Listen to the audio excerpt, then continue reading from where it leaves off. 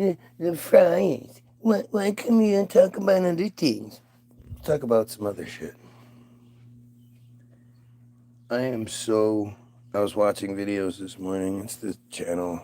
I watch it all. It pops up. I don't watch it all the time, but it pops up and I watch these videos, and I can only watch them. These are the videos I can't watch all the time because they really do make me hate people. But I just, it's so shocking. You see this literally like 99% of the time on that whatever podcast or any sort of podcast where,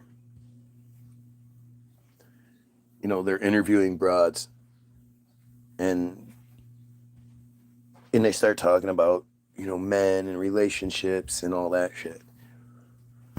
And, and I could say, like, I definitely don't have a broad like that. My wife is not like that.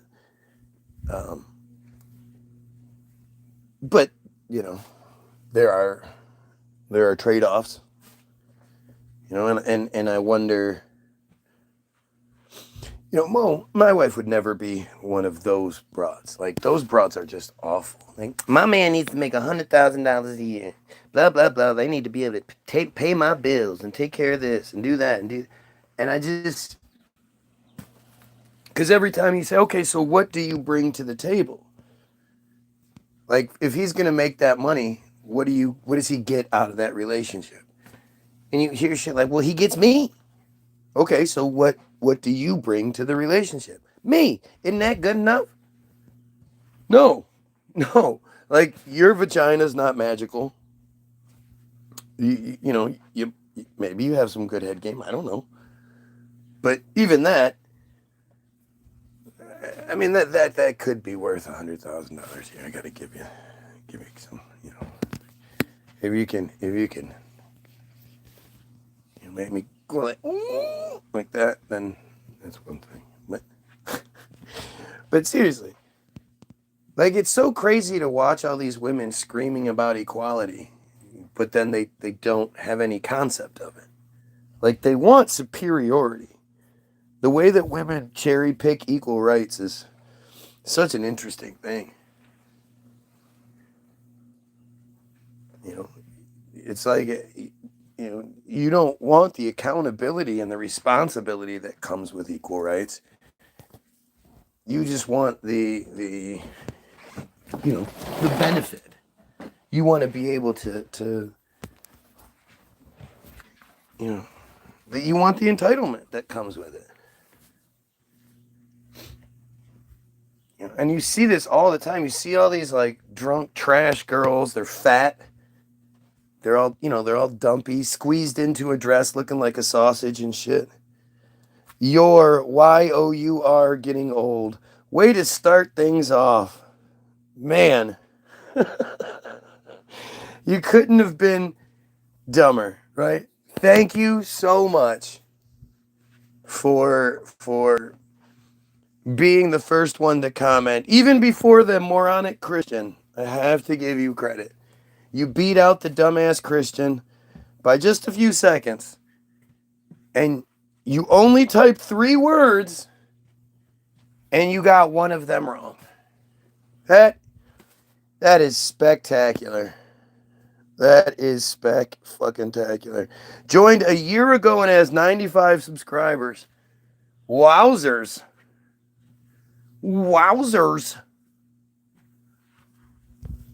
That's a pretty big troll, huh?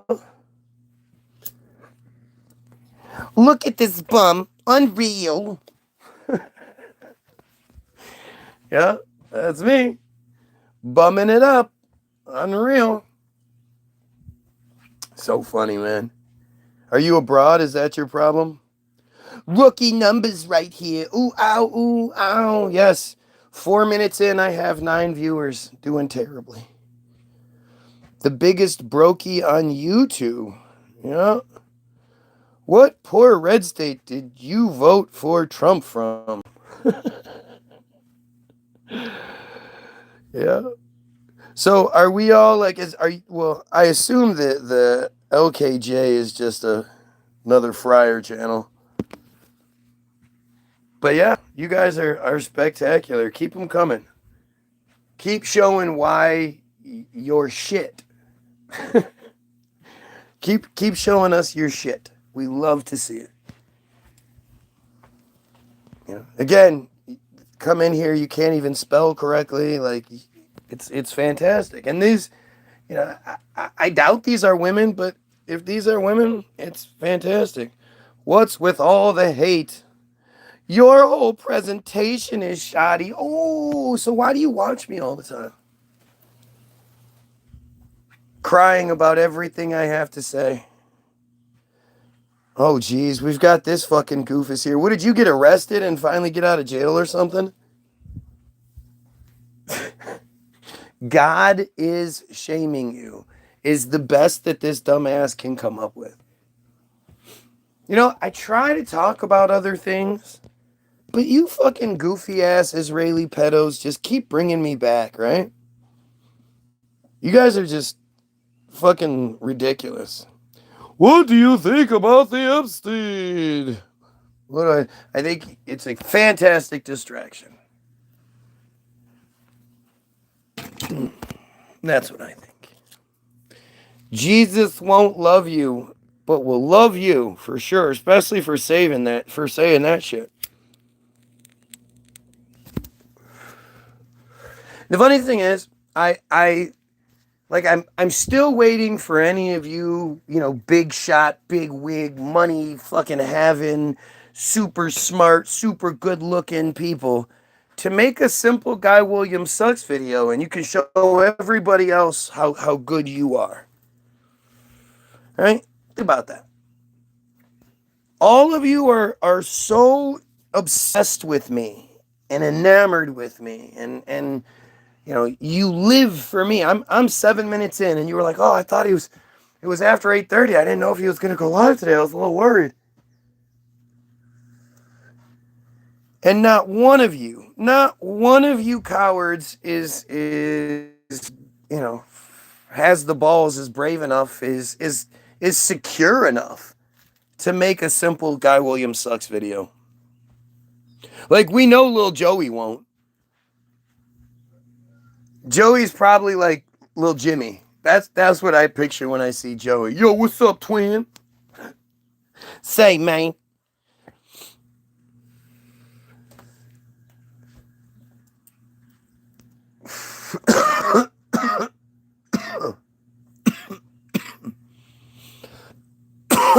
Trump is God's best friend. Did you really think that's like somebody just said that?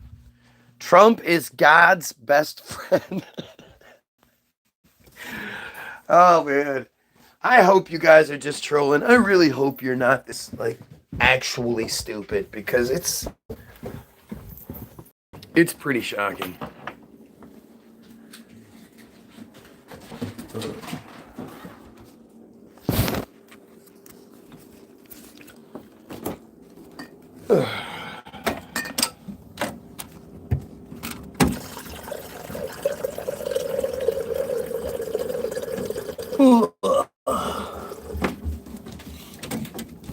It's so funny, none of you will, again, show off, man.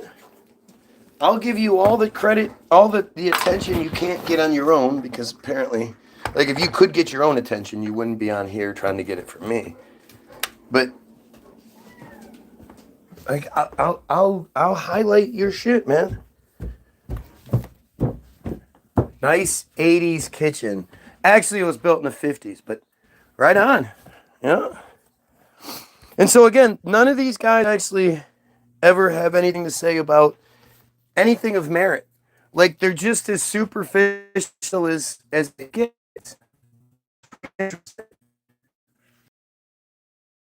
And wits, intelligence, shit like that. So you go for this desperate shit, and it's funny as fuck.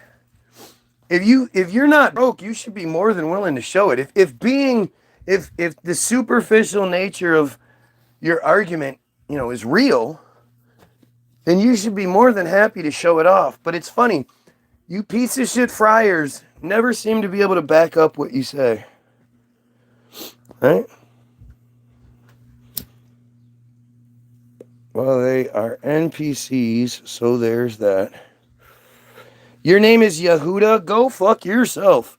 You are disgusting. You are disgusting. I'm really happy that you have such a, like, that they're bringing so much effort in. If you're watching, like, share, sub, help out. Let's keep this shit going. You know, talk about how much you either like or hate Israel. By all means, if you out yourself, let us know so we know who to target. Right? But like, this is fucking fantastic. Why do you streamers have such thin skin? Yeah, I know. I'm so hurt by everything being said. That's why I keep encouraging you to say more.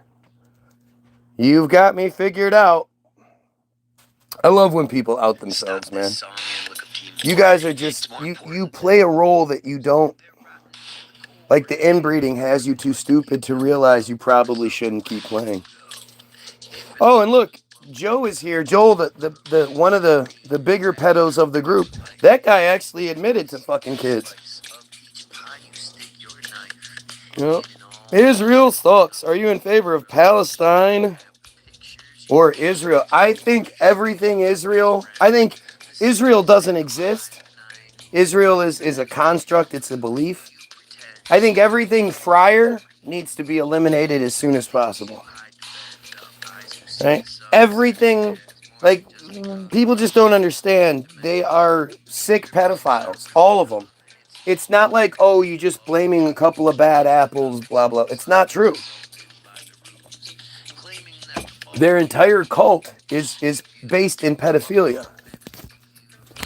And the fact that I'm the only one you'll ever see speaking about it says everything you need to know. Right? These friars literally grape their own kids. Like, it's so far beyond anything you can imagine. And it's all well documented. Like, it's not like it's a hard thing to prove. I mean, literally, everybody, you might not know about metzitzia, you might not know about soul correction and the Talmud and all that, but you all know about bar mitzvahs and bat mitzvahs, right? Just ask yourself that question. Why do they consider children that are 13 years old adults, but not, like, they're not, like, they can't drive, they can't vote, they can't smoke, they can't drink, they can't, you know, they don't make decisions, own businesses and shit. They're not adults like that. The only like connection to adulthood they have is that now adult men, 30s, 40s, 50s, can rape them, can fuck them without it being a problem. That's literally their only thing. That's all it is. It doesn't give them any benefits. They get, and it's crazy because when you think about it even more, their parents give them, like, they get a whole bunch of money so that they can transfer it into the new situation that they're in. Like, this is just on the most basic level. Do any of you consider 13-year-olds adults? Just ask yourself that one simple question. Do any of you consider 13-year-olds adults? Do I know what metzitzia is? Of course I do. What's a load? Sorry, but where is this allowed? ALLOWED? Allowed? Come on, be better. And now you've gone and said absolutely not. Like, yeah, free Palestine is one thing, right? But do you say free Palestine to Lebanon? Do you say free Palestine to Iran? Do you say free Palestine to Syria? No. No. Do you say free Palestine to all the children in Hollywood and all over the United States that are affected by the same cult bullshit? No, it's free Palestine is a benefit to fixing the problem. But the real problem is we have to end the cult. We have to end their disgusting friar pedophile cult.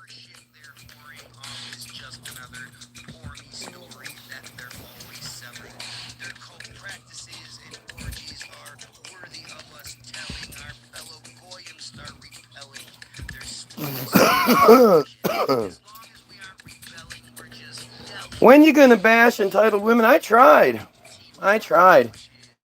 The friars came in and wanted me to talk about them, so let's talk about them. What are you going on about? I love when people ask that stupid question. Like, if you don't show your own entitlement in those kinds of questions, all right, shut the fuck up and listen for a second, and you might just figure things out on your own.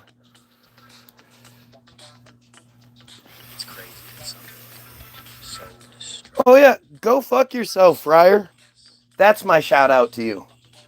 Go fuck yourself, you fucking piece of shit. Like, seriously, somebody, like, this is how low they are, right? Somebody is so desperate to try to get something going that knowing how, like, sensitive people are to the whole military issue, he's trying to play that. Like, that's on the same level of as, you know, mental issues. Oh, you're schizophrenic. That's schizophrenia. You're delusional. Like, this is who we're talking about, right? They're so used to being the bottom of the barrel that scraping the bottom of the barrel is like second nature for them. And because they're so inbred stupid, they actually can't, you know, engage in anything like this. You know, this is what comes out. It's pretty fucking crazy. You hate the troops. Oh, yes, I hate the troops. I feel so bad for the troops. I mean, you know, at the end of the day, they're assholes. You know, if you're in the military, if you signed up for the military in the last fucking 40 years, you knew there was a really good chance you were going to kill brown people, innocent brown people. It's just that, you know, they get you at 18 because you haven't started to figure things out yet. Once you get to be like 26, the cutoff, that's when you start figuring out, oh shit, all of these wars have been about Israel. At least that's what it was. The military has like record low numbers because this new generation isn't fucking down. It's interesting how we've all been you know, tricked into believing that this new generation is the worst generation and they're so lazy. And then this generation is the first generation to openly protest Israel. You know, those protests on the college campuses, that shit's happening every day. That shit's always happening. Yeah. Like, there's no questioning that. Those protests are happening every day. They're getting stronger by the day. You know, it's just not being talked about because, well, we know who runs the media. So,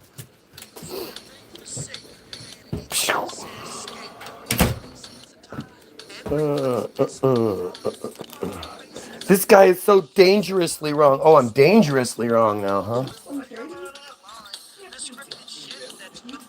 Is that Slim? My kid just asked if that was Slim Shady. No, that's Max Headroom. That's who Slim Shady was pretending to be. Dumb kids. They don't know shit. You have no idea who Max Headroom is and how cool we all thought he was for a minute. He was selling everyone coke.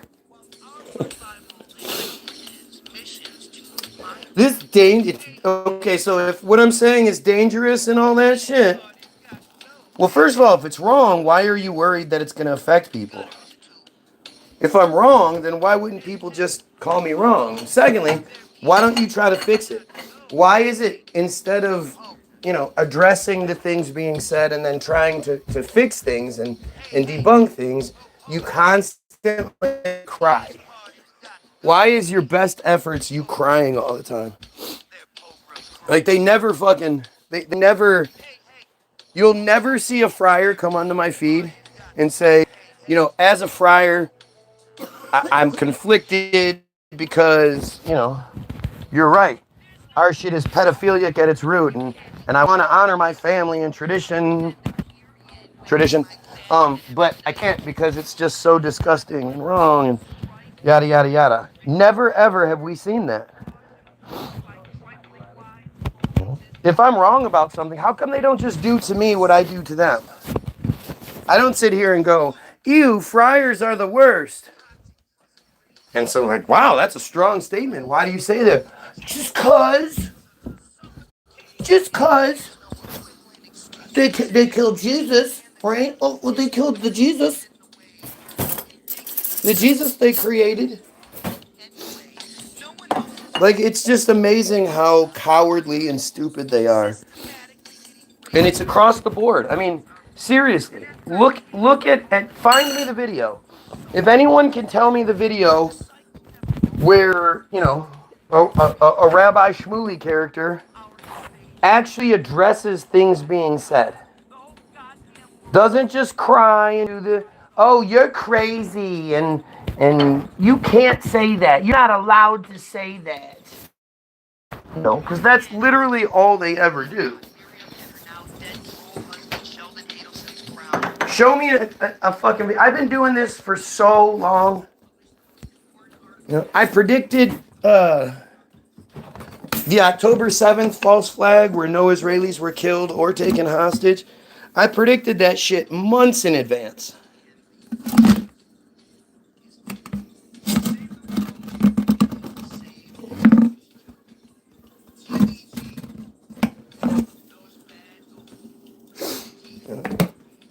I predicted it. I've done nothing but like scientific fucking research when it comes to all this.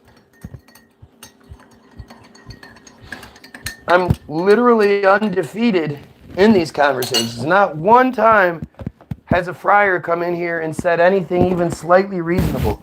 And in the time that I've been doing this, I mean, you would just think like somebody would have. But again, now see, it's funny because you're going to have people that are going to address the fact that I said scientific. So they're clearly paying attention, and yet they're not going to address the other parts, the important parts. They're going to address the dumb shit that they feel like, I guess, that they have some sort of leg to stand on. I don't know. But ask yourself why these friars never fucking answer for any of this shit. What is satire about calling out a disgusting pedophile genocidal cult? What would you think the satire would be?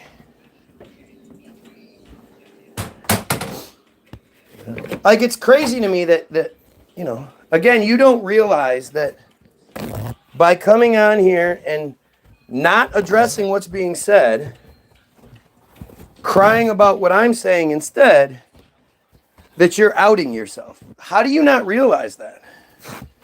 Again, if you're watching, like, share, sub, help out. They clearly censor me. I'm not an Esther Project guy like Ian Carroll, Stu Peters, Nick Fuentes. You know, the white supremacist Nick Fuentes. It's hilarious. Let's see.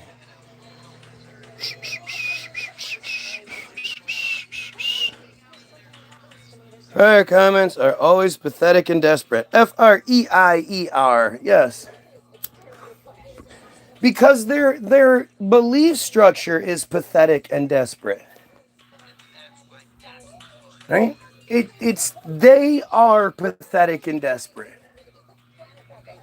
Which is why they approach things the way they do. It's why they say, oh, you can't say that. Not, oh, you know, I really want to know what you have to say. Here, let's engage. They don't say that. They won't do to me what I do to them. Why don't they just pick apart what I'm saying? Why don't they ever defend themselves? Right? I mean, this guy, they're trying to steer the conversation and in all these different ways. Right, you're catching on there, Dale. You're seeing it. Why would they bring up Earth shape? Why would they bring up anything else? I'm talking about a very specific thing, and they're trying to talk about something else in defense of their thing. That's not really how it works. That's deflection. That's changing the subject. Right? Many of them in this chat have engaged in horrible acts. I would assume it's all of them. Where do you think the venom comes from, right? Like, you have to think about motivation and shit like that. What would motivate you personally to, like, set your alarm so that you can engage in something every single day, supposedly that you hate, while you beg for attention and refuse to, like, there's not even anything to really compare it to. I can't fucking imagine doing that. Right? I can't imagine, glazing some dude as much as they do me, even if I like the person. But to say that I hate the person and yet they live for me, like whatever I'm doing, whatever they're doing in their life, if I go live, they stop what they're doing so they can watch my feed. Doesn't matter what time of day it is. Now, part of that is because these aren't real people.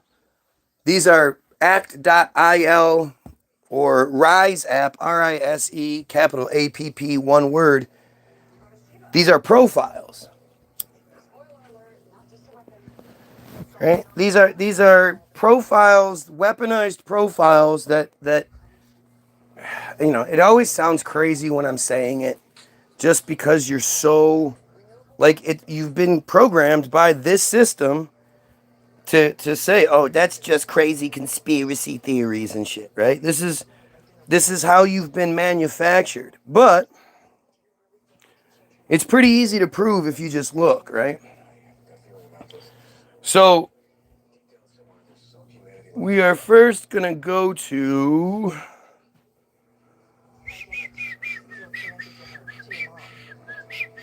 Well, I guess, because, the crybabies are always going to say, you can't use Wikipedia as your source. Wikipedia isn't any good. So Naftali Bennett is a former Israeli prime minister, might be a future Israeli prime minister again. High-ranking Israeli operative, goes way back, blah blah. He's on a Netanyahu level. Like, he's almost at Netanyahu's level, right? He's like Yair Lapid, Bezalel Smotrich, Itamar Ben-Gvir. He's on their level, right? This is him in 2010 telling you the truth, right? This is the truth. This is him in 2010 talking to the IsraelNationalNews.com, okay? Junction with My Israel has arranged instruction day for wiki editors. The goal of the day is to teach people how to edit in Wikipedia, which is the #1 source of information today in the world. As a way of example, if someone searches the Gaza flotilla, we want to be there. We want to be the guys who influence what is written there, how it's written, and to ensure that it's balanced and Zionist in nature. Okay. So balanced and Zionist. Again, watch the video. Every time he says, oh, he's thinking about the right word to use to teach the Wikipedia editors how to do their job, even though they're the #1 source of information in the world. Right? Like, you can see what he's doing, right?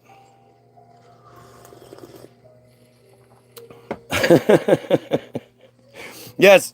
Yeah, I'm a clear Zionist, right?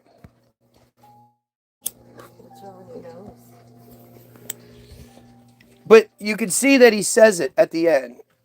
Throughout the whole thing, he tries to find the softest words possible. But at the end, he just says, fuck it. He goes, to make sure everything is balanced and not paints Israel fairly gives the friars an even voice, anything like that. He goes, you know what? Fuck it. Balanced and Zionist in nature. So that's where we start, right? We start by showing you exactly what we're talking about. Balanced and Zionist in nature. But where are the friggin' Epstein tapes? So, let's look up Zionism. Because we know that everything in Wikipedia might not be 100% true, but it is the truth that they want us Goyim to know. So, balanced and Zionist, right? Zionism is an ethno-natural, again, keep this in mind, this is their words, is an ethno-cultural nationalist movement that emerged in the late 19th century Europe to establish and support a friar homeland through colonization. Colonization, it's a nice way of saying invading, in the region of Palestine, which roughly corresponds to the land of Israel in friarism, itself central to friar history. Zionists wanted to create a friar state in Palestine with as much land, as many friars, and as few Palestinian Arabs as possible. That seems pretty cut and dry, doesn't it? Isn't that pretty much, what we say? Like I don't know how you go ahead and continue to deny shit, other than look at the stupidity this guy said. You anti-Semitic devil, stop your satanic propaganda. Yeah. Again, I love when they say shit like that because they're basically saying, look, you're so much smarter than me. You must have a supernatural element to you. Satan must be helping you. That the God of the fucking universe, Satan, because he's the yang, right? He's a lot more powerful than God. God can't do shit compared to Satan. But Satan must be, behind what I'm doing because it's so powerful that their average stupidity just doesn't cut it like it normally does. Like they're so used to simply saying, hey, that's anti-Semitic. And the person going, oh, wait, no, I'm not saying no, wait, backing down. They're not used to someone like me that says, excuse me, I take offense to that statement. I absolutely support the Semitic people. The Palestinians, the Libyans, or not the Libyans, the Lebanese, well, the Libyans too, I guess. Libya was still kicking ass, but it's not really. Syrians, Iranians, I support all of those Semitic people, especially against the foreign invader. Especially against the people that demand Semitism, which is a completely different word. Right? Semitism is its own thing. So I forgot to do that first. That's usually what we should start with, just to stop all the stupid shit. So we're gonna put Semitism definition into the Google machine. Okay. We're gonna scroll to Merriam-Webster.com, the one everybody agrees they're the word people. Okay. Semitism, Merriam-Webster.com.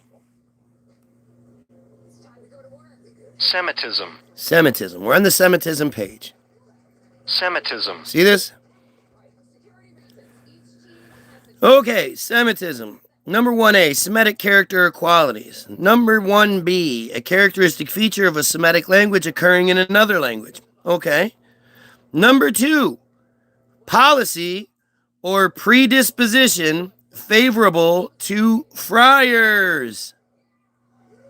Policy, the rules and regulations, or predisposition, your genetic programming, favorable to friars. Guess what? Nobody else has that.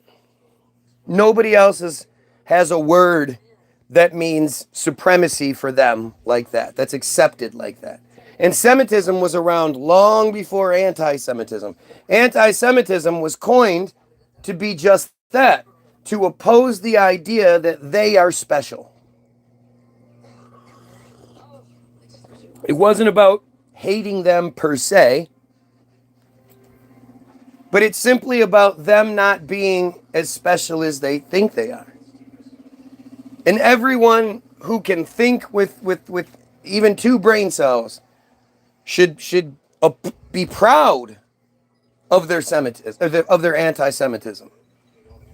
Be proud to oppose, to be anti-supremacy, anti-policy or predisposition favorable to friars.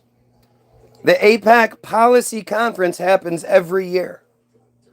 In 2016, both Trump and Clinton took time out of their campaign to speak at the AIPAC Policy Conference, where neither one actually talked shit about the other one, and they both simply pledged their allegiance to Israel. To Israel? To Israel? How has Lindsey Graham being at Disneyland just disappeared?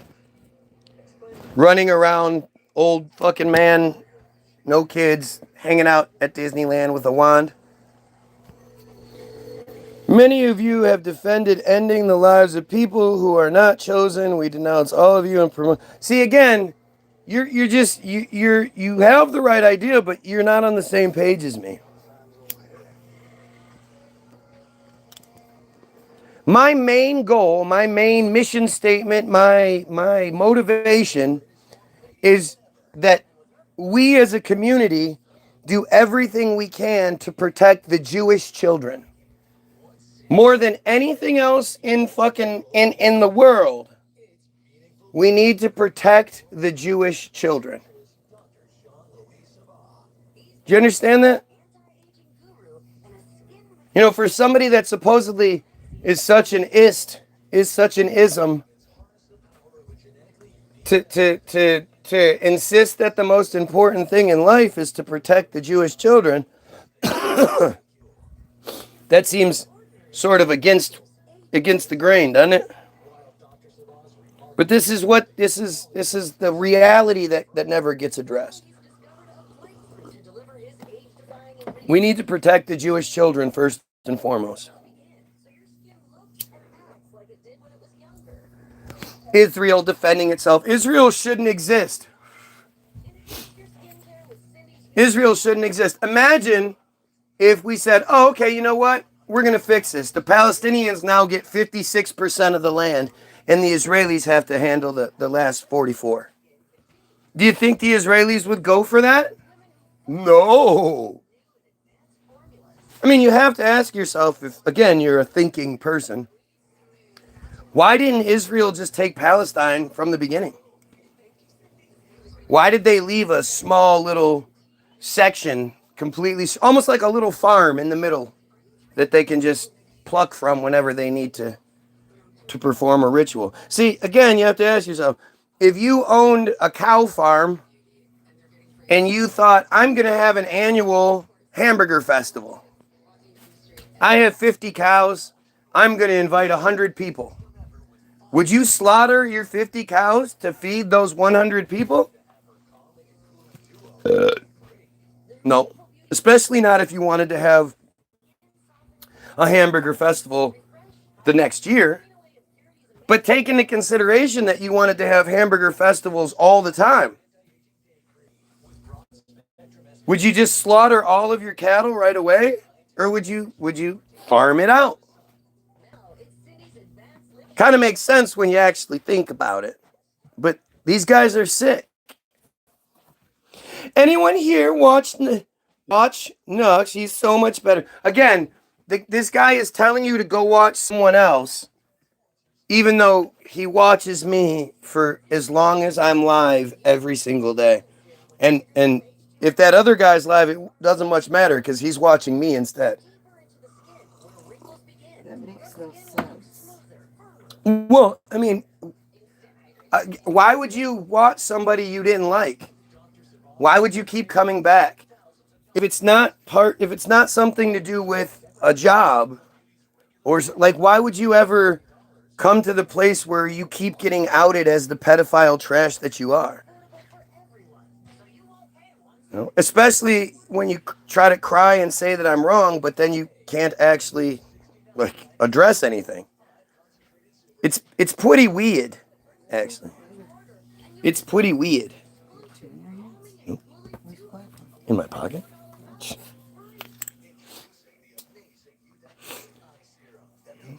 It's always so interesting to see how these crybabies do everything they can to avoid the reality.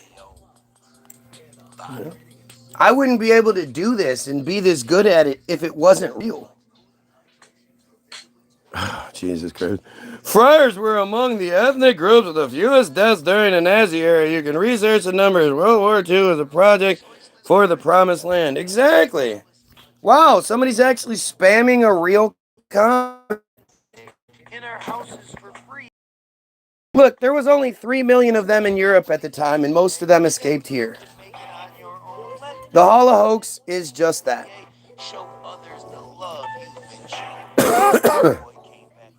Hollywoodism really puts an interesting spin on it because, you know, that's the movie that will be the second link in the description.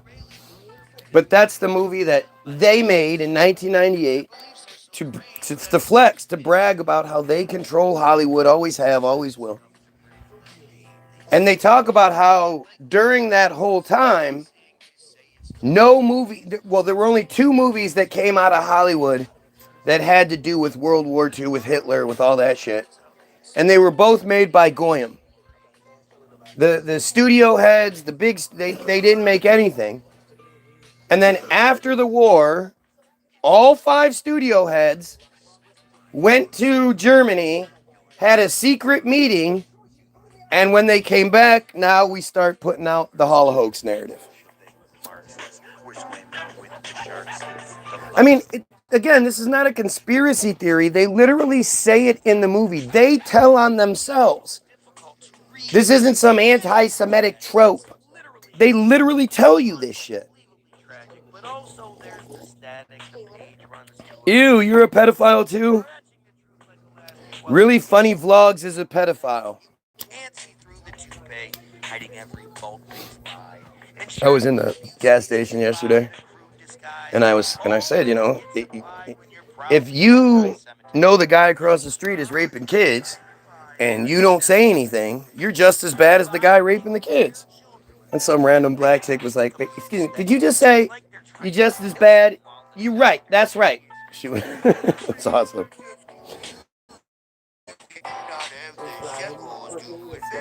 Yep. Everyone hates Israel. They should. If you have any sort of decency inside you, like literally, there is nothing redeemable about Israel. Nothing. The whole concept of, well, they have a promised land. They wrote the book that promises them that. Nobody ever asked if the whole Jesus thing happened 2,000 years ago.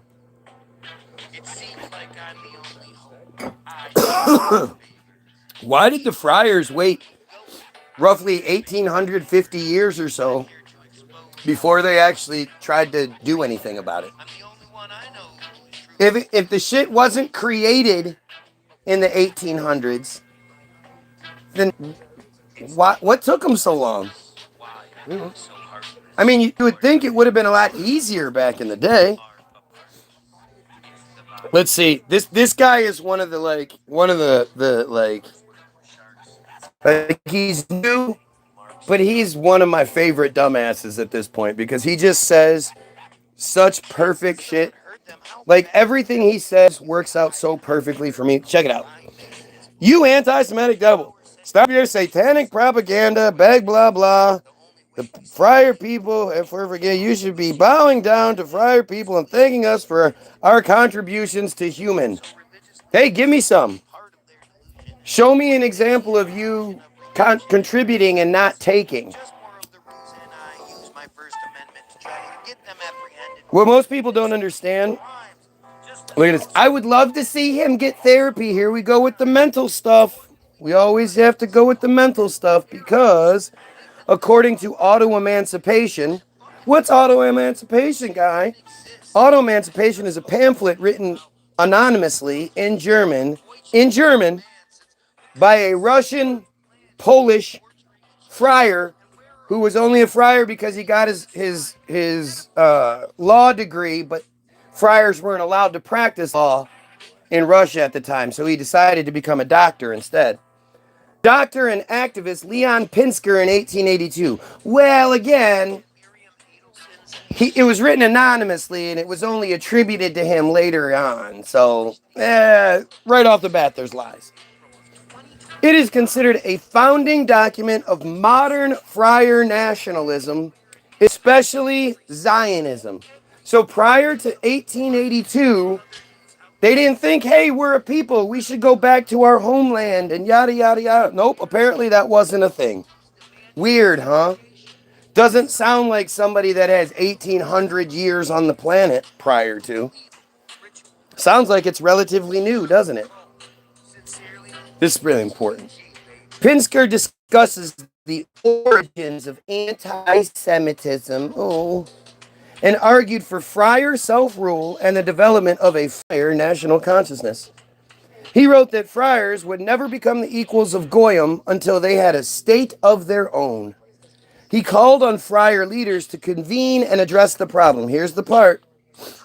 In the pamphlet, he describes anti-friar attacks, if you don't accept their supremacy, as a psychosis, a pathological disorder, and an irrational phobia. So when you see them on here crying about, oh, he needs therapy, he's mental health, blah, blah, it's what they've been programmed to say from the beginning. Dave Chappelle said it best. The worst thing to do is to call someone crazy because crazy is dismissive. You say that homeless guy is ranting out in the street, he's crazy, so you don't hear what he's saying. You don't even, it turns into white noise. That's what they hope. They hope if they can label me crazy for you, then you won't pay attention to what I'm saying. Because that's not how debates work, right? One person doesn't make a claim or whatever, and then the other person refuses to address it.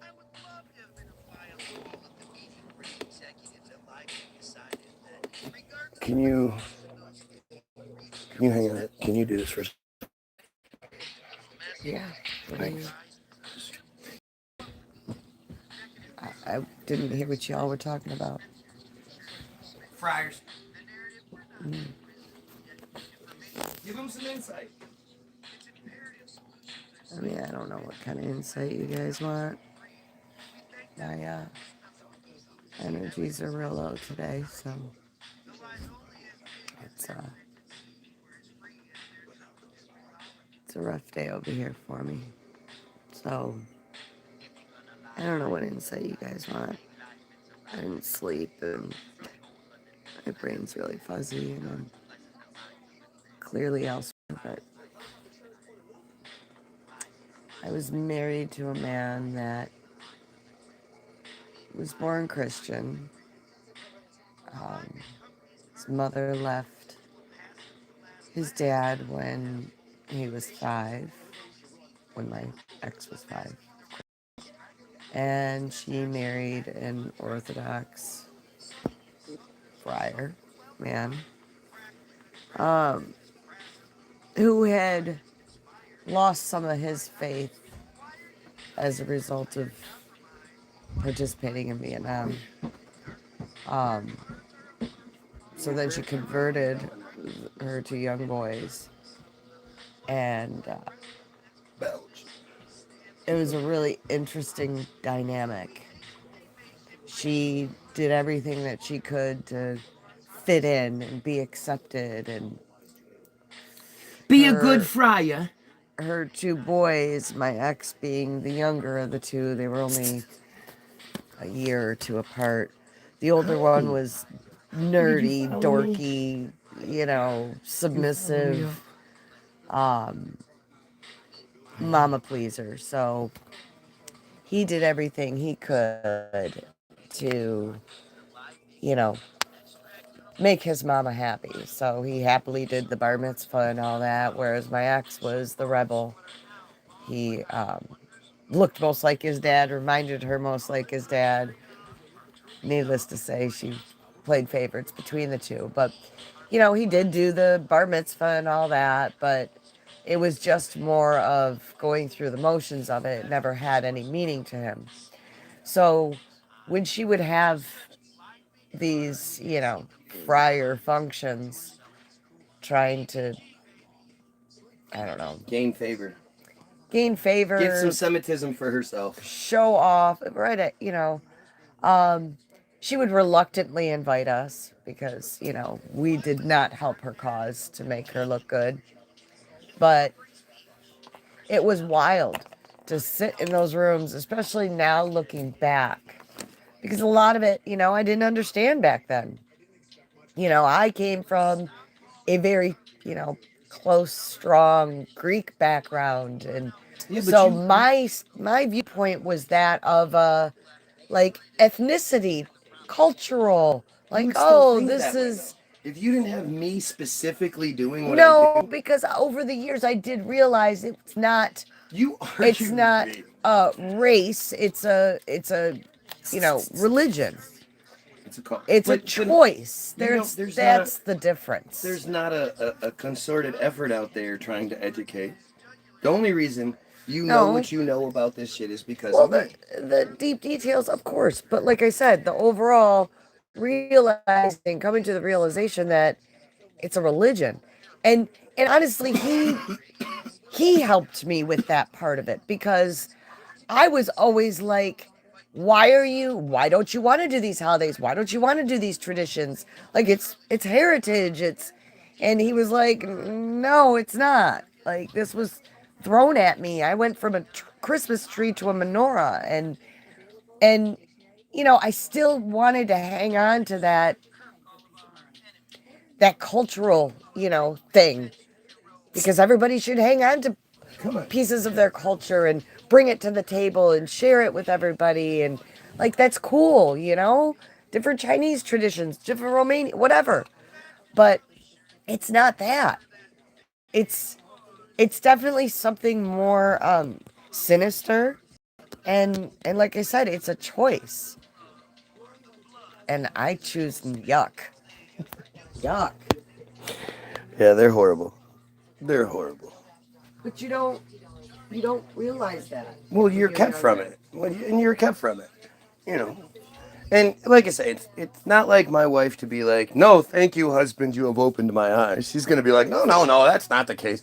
But I know this in my heart. I know that everybody watching me, for the most part, wouldn't know about what this shit is. Because nobody does what I do. And I'm not bragging about myself here. I'm pointing out the fact that in a society where we do that for everything and everyone, and we break everything down to its most simple thing so we can try to get some understanding or discriminate, either way, when it comes to them, we're told they're off limits, and we go, oh, okay, they're off limits. We won't even talk about good stuff. And they're really just they're disgusting. Like it's so much worse. And my wife has said numerous times, like, it's not as bad as I think it is because she didn't see it, right? But there's two things going on there. First of all, back then you didn't want to see any of it.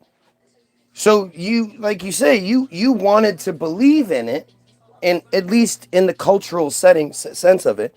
So you're not looking for, like, I compared to Ken O'Keefe, right? When I fell in love with Ken O'Keefe, I knew, like, I can remember watching and seeing certain shit, hearing certain shit that I was like, oh man, that sucks. But because he was the only guy at the time that I had ever really seen saying those kinds of things, I overlooked it. I went through that split second, oh shit, all that happened split second in my head, but I do remember it happening. So a lot of times you see red flags. I'm sure my wife can look back on us getting together and be like, oh fuck, I did see that red flag and that red flag and that red flag and that red flag. But he had a nice cock, so whatever. I came from a a half friar, who was very friar in that regard, apparently. Well, there is a difference between typical white guy, small, and micro penis. So, He wasn't a micro. right, he wasn't micro. He wasn't them. I think the micro penis is very specifically that, oh, wow, there's two big piles, one here and one there. Now, leaned over in between the two boxes. Thanks, Kyle. Yeah, this morning he was laying with me, jumped down and threw up. It was awesome. I had a good morning. Tula woke up at 5 because it's the weekend and it's raining, so why should anybody want to sleep in? And yeah, and then it was just fun. But yeah, this is like, these are just awful, disgusting creatures, right? Stop brainwashing her, this friar says. How could I be brainwashing someone to not believe in something? Like, are you crazy? Yeah, my whole argument is not to brainwash, is to make y'all dirty, get your brain dirtied. You know? But this is exactly what it is. And look at the comment section. They literally say they just nothing. They keep copy and pasting shit and all that, but they just don't. They don't have anything. Oh wait, what did you say here? We can see she tried to. Oh, you have a black eye now, apparently. So desperate. So desperate. Like, it's just so funny. See, the thing is, my wife is not a friar woman. She's self-respecting. And if I ever did something like that, we wouldn't still be together. There would be no covering it up. There would be no not pressing charges. There would be none of that shit. My wife respects herself and would never put up with that kind of bullshit. She's not some dumb friar broad. You all would never hear from him again. Yeah, she says that shit, but that's not true. Uh-huh. True. That's the Greek coming through. I'm Greek, I'll get you killed. Your wife doesn't deserve this. You don't deserve this, sweetheart. You don't deserve... Right. I deserve to be on a fucking beach somewhere, you know, with love and peace and beauty all around me. You're goddamn right. Yeah, but the friars sort of screwed you. They lied to you. Good old Mike Morse. They lie, they cheat, they steal. They're awful. So did my ex. Yeah. And he, you know, they're awful. Wasn't blood, but he was born. He fit. You know, raised in it. Raised in it. It's an infection. It's a cancer. It spreads. You know? Like they're just horribly, like, you have to ask yourself how you can have an entire country full of psychopaths. And I know, like, you know, you'll say, oh no, nothing ever happened. You don't even know. He might have just been too insecure to tell you, but something did happen to him. Some sort of ritual shit happened to him. You never know. I wouldn't be surprised. David wanted nothing to do with those boys. Yeah, but it's not. But it's not. It's not what David wants. It's like David is like, oh, look what I have now, and there's a whole circle of pedos that might like that style. Maybe before he went to Vietnam, but when he got back from Vietnam, it really fucked his head. I don't care about him. I don't care. He ended up not being the devout, you know, Orthodox. Right. Well, that's a hard job to do. You know, that's a hard thing to do. But he still was. His daughter was absolutely a Jap, and you know, I mean, again, there are going to be exceptions to rules, no doubt.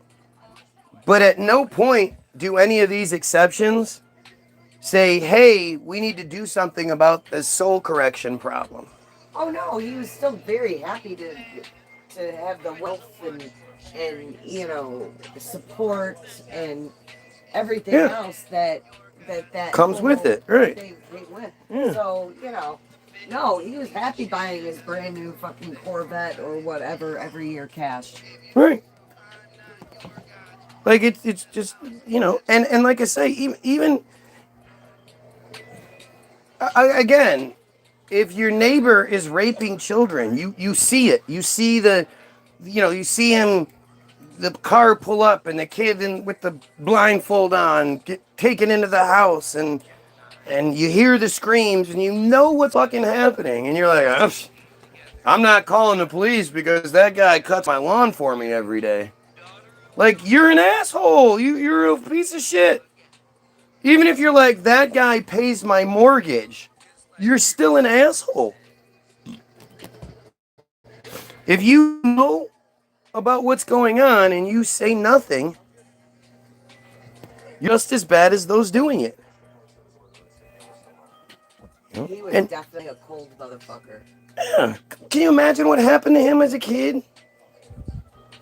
Like it's crazy because again, it almost triggers like sympathy, and you think, man, maybe we should. But by the time they're full-fledged adults, you're not therapying, you're not ending that. You might be able to catch it early enough with kids, but still, by the time the kid's abused 40, 50 times, like, is there any coming back from that? I don't think so. I never met his dad. His dad died before I knew them.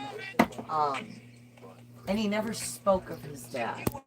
Like, Bubby would come around, and he wasn't warm with her, but he was, I guess, warmer than with anyone else.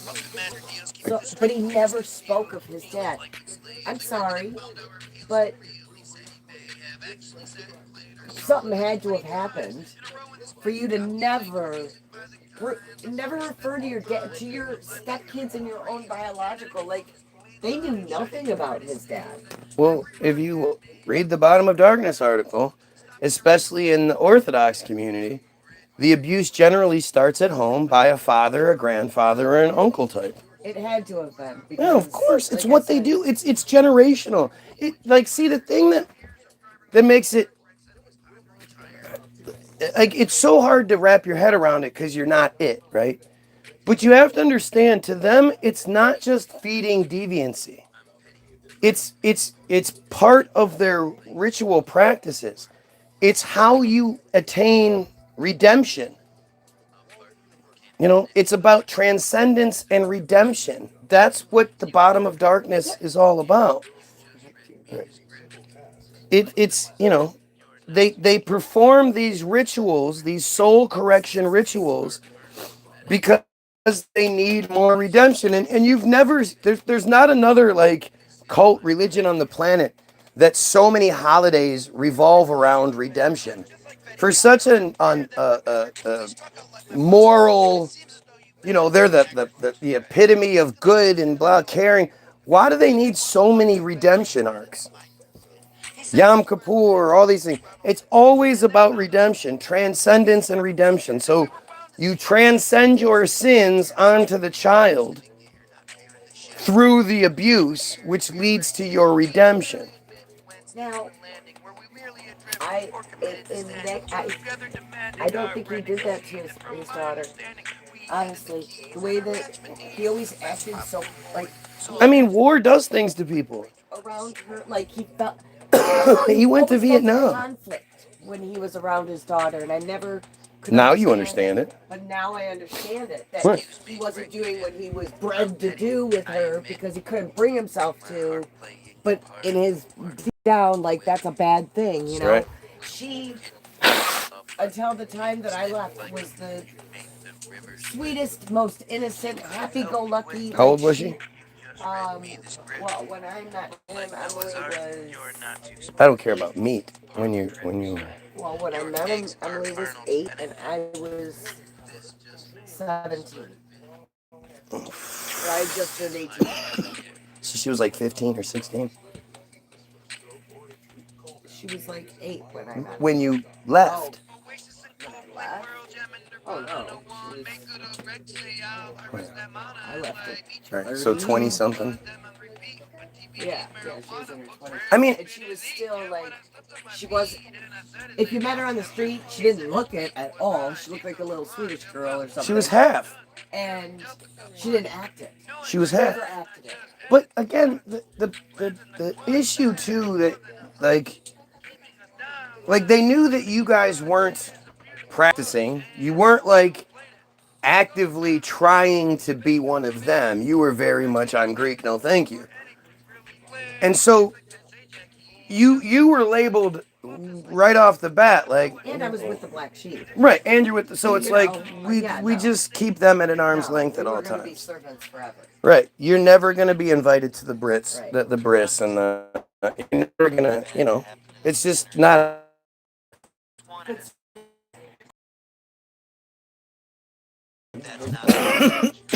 They did everything right, and they're so proud of him. He married a super wealthy family of, I think they were Protestant or Lutheran, whatever. She was in medical school. She ended up becoming a doctor. She was the breadwinner, and he was head over heels. They had 2 boys. They were not like he did not. None of that was brought in. But he wasn't. He just wasn't that way, and he was fully like. He seems like a guy that knew how to a chameleon. He knew how to make the best of the situation in all situations. Yeah, Jeff kept the peace. Right. He figured that out at a young age. If I just play the system, I can benefit. And right away, I'm sure. So he never had a bris. Like none of that existed. The abuse and the ostracization.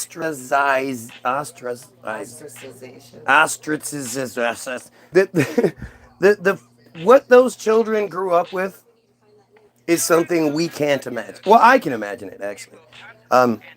Being the only halfie I ever knew growing up, and then being in Northville, I probably experienced something very similar, which is again why you were attracted to when, that's why those are those traits that you're clearly attracted to, somebody that you can rescue, grew up in this, and you can show them the home, and, but like that feeling of I'm forced into this scenario.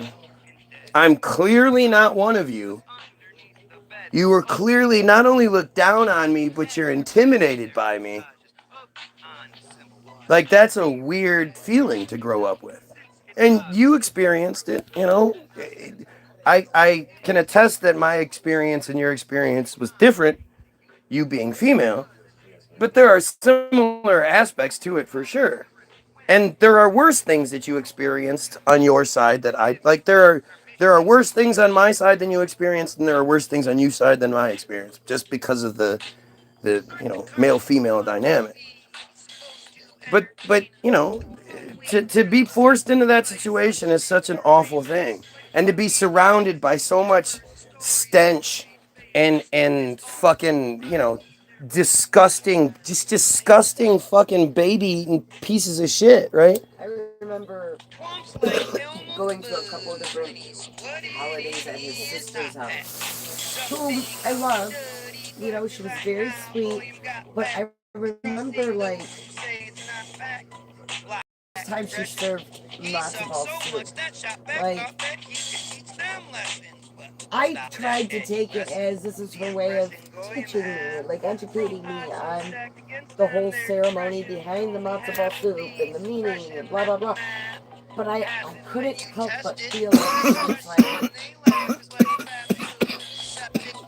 reluctant, talking down to or. Now this is like the French exchange or the. This is a measuring cup. You know what a measuring cup is? Better Off Dead, when she's got the foreign exchange student, and this is how we do. Like that's what it felt like, and I just remember thinking like, she looks at you like you're a pet, right? And it didn't dawn on me like. He was her favorite nephew, which blew my mind because he wasn't Jewish. But he's a little pet. Favorite nephew in that regard. You know, oh look, if we can even give them some money. Oh look, we'll give them a little money. Oh, We'll make their lives better. Salami, give her a makeover. Right, Because he was there, her husband was there. right. That's the kind of shit where that's such a snide fucking piece of shit thing to say to you. Look awful. Right. Oh my But god. and he made you look friar. No, he did one of these cuts where The and triangle turned cuts. it. Tight. Oh my god! I went to work. I cried. I wore a hat. Seriously, you don't have any Oh pictures? fuck no! Why? Why wouldn't you want to take a Oh picture my of that shit? You're God. so weird. No, I don't want any record of it. Why? It happened. It would be funny to look back on and laugh at now. Goofball. Anytime you get a really bad haircut or something like that, take pictures. You'll want to remember it when you get older. I remember getting home and he was like, "What the fuck did he do to you?" Like, I know this famous hairdresser Oh shit, I forgot about that. does Karen Newman's hair, and he fucking made me look like a poodle. Oh, it was so bad. I gotta go up to corner real quick. They've taken everything from me and I'm horrified for what comes next. I'm alone now. My grandfather is my demon. My life is over. That's a... there's a lot to unpack there. But, okay.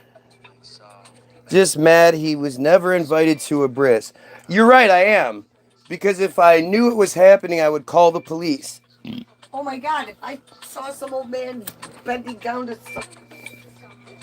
No, I... Out loud. What the fuck are you doing? Ew, But what? I wouldn't want to go watch it anyway. Like, even if there was no metzitzia, which, again, you're foolish if you think they're not performing a metzitzia almost every time. If there was no metzitzia, I'm still not going to sit there and watch you fucking circumcise someone. That's... Who wants to see that shit? What is wrong with you? What could possibly be the intrigue? Like, I get maybe my doctor wife wants to see what's going on, like, from a surgical perspective. Maybe. But, no. Like, when you're changing your baby, I'm not looking at your baby's junk. Right? I don't want to see your baby's, shit. But I'm always wondering, are they fucking looking? Are they looking at my kid? Like, yeah. Like, these guys are fucking insane. They're insane. I announced them, but your people, Joey, are demons. You are a demon. My life is over because my dad and sister went to Israel to sign paperwork for inheritance and never came back. Like, I don't know if you're telling the truth. If you are, that's awful. That's exactly why Joey wanted me to come to Israel. He kept saying, I'll give you $50,000 if you just come to Israel and we go out to eat and I can explain to you why you're wrong about stuff. What? For what? Oh. Oy.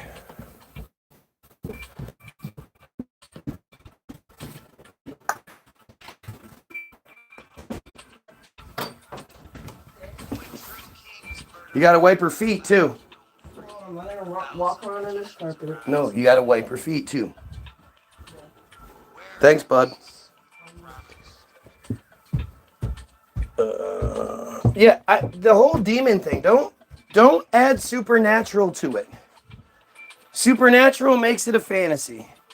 These are not demons, Satan, God, any of that shit. They are horrible. As much as I hate to, associate myself with them, they are horrible human beings. There's nothing supernatural about anything they do. And they just hide behind that cloak of supremacy and special, and it's just fucking foul, man. They are foul, disgusting creatures. And it's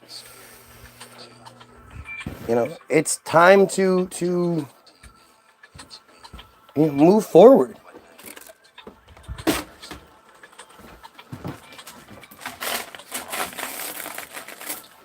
Good job.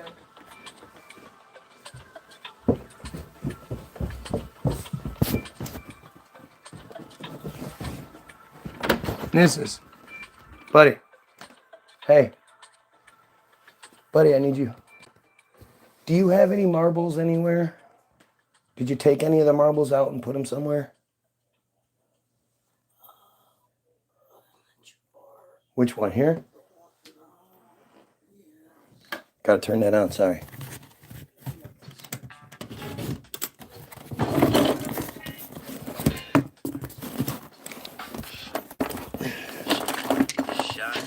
Oh, Jesus.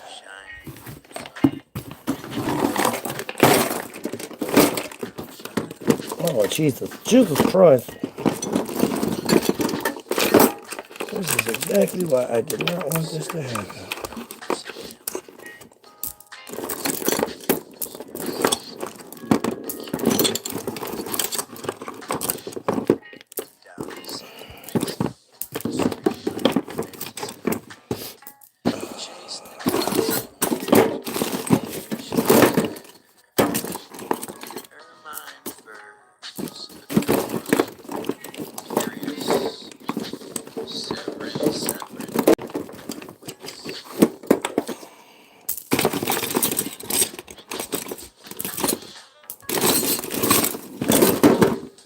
Alright, I'll put that back when I get back.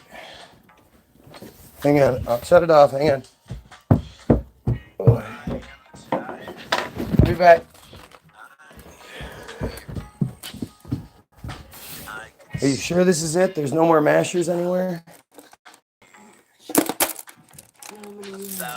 I don't know. This thing's sold, so I don't want to rip the people off. There's two.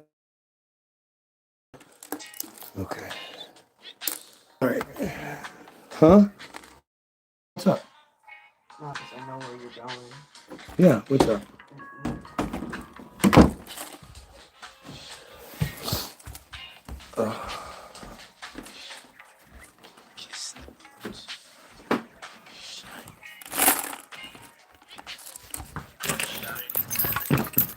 Be back.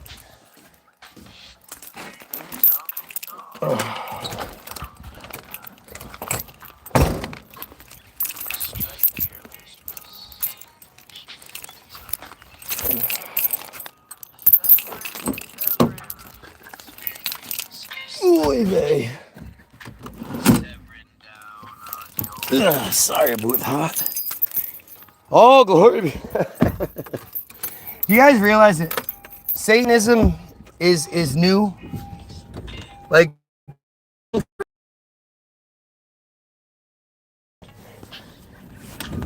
or if they did, they didn't, there wasn't like a Satanism or a Satanist. Like, people didn't do the whole one shoulder, other shoulder. This is all shit, is all just more and more creation, more and more manufacturing the narrative to manipulate the people. And this is what they've always done. Like, it's just shocking. It's shocking when you see it. A thousand dreams. Oh, and it's interesting too, because again, none of them can deny, right? I'm gonna say they believe that upon the emergence of the Messiah, each one of them will get 2,800 Goyim slaves. This is their belief structure. This is what their shit says. Like, it's so crazy how these parts get left out, but you can totally understand why. Hey?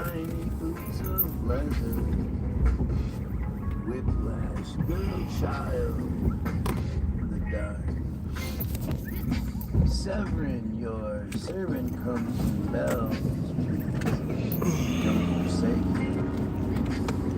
Strike your mistress.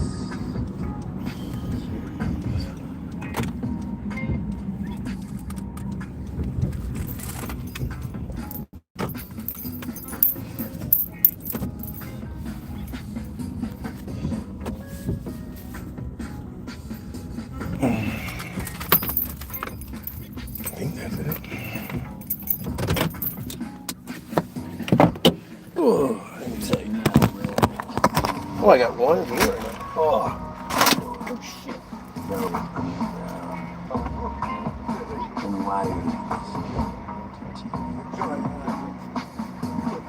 My kids loved it, so.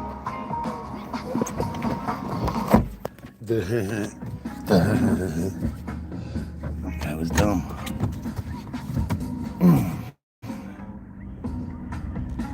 You don't know what to do. Everything you can to out and eliminate Israel and friars. That's what you should do. Enjoy your day, sure, but spend some time trying to protect the friar children. Everybody needs to do everything they can to protect the Jewish children. You guys understand that? Yeah, read what I said. What would you do in my situation? IDK, what to do? What would I do in your situation? I don't know how to put myself in your situation. I wouldn't say your life is over. I don't understand why, the loss of those people means that your life is over. I'm sure, like, they wouldn't want you to think that. And if something did happen to them, the fact that you still exist means you shouldn't be wasting this gift that you have, this opportunity that you have on feeling sorry for yourself or my life is over kind of shit, right? You should absolutely be, motivated and encouraged and doing everything you can to prevent it from happening to somebody else, because, you might say, oh, what's that going to do to help my situation? And like, physically, probably nothing, but the more you are helping other people not experience this, the more you expose these friar pieces of shit, the better you will feel. Doing nothing is why you stay in a position of feeling worse, feeling bad. You're doing nothing. $50. Oh. I didn't even see her out there. That's hilarious.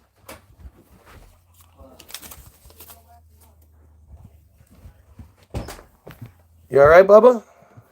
Sorry to wake you up, Mr. Sleepson. Ugh. But, like, let me see what. Yeah. They would never see it. They're cowards. They would never stay. The only time they're tough is when there's an IDF soldier behind them. The victim is a woman or a child, or, oh, hell.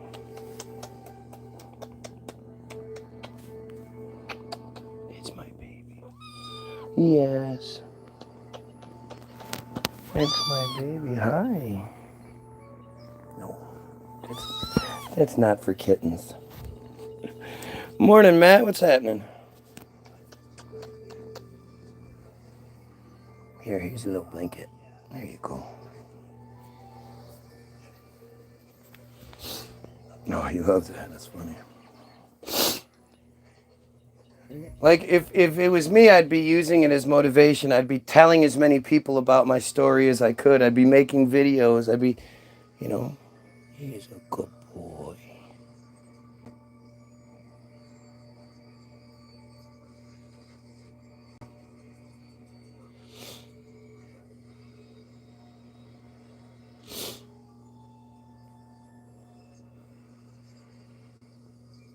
Oh, big tough guy. Oh, the big tough guy.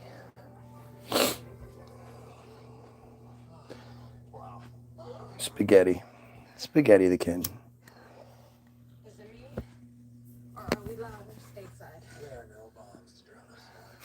Is this the channel that supports Zionism?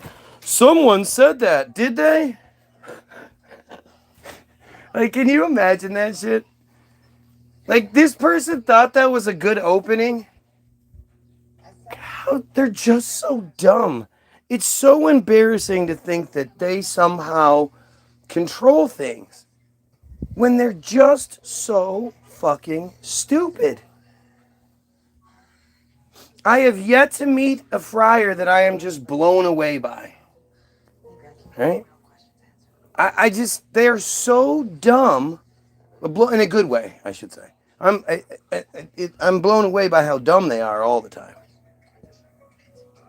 But it's so amazing that they are so stupid. And anyway, again, something happened to you, blah, blah, blah. I don't understand why your life is over. As long as you're still going, wasting it like that is insulting. It's insulting to those who aren't here anymore. And who knows, maybe you be the one, your story's the story that exposes things, that opens up the books unlike they've been opened before, and you actually can lead to, real change. If I could get people to investigate, I want people to investigate Naomi Elkins. So it's a friar safe place. Yeah, come on. Come here, put your guard down. Yeah, come here. You're safe here. We promise. Fucking piece of shit friar pedos. If that's the case, then this is my last day on earth because there is only one thing I can do. Good luck. Oh, why would you even say such dumb shit, man? That's just dumb attention-seeking nonsense. And I don't understand. Like, at what point did I suggest anything of the sort? I just suggested not doing that, right? Remember? It's not wasting what you have. But this is just kind of, it's interesting because you've been here before and you've never said anything about it before. So interesting that you've made this change. Oh, hey, do great things, brother. Yeah, do great things as well. Don't do stupid shit. I mean, are you hoping that people like call the cops or something for you? Like, I don't know what you're expecting to happen from that, but doing anything that ends your own life is the most selfish thing you can do. It really is just an awful thing. And like I said, I guarantee your father and your sister would be embarrassed to end your own situation. Now, if you're a pedo or you have pedo in your history, by all means, fix the problem. I fully support that. But outside of that, pedo, rapist kind of thing, yeah. If anything, you're giving the friars what they want, right?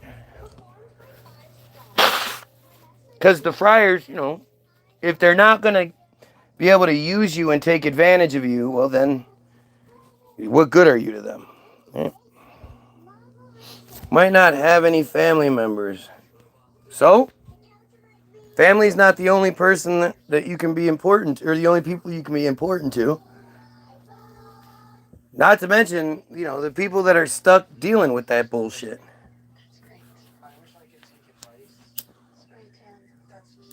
Your neighbors, your the people that know you, blah, blah, blah. It's all traumatic shit. Unnecessary. And it's a waste. Again, it's such a waste.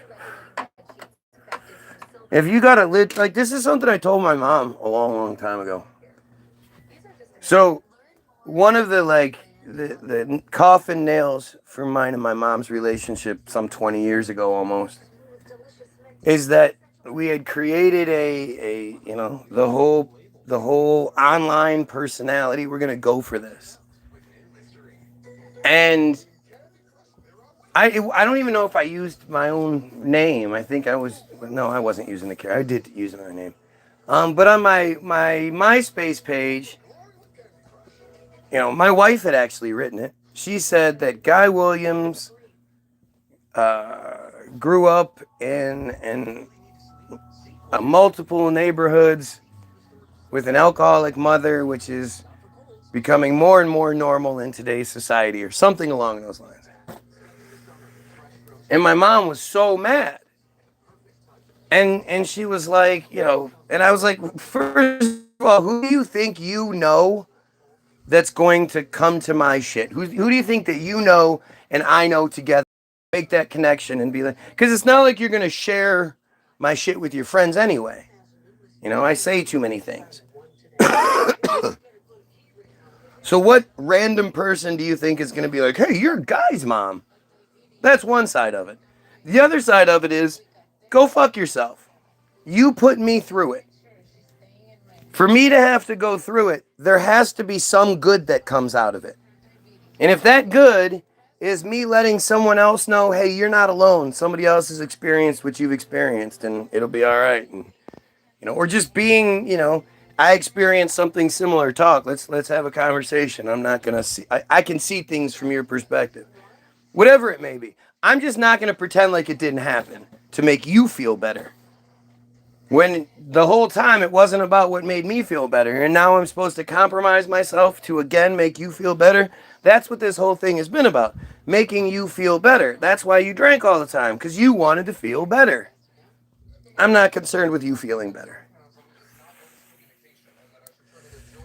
And it was so overwhelming for her. She was, that was one of the, that was a bad time.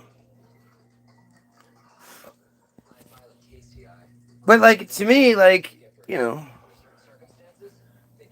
like, I get your sister. Your sister is really, really hard. But you're supposed to, outlive your parents. And the reality is, too, like, just because it's your family member doesn't mean, you're going to like that guy. You're going to... anything like that. Like, it's... You're going to... just because they have that moniker, that father, mother, brother, sister, cousin, whatever it may be, doesn't mean that you owe them anything. You might not like that person, especially if you would say to yourself, like, I would never like this person or tolerate this person outside of them having a family name. Why would you continue to put up with that shit? Just it's unnecessary. My grandmother's lawyers had my dad and sister go sign paperwork for inheritance, and they never came back, and now the house is being sold by lawyers, no explanation. Everything is gone. Okay, so expose it. I mean, what else can you do? Start going live, make videos, do everything you can to expose this situation. You have a decent following, right? Yeah, you have 1.38 thousand following. Oh yeah, you're probably just trolling, right? That's what I said from the beginning. I doubt I believe you. But you should be able to expose this shit. This could be a huge thing to help our community out, to help the Goyim community out. I hate us. So it was a surprise, but it was a trap. I mean, again, why anyone would ever go to Israel is just beyond me. You have to be an awful human being to even support its existence. Look at how I've been censored down to 1 or 2 viewers. I have 15 likes, 2 viewers right now, 2,600 following. What happened? I was in the 20s at some point. Now I'm down to 2 viewers. He already had a big one today. So. Yeah, I know. I'm just saying. He did have a big one. He just yelled at you and then laid back down. Bitch, go get my shit.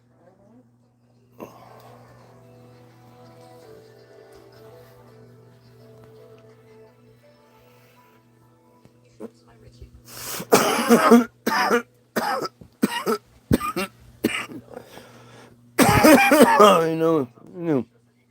That's why we need guys. Yeah, right. I don't always know what to do. But, I think most situations when you take your own personal, like, feelings out of it, you can probably see it for what it is. Like, I'm only saying what you would say to somebody else, you know? You just have a hard time doing it for yourself for reasons. But you also have to understand that we've been taught from a very young age. Like, if Matt says, not everyone knows what to do, that's why we need Guy, it's like, Matt, that's cool, whatever. If Guy says, not everyone knows what to do, that's why you need Guy, Guy's an asshole. Right? You've literally never seen somebody win something and go, you know what? I want to just thank myself for sticking through this and my family for sticking by me. And literally there was no fucking Jesus God had anything to do with that shit. I did it all by myself. And I'm super proud of myself. Like, you don't see that. But you see people all the time win things, they'll say shit like, like they win, they're the fastest runner in the Olympics, or they catch the touchdown. And they say shit like, well, first of all, I just want to say, without God, none of this is possible. All praise, glory be to God. Like, God picked you? But I love when fighters do it. Fighters, they got some marks on their face, but the other guy just got knocked the fuck out. Got some CTE brain damage. Higher than the brain damage that you got, because you got some brain damage from the fight itself. Scars, potential life altering injuries, and you're like, God is great. I just want to say God's good. And you get fucking characters like Bryce Mitchell, who you just he associates real truth with being an insane Bible psycho, which makes the real truth part look just as dumb as the Bible part.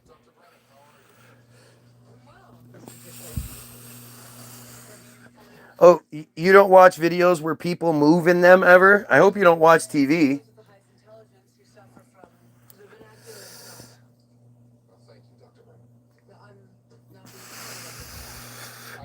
People will see through the ego, even though it's just self-respect. It can come across as arrogant.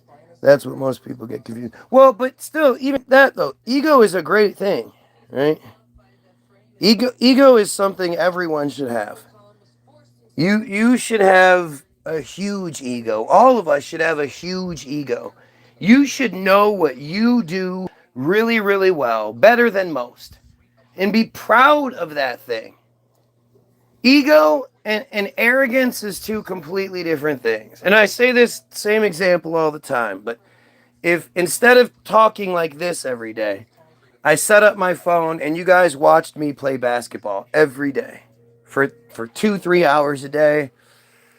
I worked on dribbling drills, shot after shot after shot. And over the last fucking 5 years, you've watched me go from what I was to what I am. And I start saying, look, I'm fucking great at this. I get to that point where I can dribble with both hands. I can do the moves. I can shoot from anywhere.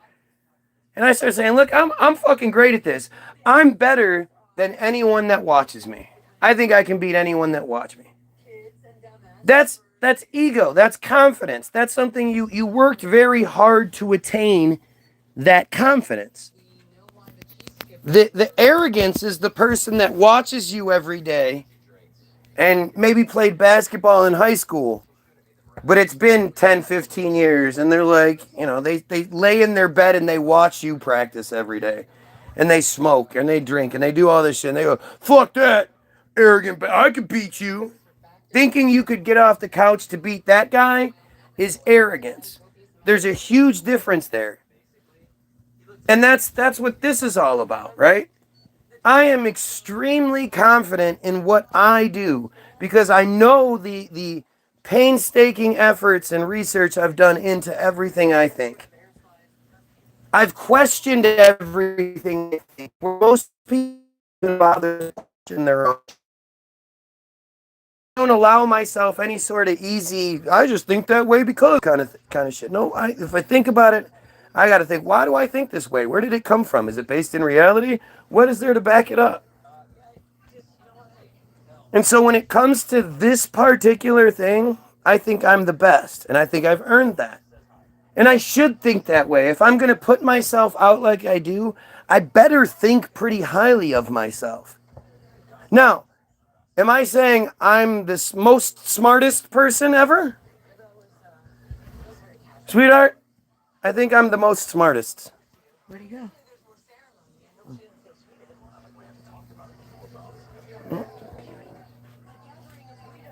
And anybody want to get in a math competition? Anybody want to get in a spelling competition? Anyone want to get in a building design competition? Anybody want to you want to play basketball? Like I don't think I'm much better than average at any of those things. I'm good at real basic math. Start getting into fractions and beyond, because I can't even think of things to say. I'm pretty fucked. I can do basic fractions though. I do know drugs are, after all. I mean, drugs teaches you fractions. Nick saw him fall asleep during his last bottle last night and just stayed asleep. It was so cute. Well, I hope you do the right thing there, Happy Cat.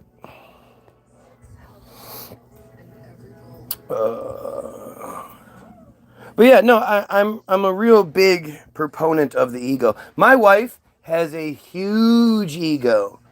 She won't admit it, but she does. And she deserves it. Like when it comes to so many things, my wife isn't going to suggest somebody else does it because the other person won't do it right. That's a huge ego. And there's nothing wrong with that.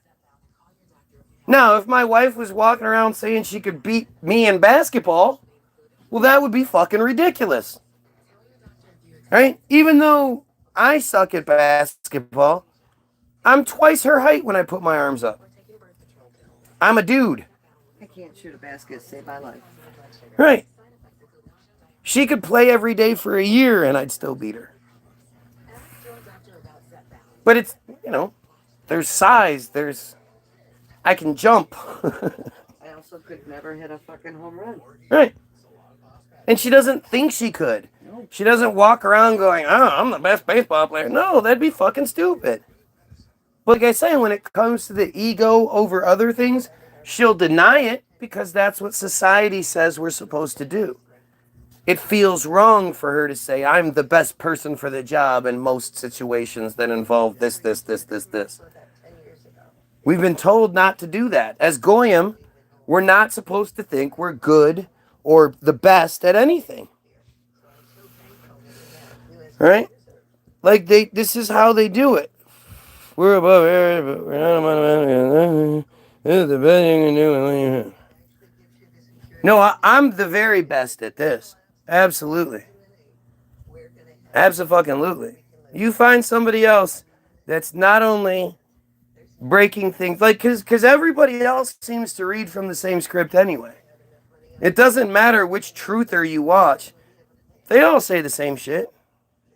And seemingly they're allowed to without any real consequences like I get all the time.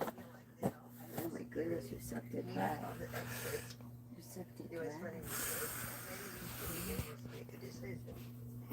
These pigs are just insane, man. But this is, they like, do you know how many people might stumble upon this feed and be like, this guy's bullshit. Wait, what's going on? Right? Like, before you can even get the bullshit out, you're going to be like, wait, 8 viewers, 19 likes? That doesn't sound, when does that happen? Right? Why are all these fucking commenters doing everything they do on here? I don't see this anywhere. If this guy is literally nothing, why are there so many people here trying to, interfere and derail and distract? Like it's not like they're addressing what's said. They're just crying about what I'm saying or trying to change the subject or, And of course, they're all friars. What do you think the chances are? It's Saturday, right? Isn't it the Sabbath? Shouldn't they not be doing this? Shouldn't there be a lot of other things they should be doing on a Saturday Sabbath like this? Yet instead, they need some Guy Williams attention. Could we have a better education, better family, more luck? We could have better everything.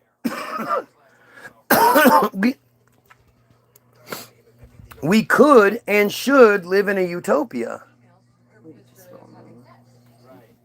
Right? This should be a utopia. We have all the means, the technology, and the resources for everyone on earth to live the chosen life.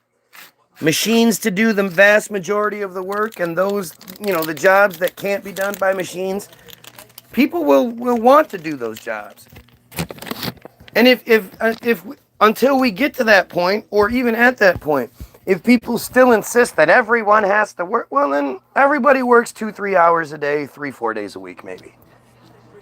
That way you get the very best of everybody's production, everybody's happy, everybody's contributing. Like, you can make it work. It doesn't have to be this.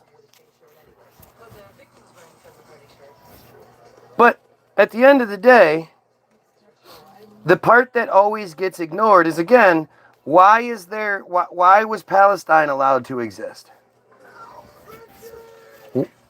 Why is shit the way it is? Because they enjoy our suffering. Right? They enjoy it. They get physical pleasure out of our suffering. Don't let him do it. Tell him, ow. He knows. Hey, spaghetti, stop. Stop. Daddy said don't. Hey.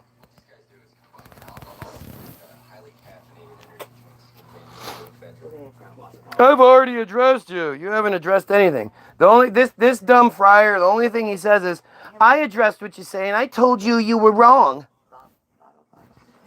You telling me I'm wrong is not you debunking anything. It's you proving my point. Right? All lies, anti-Semitic Satan. You guys are the Satan worshipers. Remember the synagogue of Satan and all that shit? That's you guys. Sorry, I don't believe in dumb shit. So, the children of Abraham and his sister Sarah. Like, you guys are just nasty creatures all the way around. How can they do the things they do? It makes me sick to know that I have that blood running through my veins. Well, you're amazing. I mean, I have to give you credit. If you're actually being straight up, you are amazing. And I give you all the credit in the world for speaking out. But how can they do what they do? Soul correction. It's a well-known. Where do you think MK Ultra got their practices from? What do you think? They just set out to do it and figured it out right away, first try? They brought in the soul correction narrative. They brought in the soul correction practices.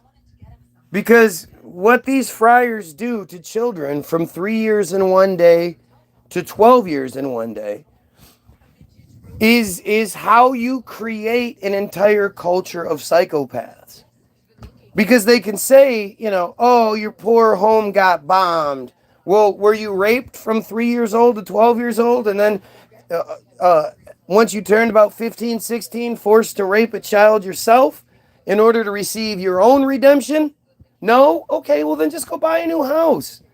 Just move. It's okay. Oh, you got raped once. Was it from 3 to 12? And then were you forced to do it to another kid? No. So just move on. You'll be all right. No, it's not a free $3.8 billion a year that turns into 15 billion shekels. No. We paid for that with our essence, with our innocence, with our being.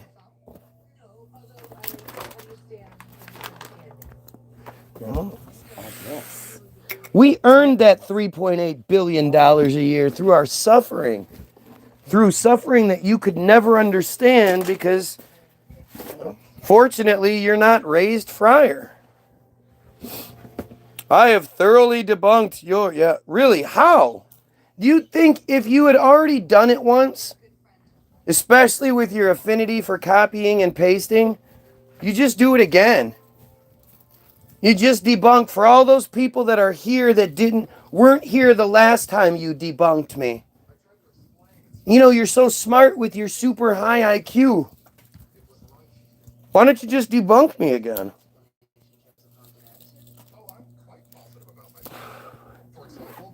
And so essentially, are you guys saying you're denying the Talmud?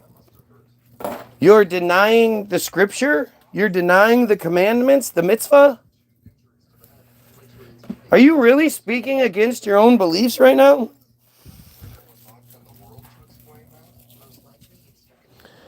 Copying, pasting verbally is the same, but go off and repeat yourself. He won't repeat himself. I could tell you some scary Beverly Hills Friar stories. I get everybody that's involved in that world probably can. What they did to my father was horrific, and he wouldn't even talk about it. Yeah. I guess you guys are all lying, though. Right? They're all just lying, and that's why I'm going to copy and paste the same dumb comments over and over again. Yeah, is love to see you debunk a single thing guy has said. Exactly. Nobody's going to. Nobody ever does. And if you're on the fence about things, you know, like, I get it. My wife does not just support everything I say and do. She's still, like, on the fence about certain shit just because she's a better person than me. She wants to see the world as better than it actually is. And so, you know, it can be a struggle at times, right? And she challenges me and whatnot. But I don't expect anybody to just believe me. I expect anyone who doesn't think I'm telling the truth to call me out on it. Do exactly what I'm doing to me, right? Do what I do to me. Bring some towel up. You got a couple spots to clean. Please. And you would think, like, after all of this time, there would be one piece of shit friar that would have had any sort of balls whatsoever, and it just picked one thing. Just pick one thing and debunk it. After all of these thousands of hours of video, don't you think it's a little strange that never happens?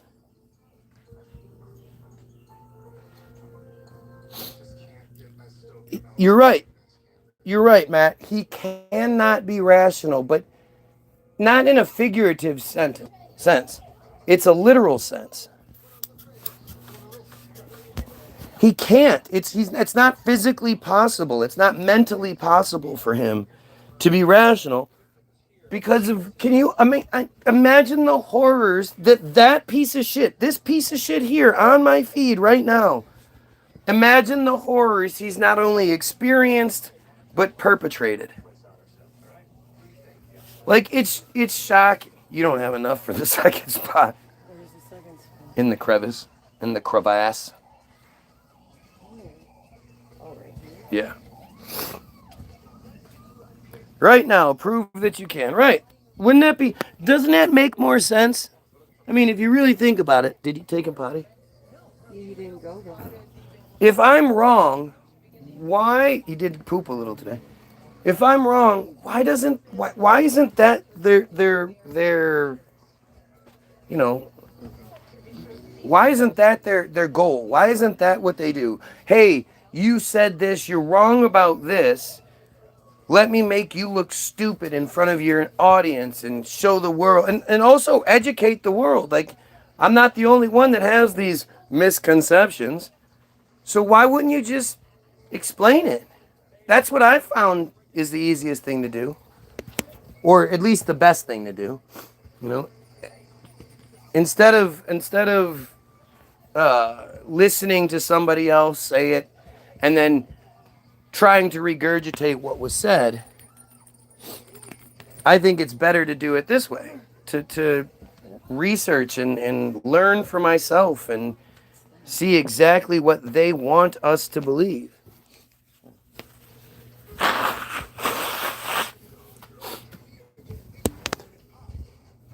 I've been drifting along in the same stale shoes, losing, tying the noose in the back of my mind.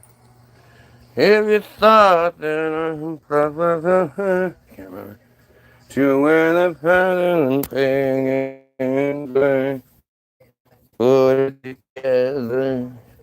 It's a strange invitation. It's a strange. We're the Beck fans. Hate knowing that Beck's a piece of shit friar too. His anti-Semitic remarks come from the schizophrenic ideology. Yep. Like, this is again how stupid they are, right? They don't know what schizophrenia is. Like that it's just so, it's so amazingly easy. Yeah. It's we're on here. Oh. Like, it's just crazy how they just don't seem to understand. Right? And even the fact that they can spell schizophrenia, like, they can't spell shit.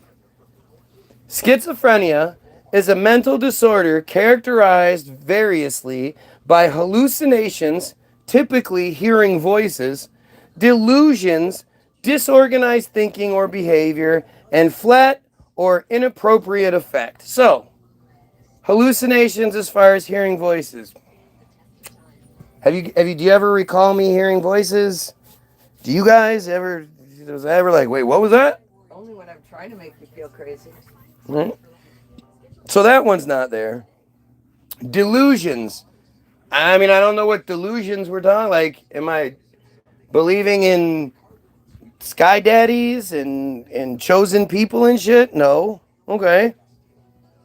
Disorganized thinking. Well, actually, I can present what I believe is a pretty good argument based on numerous different facts that it takes a while to address it all, but you have to be pretty organized in order to do so. So that doesn't really count. Thinking or behavior. I mean, I'm at the very least, I'm consistent with my feed every day. And flat or inappropriate effect. I think if anything, that's the least of them. Am I flat or inappropriate? What? Is this how I present myself? Right? Like, no. So schizophrenia doesn't. Anything but flat. Right. You too, sweetheart. What? You are. So here, right. Cloth embroidered by a person diagnosed with schizophrenia. Yeah. That looks fucking nuts to me.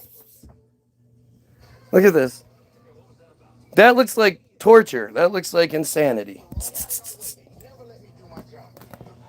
I'm going to even make that to begin with. Do you know how organized you have to be to write like I am? Like I do? Like, I'm not going to say it, but anybody else that writes as much as I do and produces as much as I do, especially quality, oh my God, you would call them a genius. You understand that shit, right? This is supposed to be a playful story, and it's terrifying. People in San Francisco were speechless as a parade of humanoid robots took to the streets of Jesus Christ. Right. And tried to cross a busy intersection. The robots were seen wobbling through the crosswalk as confused drivers, stunned pedestrians, and dozens of people filming on their phones gathered around the scene. At least one bot had to be rescued after taking a tumble while... Yeah, I think they show us this shit to make us think that they're not as far as they are. So you're like, That's oh, terrifying. you know, Oh, the robot dogs aren't coming down the street yet. They can't even cross the street. That's not what I feel when I see that. Right. But my anti-Semitic remarks come from schizophrenic ideology, not factual truth. It is a false anti-Semitic narrative rooted in mental illness and hatred. Nothing he claims can be proven. Well, okay. I mean, you're gonna have to burn the building down. So nothing I can say can be proven, huh? So let's stop. Sketty, stop. So we're gonna go with Israel Hayom, bottom of darkness. Israel Hayom, bottom of darkness. Israel Hayom, bottom of darkness. So first we'll question the legitimacy of Israel Hayom. So we'll pull up our wiki because we know wiki is the truth that they want us to know, even if it's not necessarily the truth. But we'll put Israel Hayom in and see what it says. So Israel Hayom. Okay.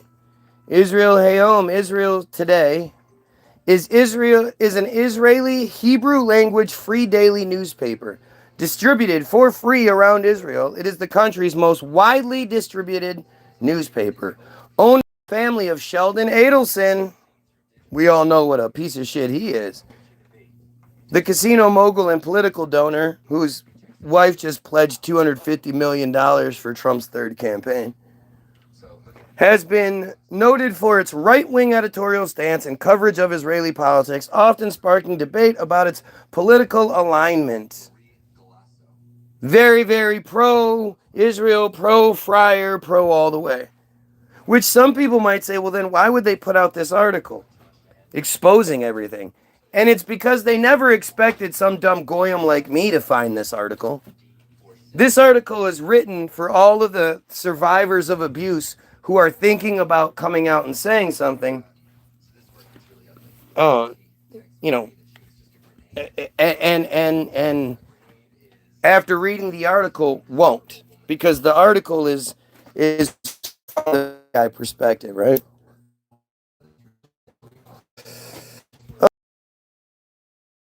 So much change, it is their fault and a blessing from above.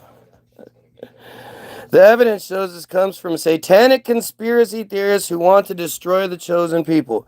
The evidence of it comes from Satan. So right now you're going to call a bunch of Jewish women liars, and then a bunch of Jewish doctors and psychologists, everybody that are extremely pro-Jewish, to the point where they're actually pretty disgusting in this article in their good guy stance. They're all liars, huh? That's usually what you crybabies say, right? Bottom of darkness. Children raped in ritual ceremonies expose the horrors. Multiple women recount organized abuse, including ritual ceremonies conducted by people they knew, even close family members. After months of interviews with victims, their families, treatment professionals, and experts in Israel and abroad, a disturbing picture emerges with descriptions difficult to read.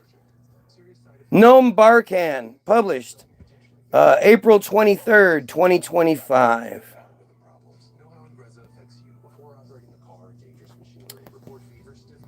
Quote, I suffered painful sodomy, truly felt like I was splitting in two. It's a terrible experience, but there's something about these things, perhaps in their strangeness, that's like maybe the hardest component is that if you tell people about these things, they'll think you're crazy. See what I mean? So let's say you're somebody that's going through this and you're thinking about speaking out, and that's the very first thing you read. That affirmation, that reaffirmation, that if you say something, everybody's going to call you crazy.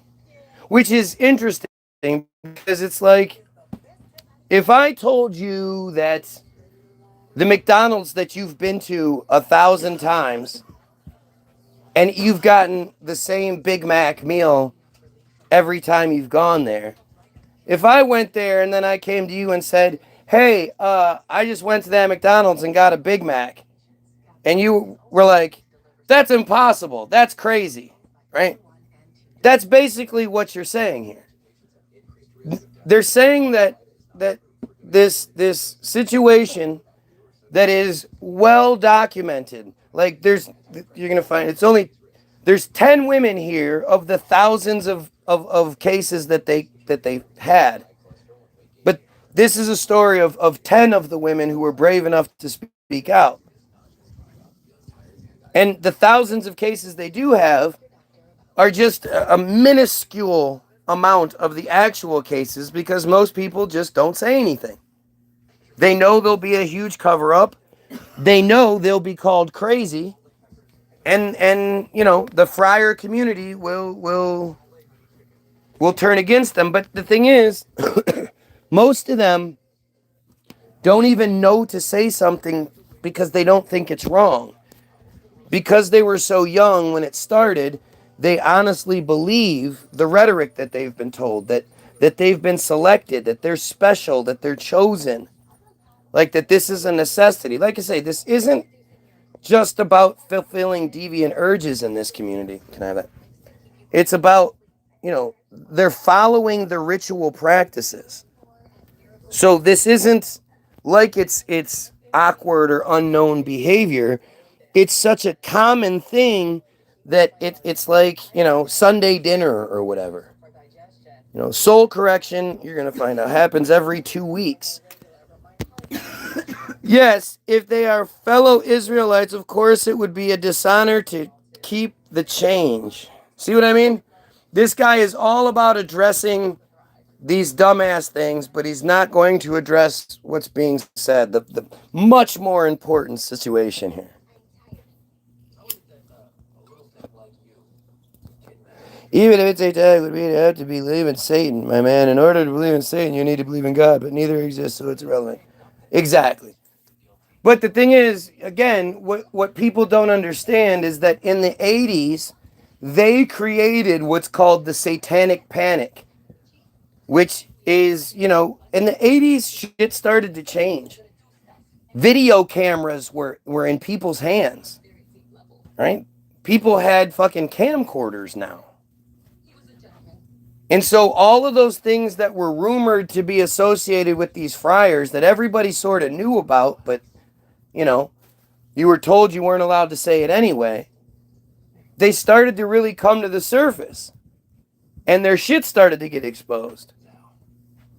So what they did, because they control the media, they control the perception, is it's called the satanic panic. They created this idea that there's all these Satanists all over the country that use very similar symbols to friarism, but they're actually Satanists and they're you know, doing these horrible things to children and blah blah blah.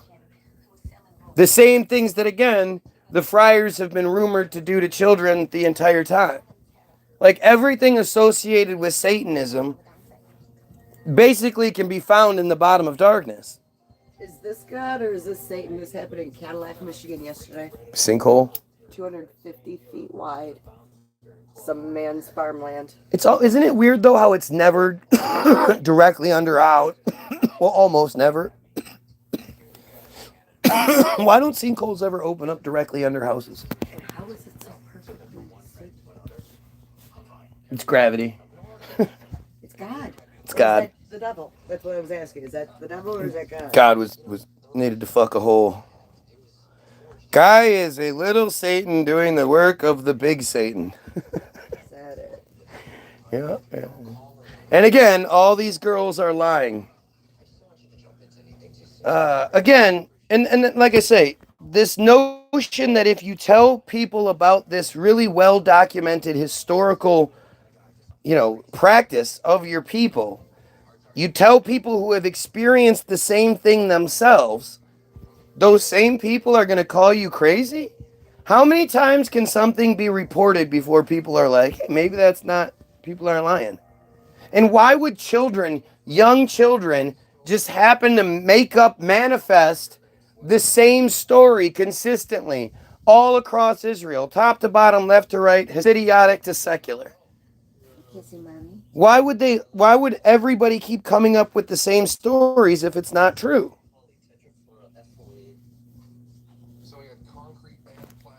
They'll think you're crazy. Again, I just can't imagine my kid. Can you imagine your kid coming up to you? You notice that their behavior has changed.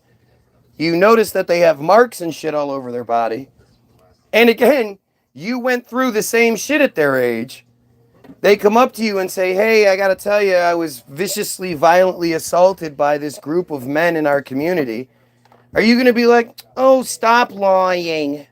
You're just saying that for attention. Like, would anybody say that about their kids? Aren't friar mothers like comically overprotective? So why don't they in this particular, situation, why do they not seem to care? Look at how these, we already know that the IDF baby killing fucking baby rapist, Sirius, the fake Sirius profile, he's already called all these women liars. For some reason, Israel Hayom, Israel's number one Jewish newspaper, is putting out a bunch of lies using Jewish people against Jewish people. Like, it makes so much sense, doesn't it? Right? Indirect, don't think you're crazy. I remember many types of severe sexual abuse, but there's something about these ritualistic abuses that makes them the bottom of darkness. In direct words and with a clear voice, Imuna, a pseudonym like all names in this article, describes the severe abuse she experienced in her childhood. Organized sexual abuse that includes, quote, ceremonies with supposed religious significance. Horrifying ceremonies in which religious people, some from her own family, sacrificed her as an offering for spiritual transcendence and or redemption. Remember, it's right here. I know I'm making all this up. The IDF protects the kids. Guy has to learn the truth that Hamas and Hezbollah are the ones doing the harm. Yep. Why would I have to learn that? Why is it that that's not, there's not tons and tons of evidence to back up what you're saying, and instead the evidence says it's you pieces of shit? Why do I have to learn the other thing? And how? There's nothing to prove it. There's nothing to back those statements up. You can't show me the bottom of darkness from anywhere else, right? Nice job there, buddy. Imuna is not alone. More than 10 women between the ages of 20 and 45 with whom we spoke describe a severe phenomenon raising serious concern that in Israel, like many countries worldwide, organized sexual abuse of children is occurring right under everyone's nose. It's so funny, again, how stupid they are, right? Because this article is specifically about Jewish ritual sexual abuse. So, by saying it's happening, and they insist, they keep trying to lighten the load by saying, this is the first time of many that they say, well, it happens everywhere else too. You don't just look here. In this article, that's about this stuff specifically happening in Israel by Israelis in this Israeli newspaper. You can't just focus on the fact that it's Israel. This happens everywhere else too. And they're right. This happens in places like Kiryas Joel. This happens in places like Lakewood. This happens in Huntington Woods here in Michigan. These types of things happen in whatever the friar community you have in your community where they are. This is what they do.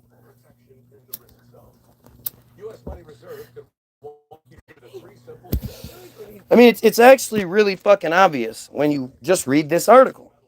Perhaps the world knows that rape occurs, that incest exists, but this the world doesn't know, Imuna said. These acts have been kept secret for years, perhaps because of their insanity. It was always very, very strange, as if there was an internal logic. But it was so crazy. Very strange things happened there, normalized in a ritualistic and orderly manner. There's a specific time. There's when to say this verse and when to say that. There's an order, as if things are supposed to be done that way. And again, you have to keep in mind what the good guys in this article end up saying. Each woman we interviewed during our investigation had a different life story. They come from different areas across the country, from north to south. Each is at a different place in her life. Some are students, some are mothers, blah, blah, blah. These women did not know each other previously, grew up in different communities, and come from different sectors and religious streams. Yet, the ritual abuse stories they describe are similar in ways that compel us to listen and not turn a blind eye. Some were harmed in early childhood educational settings or in girls' schools. Others in their family homes, yeshivas, or synagogues. Man, these girls are just making up all these stories. These anti-Semitic girls that they are. In this article, we present only a very small sample from many hours of interviews and information. Difficult to read, blah, blah, blah. Victim, sacrifice, punishment, correction, transcendence, redemption. These are reoccurring concepts in the testimonies. The prayers, the mutterings, the ecstasy surrounding the victims, the extreme pain, humiliation, and torture, the crushing of personality and soul. Testimony after testimony after testimony. They threw that third one in. People don't do that. From women who experienced organized childhood abuse that included group rape performed within ceremonial and ritual frameworks.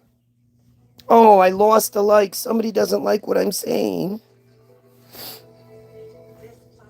We met these women over the past few months. We spoke with family members, with some victims, treatment professionals, blah, blah, blah, blah. With experts in Israel and abroad specializing in trauma and disassociation.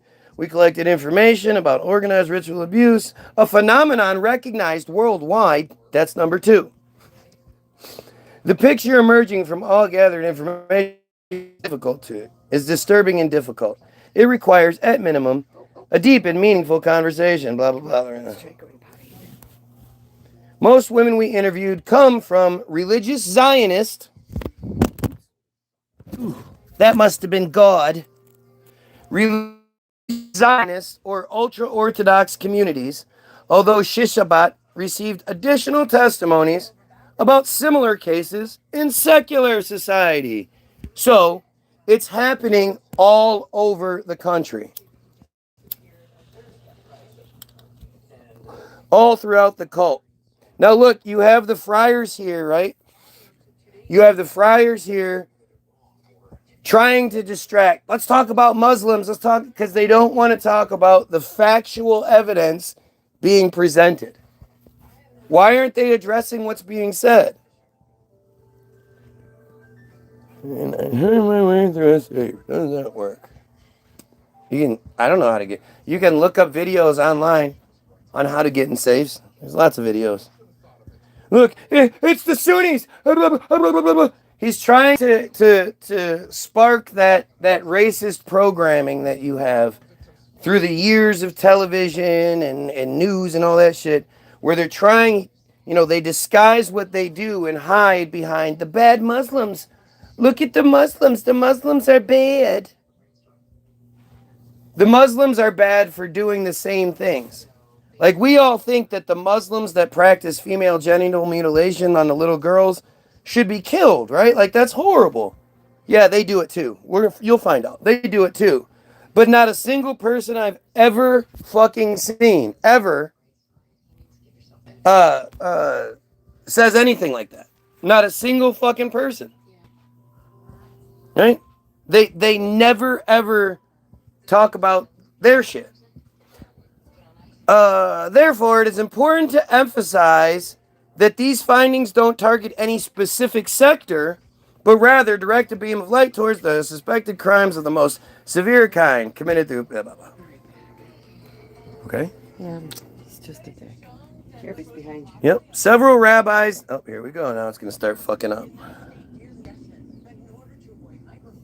Yep. Fuck. It's such a difficult article to read because it'll keep kicking you out. It'll keep showing these dumbass ads and shit. Like, why would a website make it Here, hey! Chubby, take this to Nick. Huh? Yeah.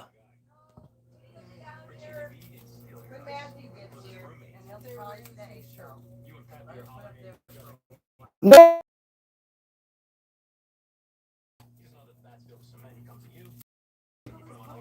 Yeah, that's me stopping what I'm doing to have to focus on the cat, and I don't want to keep doing that. Just go ahead. I'll keep him up here. Wink, wink.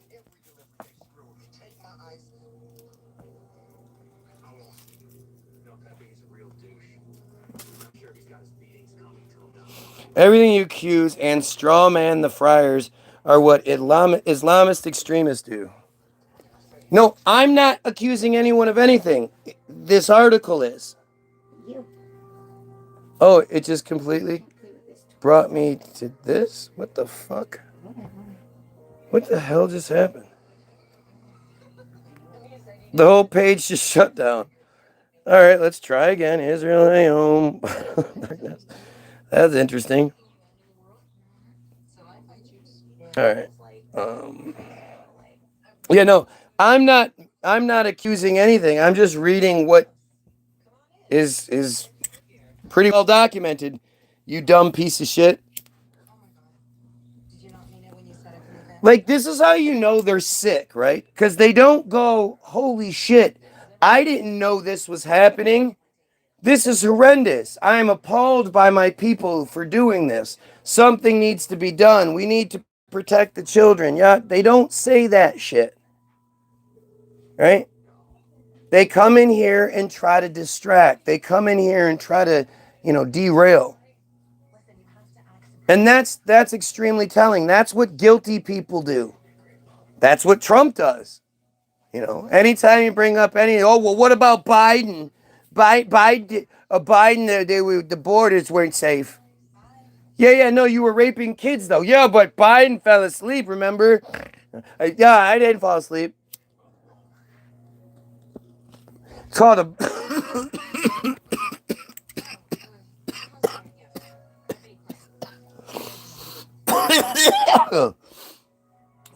It's called a power blink.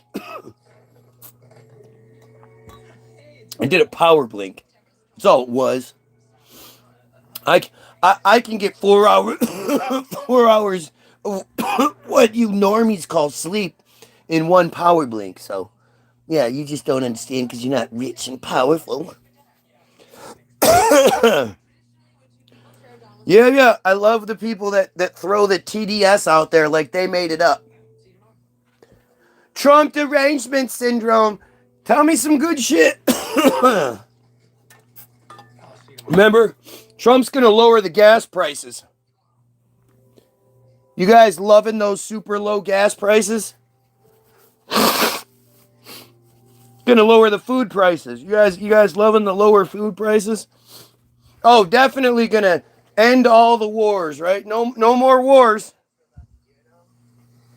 Especially a war that has literally nothing to do with us. It's not like we're out there. It's not like Trump sucks Netanyahu's dick and does everything Netanyahu says. No, that's not the case. It's not like Israel refuses to put their own troops on the ground, so Trump is all about sending our troops on the ground. No, that's not the case. Yay, Trump. Trump's so good. Yeah. 250 million has already been pledged by Miriam Adelson.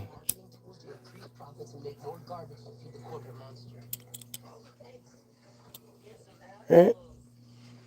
Now he's talking about Egypt and anything to avoid just being reasonably compassionate. Man, these poor women, I can't believe this happened to them in our own community. I had no idea this was happening. That's the one thing for sure. They never, ever seem surprised by what I'm saying. They always just, act like it's normal. Act like, whoa, your stuff isn't, other people do it. It's not, well, you're not supposed to talk about it. That's the real problem. The real problem isn't that we do it. The problem is that you're talking about it, mister.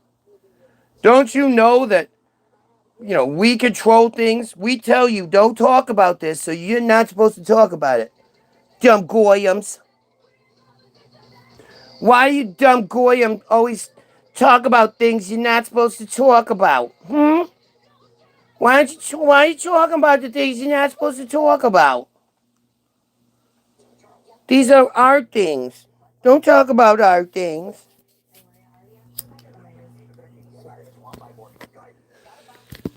Like, these guys are just fucking... and Sirius, the coward, the absolute coward who hides his identity for whatever reason. Gee, I wonder why Sirius hides his identity.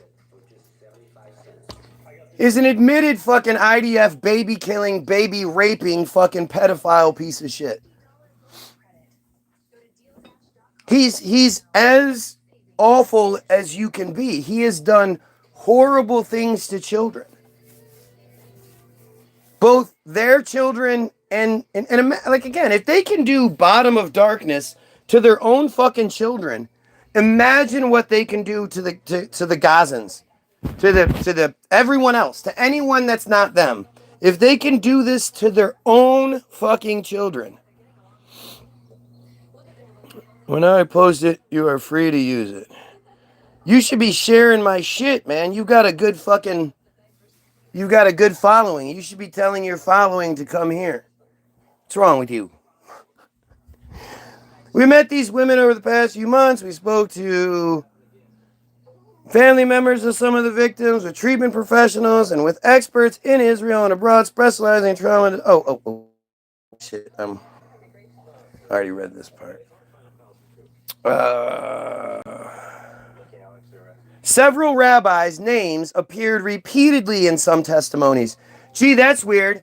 All these random girls that didn't know each other just happen to make up that the same rabbi is abusing them. That's typically how things work, right? That's typically how all this works.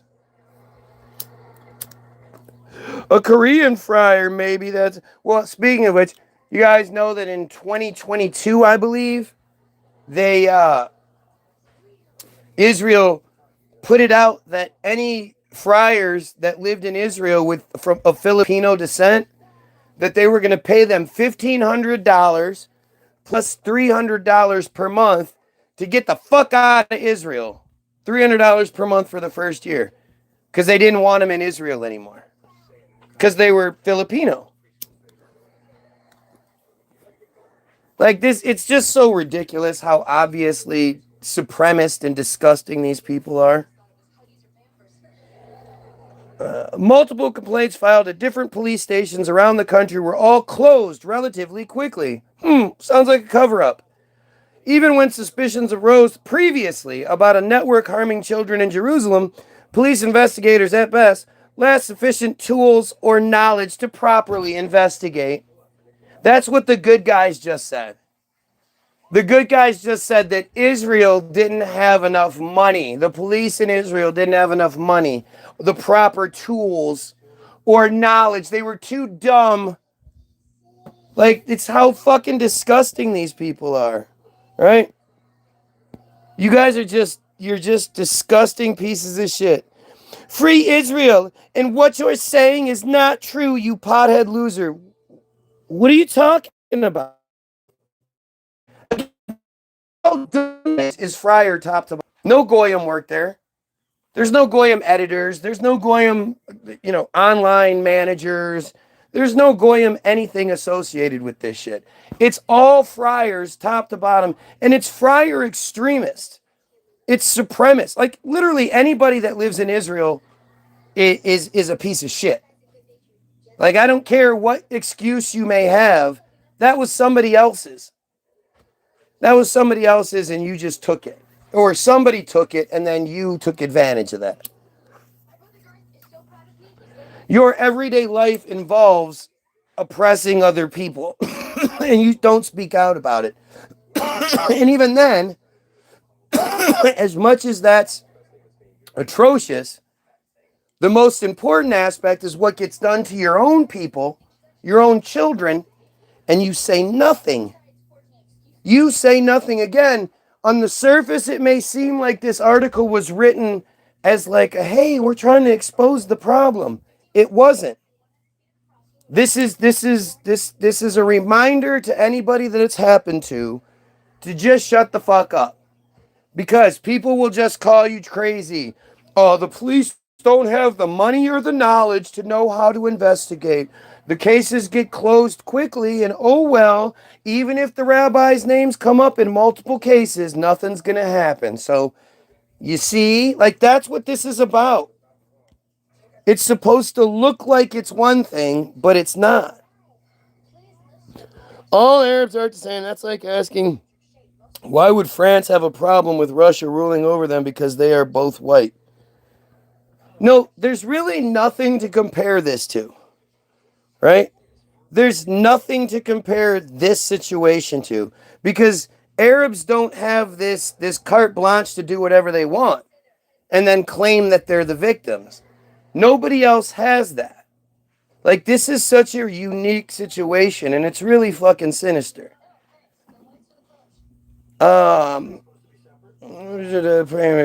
In that case, extensively exposed in 2019, there was an extensive expose on the fact that, hey, children are being raped like crazy in Israel. And it was, the first of the dominoes to start falling. Did something happen from 2019 to 2020 to maybe derail that investigation? That also happened to derail other similar investigations around the world, like Epstein and shit, that involve the exact same people doing the exact same thing. Me Too. Isn't it kind of strange that it almost seemed like between Me Too and all these other things that were coming up, that their cover was being blown and that things would have gone very poorly for them had not some worldwide, catastrophic fucking, distraction taking place? Isn't that kind of strange? I must be just making more shit up, I guess, huh? I don't give a goddamn about what you pray to. I don't care. The friars have a tour of the Bible is completely made up. The Torah's made this shit. We don't know who the fuck made it up, dude. You gotta understand, like, what we think of as far as damn near fucking everything, from George Washington to Jesus, is all manufactured bullshit. It's all just fake ChatGPT style bullshit. And our history has been completely hijacked and manufactured, as they say, in Hollywoodism. Essentially, you could say the American dream is the Jewish dream. That they used Hollywood to not just create the America they wanted, but the world they wanted. And it all just coincides and connects to each other, and it's all right there if you look at it. The sleeping sickness that the movie Awakenings is about, that happened from 1916 to 1929, just as the Depression hit. Gosh, that's weird. But 1915 is when they first introduced 3 of the main, child vaccines. Pertussin and rabies and something else. Pertussis, whatever. And a year after they introduced 3 new fucking, pokes into the babies, this weird sleeping sickness thing happens. I have viewers with 2,600 plus subscribers. Come on, guys. If you don't think something's going on here, you're on the wrong page to begin with. But if you're here and you enjoy the content, do me a favor, like, share, sub. It's supposed to help. It doesn't seem to, but it's supposed to help. But look at these crybaby comments. And like I say, they just don't, they're only programmed with a finite amount of things to say. They're not well versed and or able to adapt or change things up in ways that might not make them seem so fucking crazy, because they are inferior creatures. And as I keep trying to say, or was, most of these characters on here have to do with act.il or Rise app, RISE, capital APP, one word. They say it's like a massive multiplayer online video game where they get points, earn badges, and get tracked on leaderboards for doing this exact shit. Right? I'd read it, but I'm busy reading the Bottom of Darkness article. Right? Well, I could do it real quick. Yeah, just we'll do this quick break from Bottom of Darkness just for the quick explanation. Notice I did say the Sheldon Adelson family had to do with Israel Hayom, remember? So act.il is a social networking service on locked up page. It's all locked, no edits. Social networking service used by supporters of Israel to oppose quote online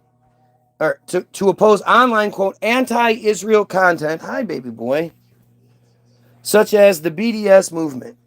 Its activities were referred to as an quote online propaganda campaign and quote a virtual situation room of pro-Israel experts. Act.il directed its users to missions. Pay attention to that. It's worded specifically this way on purpose. They were directed to go on missions. Okay? To like, comment, and share pro-Israel material on social media. It also asked users to flag, report, and respond to criticisms of Israel. Users were guided how to respond, which might entail writing a reply using the provided talking points. Do you see it? Do you see what I'm saying? Like, do you see it in the comments? How they can't adapt, they can't adjust, almost like they're reading from provided scripts. Gee, I wonder why it seems that way.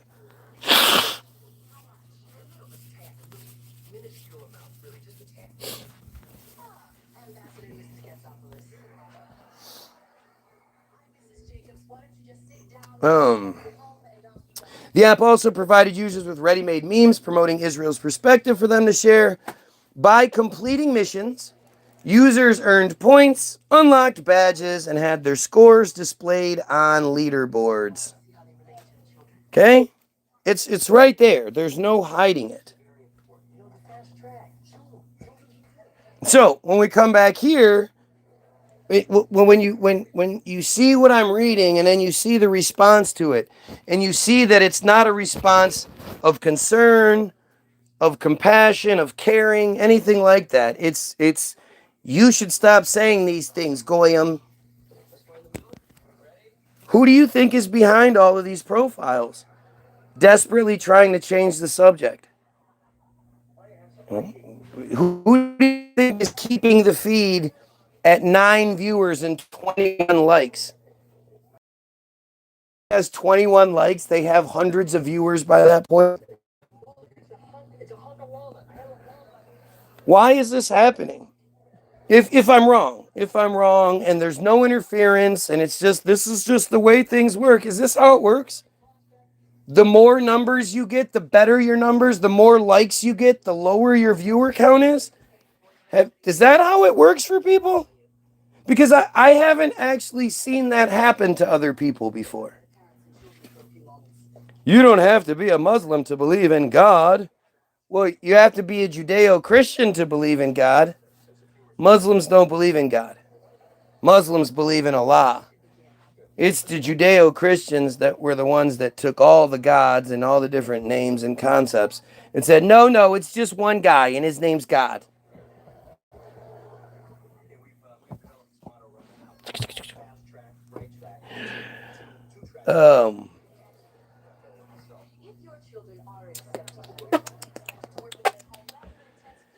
In that case, extensively exposed in 2019, the TV program The Source, suspicions arose around a pedophile network that harmed dozens of children in the Nahalat neighborhood.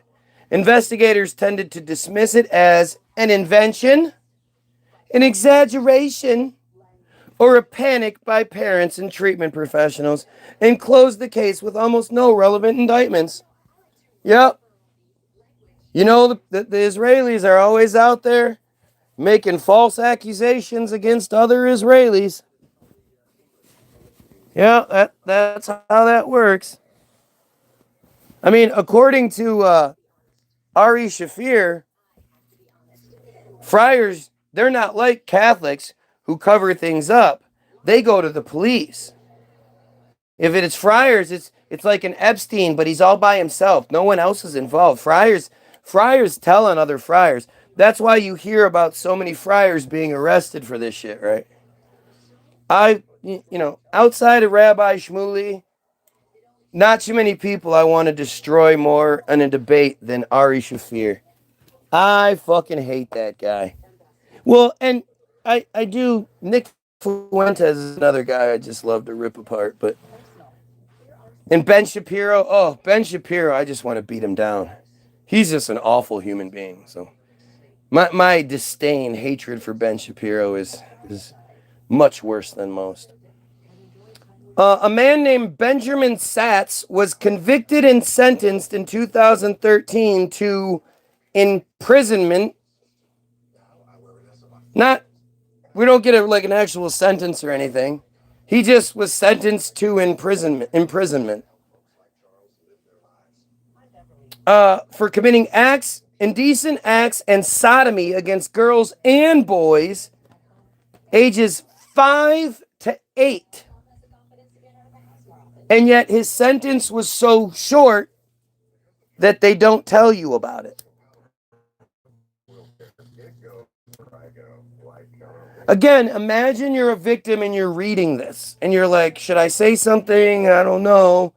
This will help me decide. You definitely wouldn't want to say something after this. Oh, I'm not a little girl, so Trump doesn't love me. Remember, the guy that you support is a pedophile because you're a pedophile, and only pedophiles support pedophiles, so, that's why you are what you are. I don't care about friars having a covenant like 6 million of them got killed. Who cares? Of course, that's probably not true. They're not special. I don't give a shit about God. Yeah, no, they definitely weren't 6 million that got killed. And the crazy part is, at the time, you have guys like Stalin who killed between 25 and 30 million Christians. You have guys like King Leopold out of the Netherlands who kill 30 to 50 million Africans. By the way, Stalin is Stalin and the Bolshevik Jews. With the Jews that were killing Russian Christians, 25 to 30 million of them. And then you have guys like Mao, who supposedly killed 100 million of his own people. All these things were happening at roughly the same time, and yet somehow Hitler and the 6 million friars that didn't actually happen, that's the main story. That's you don't want to be the next Hitler. Hitler was small potatoes compared to the rest of them. Yet somehow, for some strange reason, he's the big dog. Like poking an eye with these sick bastards. Well, no. When a child is assaulted and they're less than 3 years in 1 day, according to the Talmud, it doesn't happen. The hymen grows back, and it's akin to a poke in the eye. Glad you brought it up. But a poke in the eye is what the Talmud says about the micro penises graping children less than 3 years and 1 day old. That's what the fuck their belief structure says. Their belief structure says if a Goyim does it, kill him. But if we do it, well, under 3 years and 1 day, it doesn't really count. Over 3 years and 1 day, you gotta pay the full dowry. 50 shekels. Now you own that child. Somewhere in between a slave and a wife. Like, that's what their fucking shit says. They're just monsters.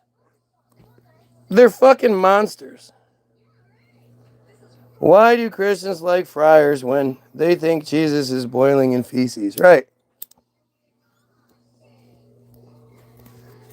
Well, they think that no, they don't. So Jesus wasn't the Messiah. And Mary is boiling in the feces. I don't know about necessarily Jesus, but like, again, Christians have been tricked into calling a completely different religion the bad guy religion in the Bible because Satan only appears sporadically. The friars are the bad guys in the Bible. The people that killed Jesus have been, they're now the chosen people. Like, it doesn't make sense. But then it fits in with that happened in the 80s, and I think it was 83 when the church was like, we can't blame the friars anymore for killing Jesus. Why you got to bring up old shit? Like, that was at the same time they were creating the satanic panic. They were pushing that shit too. Let's see. Another suspect. Keeps fucking up. Another suspect was acquitted due to reasonable doubt. In practice, dozens of children remained traumatized and required years of emotional therapy. So again, listen to these girls lie here, guys. You guys want to hear some real liars, some real anti-Semitic liars. These Jewish girls are really big-time anti-Semitic liars. And then so is the newspaper, the Jewish newspaper that's reporting it. I remember a pentagram on the floor, usually in red. When the ceremony was in the forest, the pentagram was marked with a hoe and surrounded by lit candles in a circle. The rabbi would blessed who released the bound. Men around prayed with prayer shawls, sometimes dressed in black, while the rabbi wore a white robe. There were some men and boys around the ages of 16 and 17 who participated in ceremonies for spiritual transcendence, rape. There was one time they asked me to dig a hole and lie in it. Other times they injected me with something and said, "Now you'll feel better," after which my body went limp. They would repeatedly read psalms like a Psalm of David, "The Lord is my shepherd, I shall not want." They told me, "You are special, you are chosen," and they would insert, I remember, a palm branch, Hanukkah candles, a shofar. Shofar is that long, goofy-ass horn you see them blowing all the time.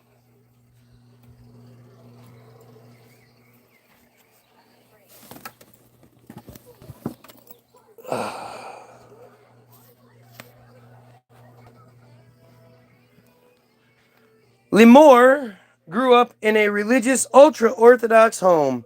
Her father, she says, always acted violently towards her and her mother. Throughout the years, she required medical treatment at a hospital and was accompanied by a professional due to the injuries caused by the violent abuse she experienced. According to her testimony, her father was the one who brought her to these ceremonies.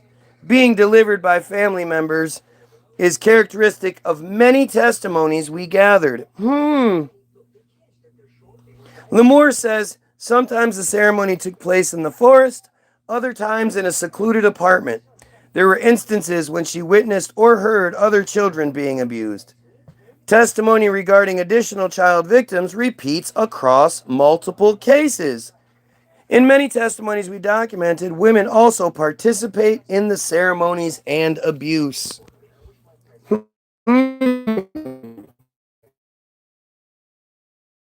Don't know each other over decades. They can all just make up the same story. So many children. Wow, is that just fucking weird, right? They must really hate friars to sit there and make up stories against their own people like that. Don't you think? Isn't that an interesting little tidbit? That most of these are liars, just lying friar children who have so much to gain by lying and outing their community that then doesn't support them and turns their back on them and calls them crazy and all that. Man, you can see why they're doing it, right? All that fame and fortune that comes their way or whatever. Why is it so many of these girls are making up the same story? They're good with money. Oh yes, because nobody else is good with money. Yeah, you'd be surprised how many people would be good with money if they were given it generationally over and over again for free, never had to work for it, and got to live a carefree life. Yeah, I bet that that really strengthens your ability to be good with money, dumbass. See what I mean? Everything they say can be used against them because that's just how stupid they are. Their inbreeding doesn't allow them to think, a few steps ahead. Their inbreeding means they're always sort of playing catch up to somebody that's thinking ahead of them. That's why they need you to fall for their bullshit, especially at such a young age. That's why year after year after year growing up, especially generations, kids, people around my age and then older, we had a month-long history lesson every single year to reiterate and fucking drive the point home that they are the most persecuted people in World War II and the Holocaust, and they're entitled to everything of yours because they just were so persecuted and blah, blah. That was something that used to happen for a month straight every single year growing up. And now they don't because they can't.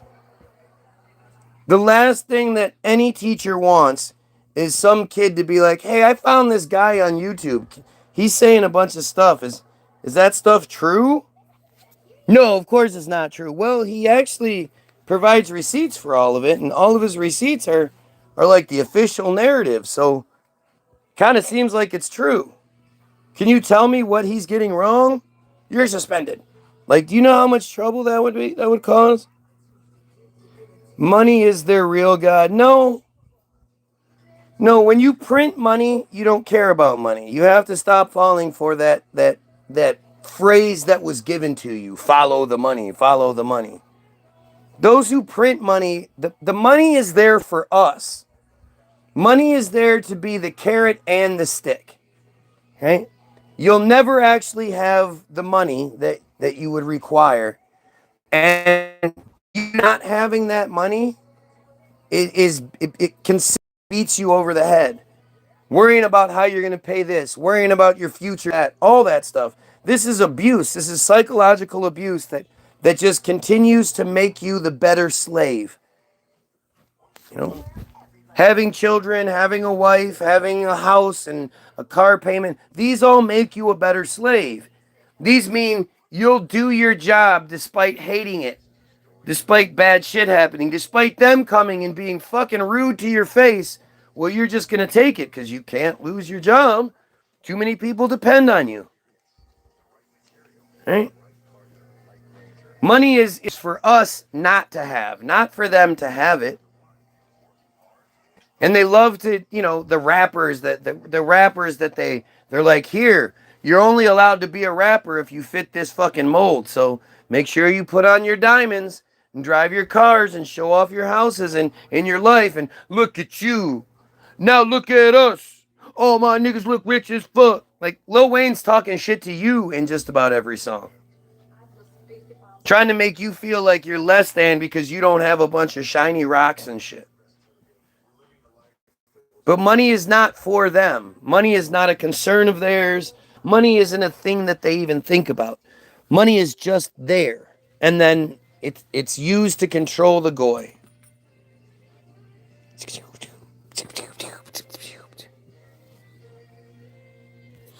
Right?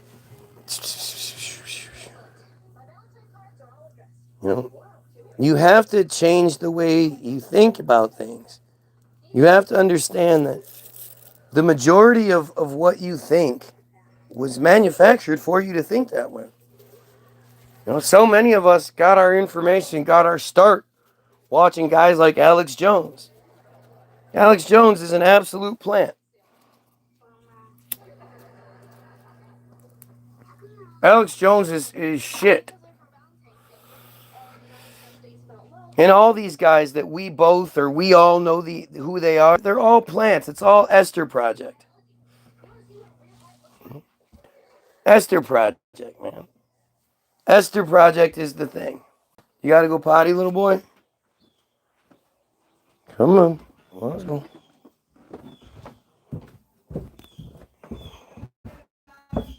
What?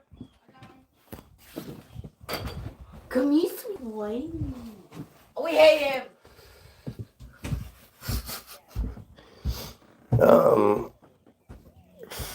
According to her testimony, her father was the one who delivered, blah, blah. Organized rape of children is one of the most horrifying phenomenon I encounter. Dr. Annette Gore said, a psychotherapist specializing in treating women in trauma, head of the psychotherapy program for sexual trauma treatment at Bar Ilan University and the Tel Aviv Rape Crisis Center. Gee, I think that might have some credentials there. Way more credentials than fake-ass Sirius, the pedophile, the fucking IDF soldier pedophile. You think maybe Anat Gur knows a little bit more than this piece of shit who has nothing else going on in his life but me? If in fact he's a real person, right? If he's not an act.il, remember we read act.il, if he's not an act.il profile that multiple people use, and instead he really is just a real person, his whole life is based on me. God had to leave clues. Oh, shut up. There's no God. The religious are in a surprise, and you got the right idea. You're spot on. I'm out of here. Okay. It's a phenomenon probably much more widespread than we imagine. It exists in many places you wouldn't expect to find it. Anti-Semites. He's such an anti-Semitic lying Satanist, isn't he? The head of the psychotherapy program for sexual trauma treatment at Bar Ilan University and the Tel Aviv Rape Crisis Center. Fucking anti-Semite. Boaz, a senior treatment professional in the religious community, agrees. The abusers are typically not outsiders in the community. And he's the one who blows the shofar on Rosh Hashanah. The shofar symbolizes a channel. The person considered most spiritually worthy blows the shofar because he's closest to God. Man, fucking Boaz, anti-Semite Boaz, lion ass. Boaz, senior treatment professional. What does he know? No, the fake Sirius profile knows way more than he knows. The pedophile himself, he knows way more than Boaz, the senior treatment professional. Fucking ass. And he's the one telling her she is evil and that he's helping her atonement in this lifetime. You understand the distortion? Beyond the women who dared to meet and speak with Israel Hayom, again, remember, this is all worded to be an assault on the victims. This is not a good guy article. It's supposed to sort of seem like it, but it's not.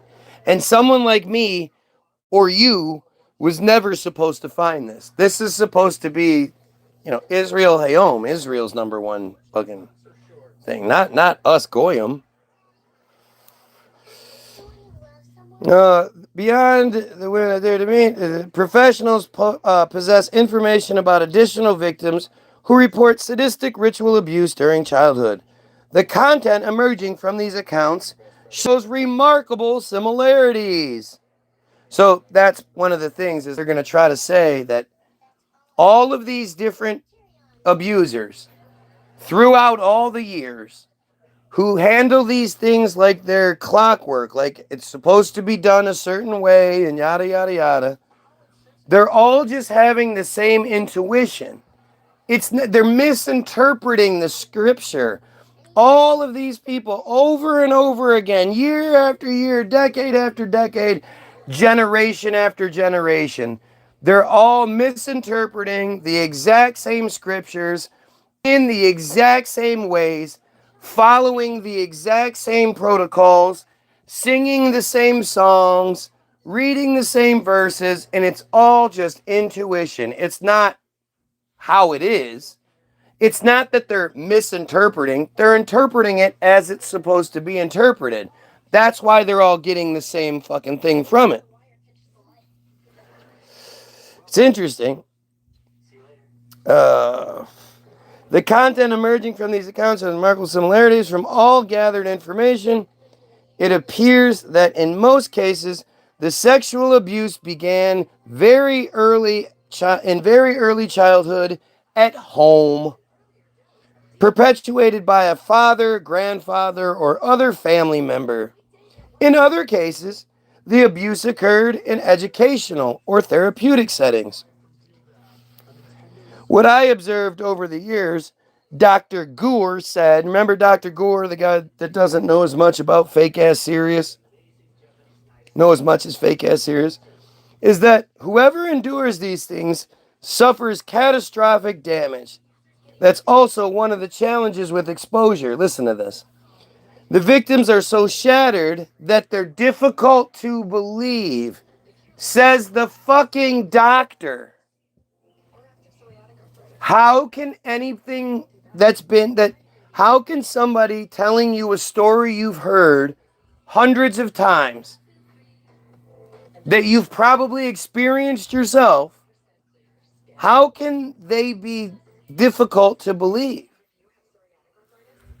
Like if they were talking about, flying around and shooting laser beams out of their eyes, well, that'd be one thing. But apparently they're telling the same story over and over again. So what's the fucking hard part to believe? That's what I mean about this article, right? No good guy should say that. What they're saying is so hard to believe, but you'll see it later on too. The biggest issue for them is overcoming that it's not a misinterpretation. It is their friar heritage. It is what it says, is what they're directed to do. Right? And they have to reconcile that. How do they? How do they say, oh my God, my shit's really fucked up, but I'm still going to be a part of it? That's the hardest part for all of these treatment professionals. And that's so fucked up, it shouldn't be hard at all. Like, I just can't understand why anybody ever says that. Doesn't matter what fucking cult you belong to. It should not be hard to speak up for children. It might be hard for you to realize that, holy shit, you've been duped.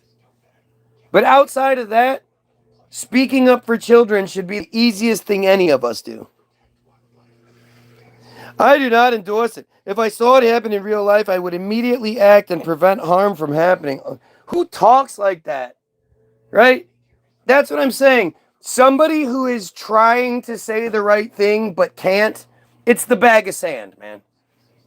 In the 40-year-old virgin, he's fine. Nobody realizes anything until the ball comes to him and they're all talking about fucking broads. And the one guy said, well, they sort of get the clue like, wait a minute, are you a virgin? And he's like, no. And they go, what's a titty feel like? And he says, a bag of sand. And right there, it dawns on them. It's obvious. Somebody that's trying to pretend like they know says shit that isn't accurate. Says shit in ways that don't sound normal, that sound forced. And that's what this guy, trying to make it sound like he's a good guy. I do not endorse it. And if I saw it happening in real life, I would immediately act and prevent harm from happening. That's what you say, right? That's how you say it? Is that it? Right? Of course this fucker's not going to come out and say, yeah, I rape children and enjoy it. Well, he's not going to say that shit. You have to look at what he actually says. And watching him try to fucking, like if I sat here and I tried to tell you how to rebuild a carburetor, I'd be like, well, you got to put the screw thing on I'm a top-notch mechanic. Here, I'm a top-notch mechanic. Trust me, I can fix anything.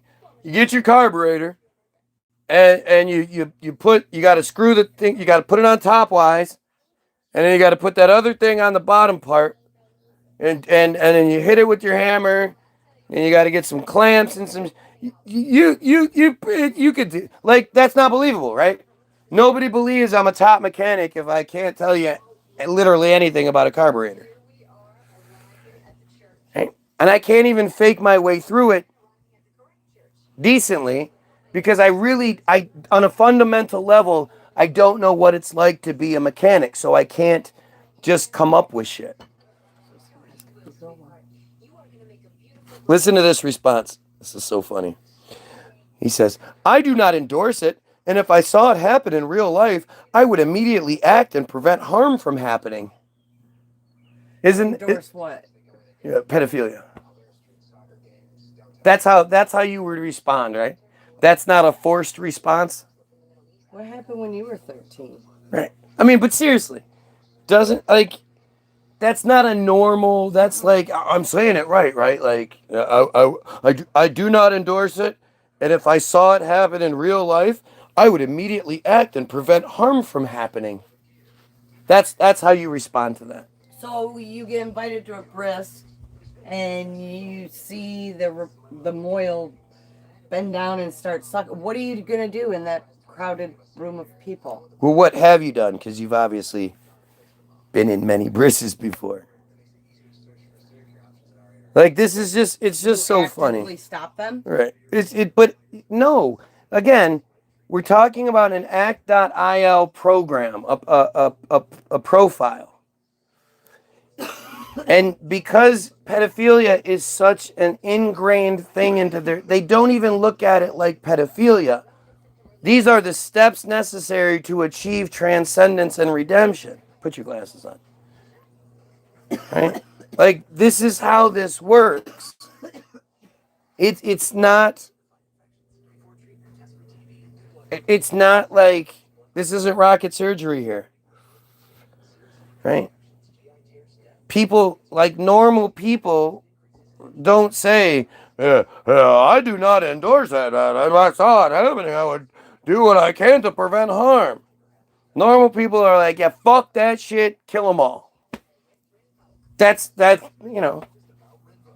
what you say.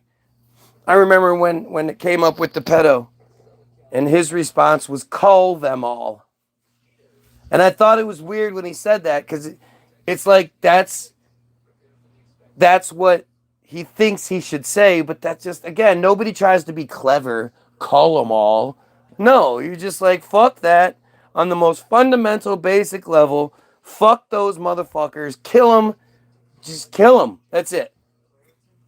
Stack them up. Fucking whatever we can use that shit for. Make some fertilizer, some shit. Kill them all. And it's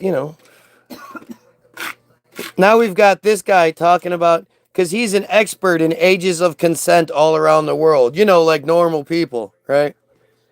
Normal people just start rattling off the ages of consent. Well, in this place it's this, and in this place. Why would you even fucking know that? Why do you care? Has nothing to do with the age of consent.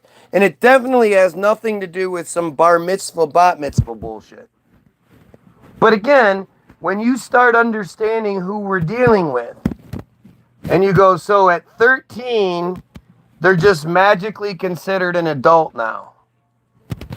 It's supposed to be once they show the signs of puberty, which means are they getting checked by someone to see if they've got pubes going or some shit?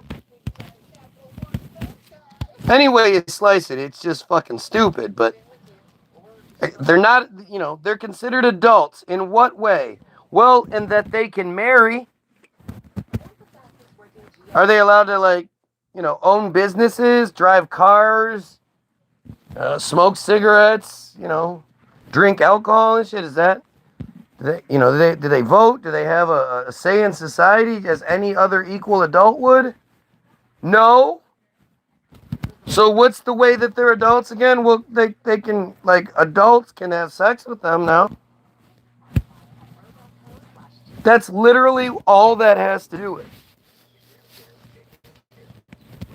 It absolves them of responsibility for, messing with a child, messing with children. Oh, that's frowned upon. Though not specifically, denounced or anything like that. Not specifically forbade. There are, you gotta pay your dowry and shit.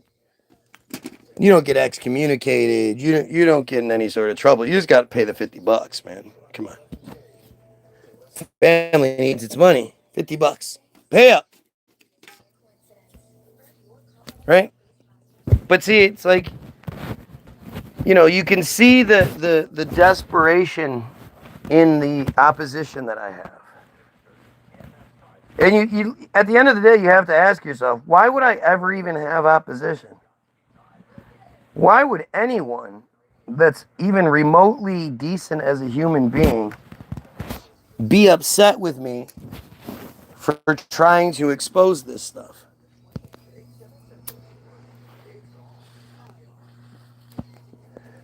Only guilty people are going to be upset about what I'm saying.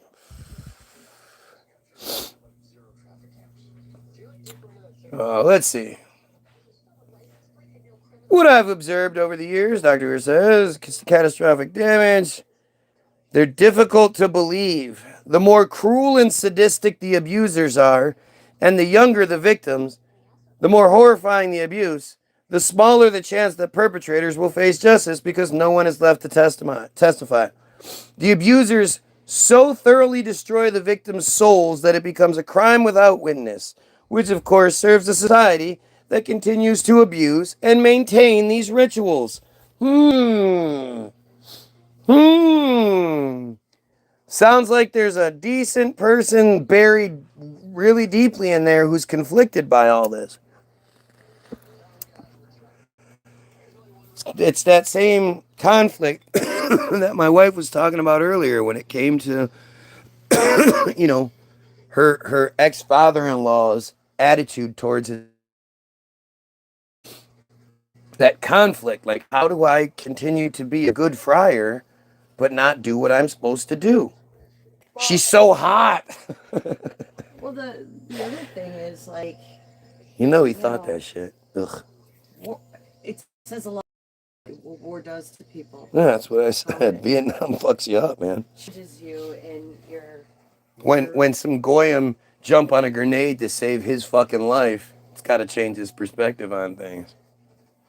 Just on humanity in general, watching these people that don't know each other fucking destroy each other, blow each other up, shoot each other in the head. Yeah, all at the direction of, at the end of the day, the friars, who, for the most part, I mean, they all work together anyway. So it almost seems like when it comes down to war, they're literally just playing a game.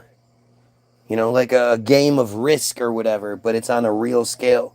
There's no actual benefit that comes from it. Like when you go, you know, the Vietnam War was supposedly against the communism and blah, whatever. Like what ended up happening? What benefit came from the Vietnam War? The war machine got a lot more money. A whole bunch of Goyim died. But what else? You know, Desert Storm. I mean, what benefit did we get out of that?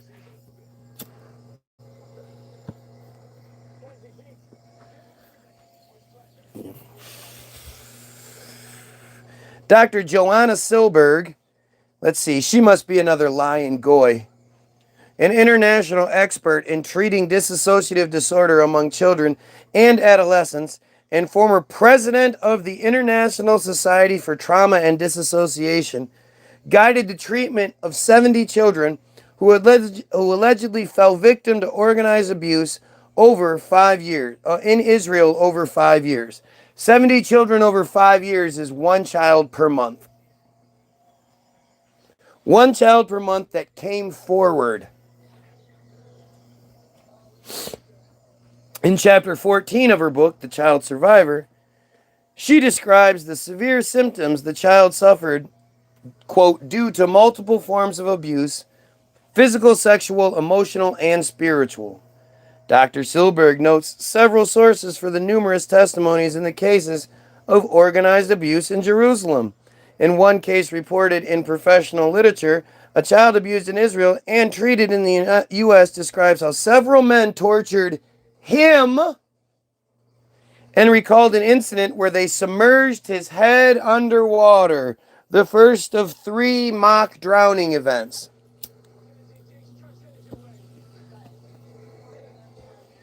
The Naomi Elkins story needs to be opened back up. That shit happened in Lakewood, New Jersey. In front of the fucking world, man. And it was right there. It was so obvious that it's one of these rituals gone wrong. But because they do things, you know, well, it's metzitzia not bad because only 11 kids got herpes. And only like 3 died.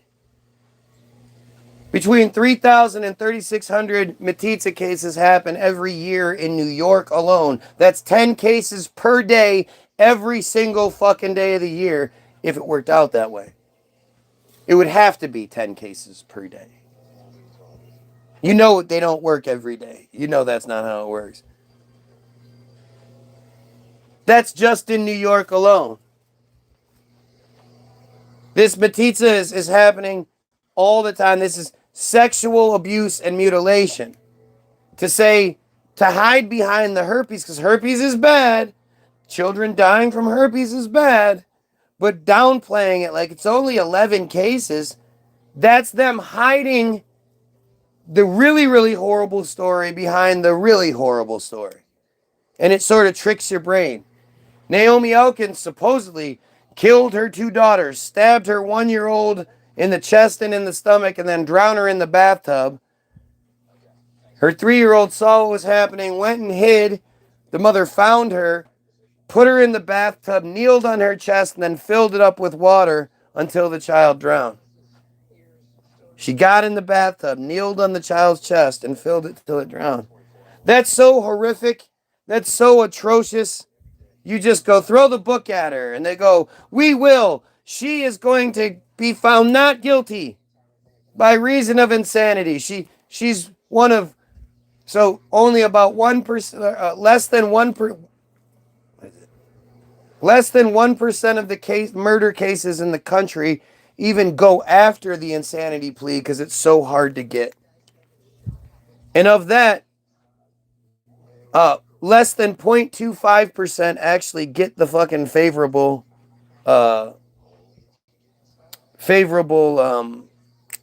verdict.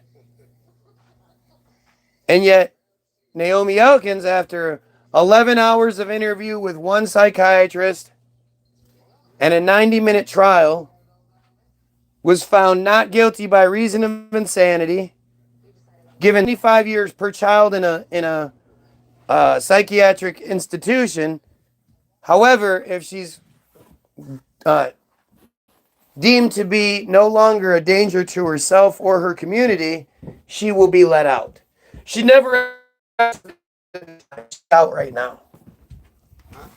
She is a free woman who almost immediately after was involved in. I'm seeing it. Oh, you're getting it out. Yeah. Was involved in a real estate scam lawsuit that they ended up winning, actually. Hi, little guy. What you doing, little buddy?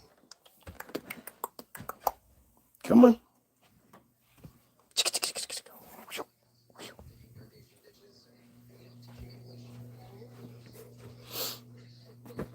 Right.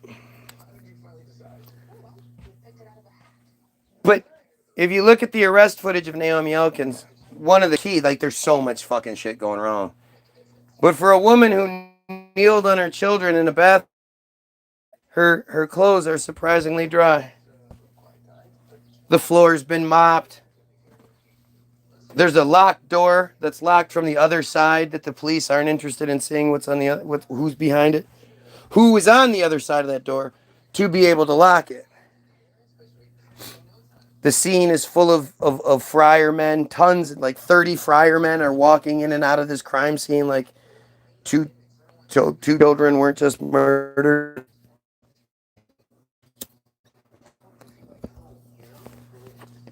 Nothing about the story makes sense with what they've told us. This makes it make sense. It's a bottom of darkness ritual gone wrong.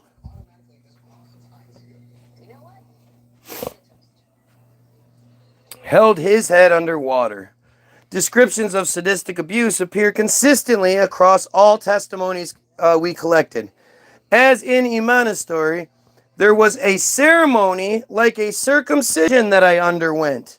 I was 10 or 11. It took place in the settlement synagogue.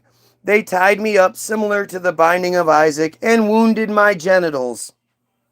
My father is there. My mother is there. A rabbi from the settlement. I'm tied to a table, looking at the window and imagining how I could just jump through it. Organized sexual abuse occurs, as noted, throughout the world. That's the third time. Researcher Michael Salter defines it as, quote, a conspiracy of several attackers to abuse several victims. Rabbi Dr. Udi Furman quotes in his article, Ritual Abuse in Israel. God damn it. This fucking shit. These ads just keep popping up. I'm gonna find it. It like moves it and shit. All right. In his article, Ritual Abuse in Israel, Salter's definition of ritual abuse as an ideological framing in organized context of child sexual abuse, quote, functioning as strategic practices through which abusive groups instill in victims a misogynistic worldview violently to control them. Again, how you can have an entire country full of psychopaths right here. In other words, Rabbi Furman writes in his article, ritual abuse occurs when a religious, political, or spiritual authority uses their position of power to manipulate victims' belief systems and thereby control them. Ritual abuse is primarily a strategy employed by groups involved in producing images of child abuse, child prostitution, and other forms of organized abuse, and does not constitute a separate category of violence. Rabbi Furman also presents research by Joanna Schroeder and additional researchers from Germany who examined attitudes among 165 adults who testified that they were victims of organized ritual SA as well as attitudes of 174 professionals who supported victims of this type of abuse. In 88% of the reports from both groups, therapists and victims, identical ideological expression emerged. How does that accidentally happen? Oh, you're leaving? Get the fuck out of here. Good. We don't want your sick piece of shit ass here anyway. Even though I do appreciate you providing such a great example of what I'm constantly saying, that these guys show no compassion. These guys continuously try to poke holes instead of, trying to figure out how to fix it. The ideological content and objectives were also presented in similar order. This is what I was saying to you. Justification of violence, justification of sexual exploitation, and maintaining power and control, followed by maintaining group commitment and ensuring redemption. The researchers concluded that ideologies are primarily means to justify organized sexual violence, Rabbi Froman said. It's a different guy, I guess. However, in his article, Froman argues that some reports in Israel suggest ideology wasn't merely a means to justify organized sexual violence, but formed the foundation of the abuse. That's what I keep fucking telling you. They are not misinterpreting anything. This is what their belief structure says to do. Rabbi Furman references, for example, the Nahalat case, which, quote, is just one of many similar cases, most occurring in ultra-Orthodox neighborhoods. For example, an ultra-Orthodox is what Sirius claims he is. Interestingly enough, the biggest fucking dumbass on here is from the most guilty of the communities. Again, most occurring in ultra-Orthodox neighborhoods. For instance, a private ultra-Orthodox court writes that ritual sexual abuse is cruel and frequent, accompanied by traumatic, accusatory, and confusing ceremonies. The abuse is carried out by large criminal organizations and/or cults and/or secret organizations with financial investment and recruitment of assisting personnel. The abuse carries for its perpetrators substantial profits, such as satisfaction of deviant urges, commerce and child exploitation materials, threats and extortion, and more. According to Furman, the court document describes the practice of organized abuse, quote, from preparing the scene through recruiting collaborators from educational institutions and transportation drivers to the ceremonies themselves. The ceremonies take place under the leadership of an important rabbi. After a Torah lesson, approximately every 2 weeks, parents gather with children for what is called soul correction. All couples recite psalms together, sing verses repeatedly sing verses repeatedly with medley, all while standing without clothes. They stand in a circle, naked, praying, lighting candles. The children are positioned in the middle of the circle, also naked.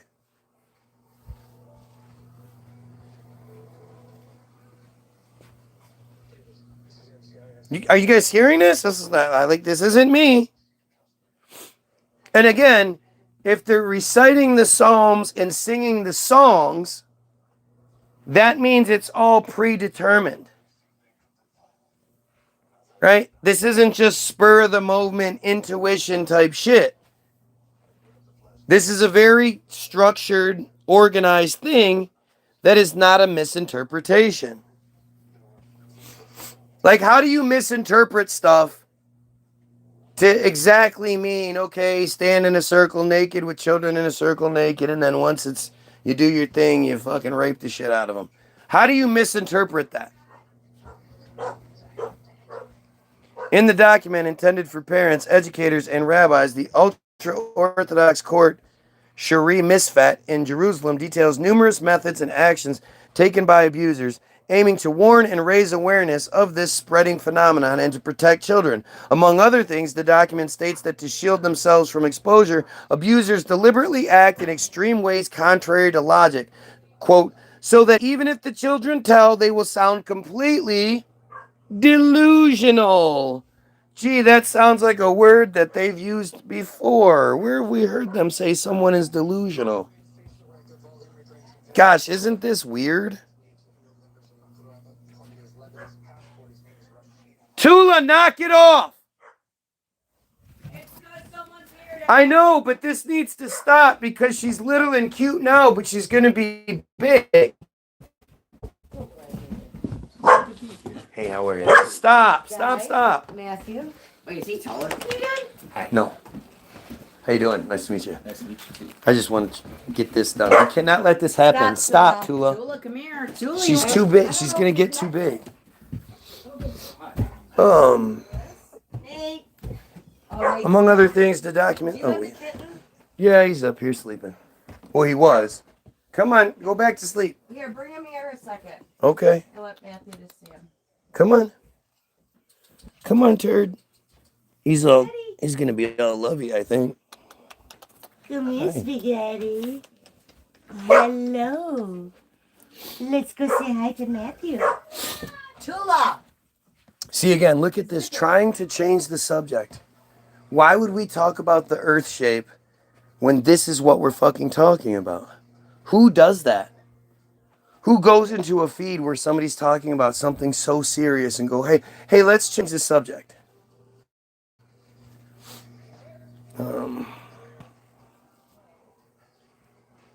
In a partial list, actions are described, including abusers using disguises and masks, alongside sadistic torture such as forcing children's hands into boiling water, submerging them underwater for several seconds. That's the second reference to drowning.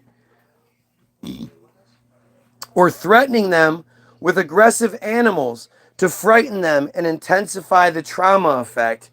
Gee, doesn't that kind of sound like achrome? Doesn't that sound like achrome? Doesn't that sound like Monsters, Inc.?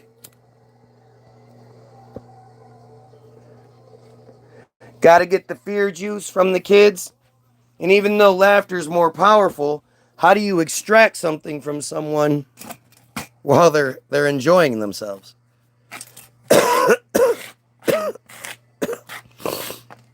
I would imagine an extraction wouldn't be the most comfortable thing, especially from your fucking pineal gland or whatever. I feel like everyone who did the blah, blah, blah, blah, shut up. Remember what Biden said? You don't have to be a friar to be a Zionist. It helps.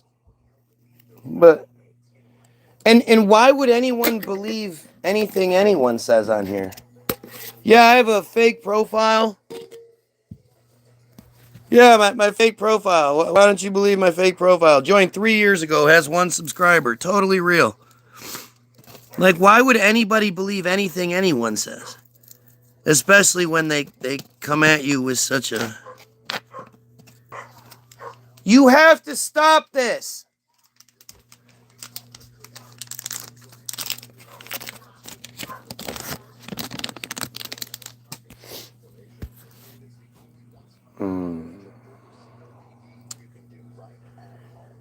Oh, Jesus Christ. I hate reading this part. Additional mentioned actions included inserting objects and work or kitchen tools into the children. Gee, where do you insert them? Remember, Sirius represents this. Not just an Israeli, not just a friar, but an ultra-Orthodox friar, to be Pacific. And this motherfucker is not at all upset. Although, if he ever saw this in person, he would act immediately to prevent harm. Right? Right? Sounds totally believable. Who do you think is going to be bothered by what I'm saying? Like, on a personal level. Everybody should be bothered by what I'm saying. But who's going to take it personally and then try to prevent things from happening?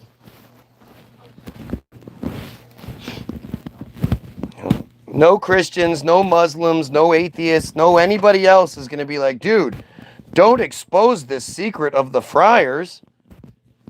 They're so good. They're so great. Nobody should talk about this. Just let them rape their own children and let's move on. Nobody says shit like that.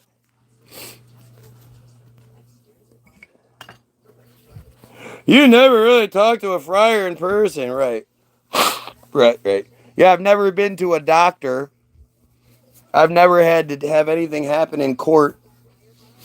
I've never been a valet and had to park piece of shit friar cars. No, I've never spoken to one of you pieces of shit before in my life. And my personal experience hasn't absolutely validated my perception.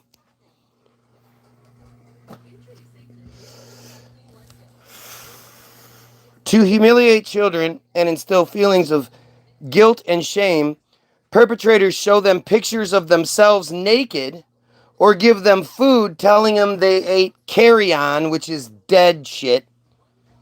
Organize mock wedding ceremonies between children. Force them to eat feces and stage their burials. The most moral, wonderful people in the world, right? They collapse all self-trust and ability to resist, Rabbi Froman says. The regular and frequent abuse is so destructive that children despair of normality, and the abuse becomes their life routine. Psychiatrists have diagnosed a complete personality fracture in the normal part, allowing the child to continue functioning normally in school. According to Dr. Silberg, in each group, individual participants may have their own motives, such as sexual deviations, bizarre ideological affirmations that include conducting ceremonies, or economic enrichment, for example, through human trafficking or or sexual exploitation, or producing of images of child sexual abuse. These motives are not necessarily shared by all members. Dr. Silberg further notes that networks engaged in producing and distributing child exploitation material, see, a real decent person would never call it CP, especially somebody in that position, including organized abuse, have been exposed worldwide. That's number 4. And despite reoccurring almost ideological skepticism, there have been several successful convictions of members of organized abuse networks worldwide. No, there haven't.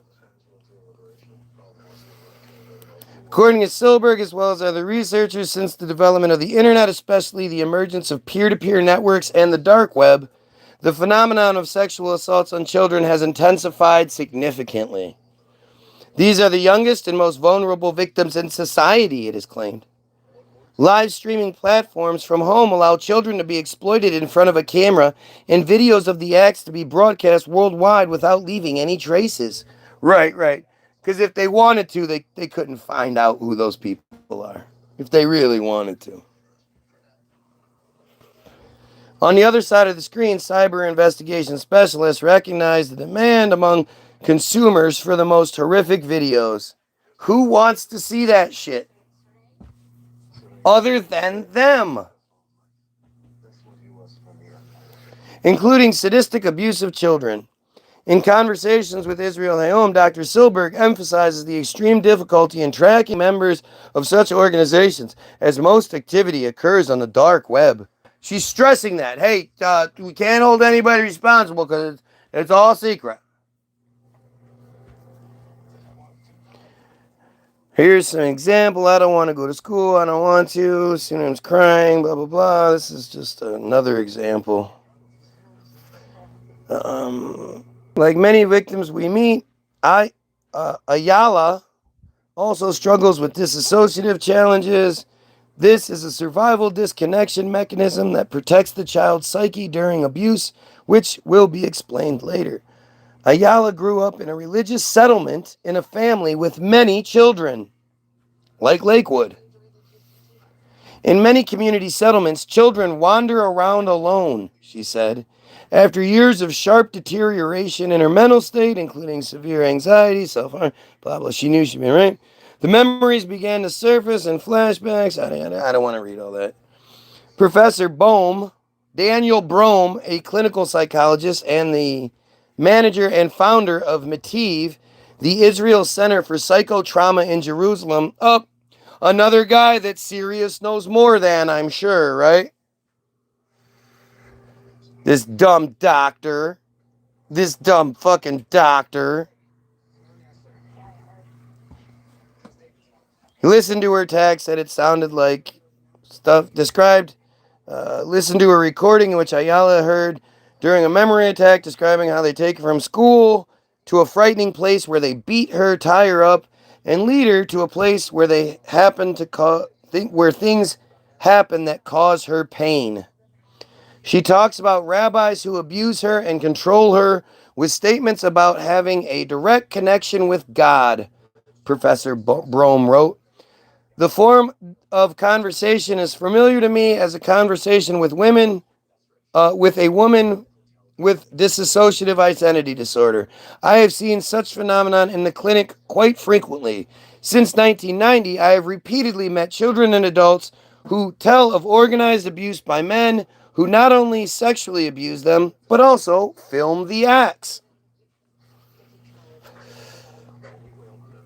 Some abuse occurred in a building and some in a forest, Ayala continues. Some in a cemetery and some in a synagogue. I mean, this is just multiple times this girl has been abused. In all kinds of unusual places. In the building, you go downstairs and reach a very messy room. Sounds like the New York tunnels, doesn't it? With many tools, paint cans, and messy boards. In the middle of the room is a bed. You know, like the tunnels. Nicholas, why are you not helping? More like a wooden table. It seems like there are more rooms there because there are incidents where I can clearly remember. It's fucking up again. You know, because this is what happens when you are trying to read something. It just fucking goes blank. It just goes blank. And now it's back.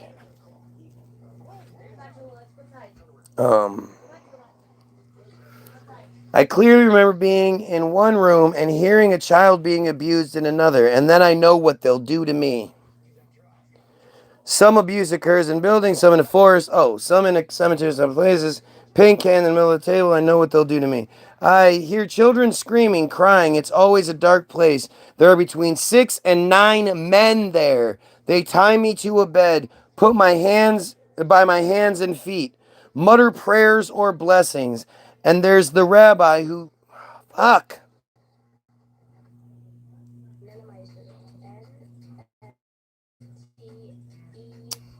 God damn it. And then there's the rabbi who always leads the situation and tells everyone what to do, and everyone listens to him. There's a ceremony, and each one of them grapes me. Sometimes the great rabbi, Sometimes the, God damn it, what the fuck just happened? The great rabbi arrives, and then he leads the ceremony. He speaks with God, and God tells him what to do. He puts one hand on my heart and one hand on my genitals, and it hurts when he talks to God. There are times when I scream. This is the worst part, man. This is the part that always gets me. There's times when I scream, and there are situations when I stop because I know they'll hit me in the head. There were cases where I didn't cooperate or cried, and I knew I deserved punishment.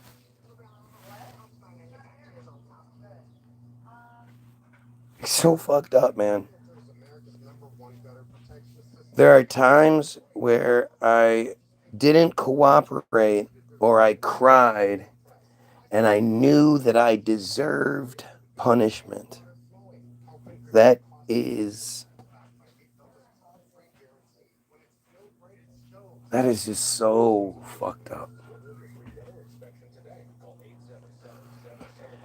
There were various punishments, bizarre things. They put my head in a bucket of water for a long time. That's number 3, mock drowning ceremonies. Beat me with a cable. There's also a ritual bath and purification where they clean me thoroughly inside and out. It reminds me of first porno I ever saw was Debbie Does Dallas 2. And in this case, Debbie's been arrested, or I know she gets arrested and she has to do the guy through the bars, but she gets taken to some sort of brothel. And when she gets there, the first thing is they have to clean her. And I remember, like, I was, fucking 9 years old or whatever, watching a VHS tape with my buddy, like, oh my God. But it was just weird, like, that soap was, where'd they get that special shaped soap? And, like, yeah. Clean me thoroughly. And then immerse in a water source, and explain to me that I need to be pure. 5. That's 5 references to mock drowning ceremonies. Naomi Elkins is one of these situations. And they used she killed her daughters as the cover story. And she went along with it knowing she'd get the insanity plea and never actually spend any time in prison. It's just, it couldn't be more obvious than this.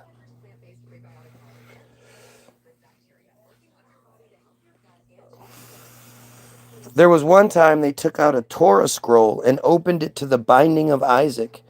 One of them read, and they simply did what they were reading to me. They tied me up, put a knife to my neck, and God said to lower the knife. Then there was rape. There was an event, and I wonder if the binding of Isaac story actually involves rape. Does it? There was an event in a cemetery, and I saw a place with stones that had many words written on them, and they told me to enter a hole. Then they covered me with sand. It's not clear how I remained alive. Noya was sexually abused by educational figures who cared for her in early childhood. Educational figures who cared for her. What the fuck does that mean? These people, she says, invited additional men to the setting who participated in ritual abuse. The abusers act with severe violence and used extreme and strong sensory stimuli, which helped her consciousness to split. I always had symptoms of PTSD, she said. I was hospitalized, had nightmares and eating disorders. I also had flashbacks of small fragments of moments from the abuse, but I didn't understand their meaning. In adolescence, dissociative attacks began that looked like epileptic seizures. When I would return home beaten and bruised from abuse, for example, with a head injury or blood from my lips, I said I had a seizure on the stairs. No one asked too many questions. And at an older age, when the abuse ended, when she wasn't a child anymore, when she turned 13, very significant. Well, actually, that's probably why with the girls, it's when they turn 12. Because that's when the abuse stops so they can go on the market. I told myself nothing, blah, blah, blah. During those years, Noya fulfilled dreams, established, blah, blah, blah, blah. When there is such massive and extreme abuse, the symptoms are most severe, especially disassociation, says Sylvia, a therapist from Central Israel who treats victims of complex post-traumatic stress disorder due to prolonged childhood abuse. You know what? Sirius probably knows more than this stupid Sylvia. This is a defense mechanism of the psyche that is expressed in disconnection at different levels. It can be disconnection from body sensations, from emotion, from thoughts, and from memories. Disassociation allows the victim to get up in the morning and conduct life as normal. Go to school, play with friends, learn, and build her personality despite a massive threat she is under.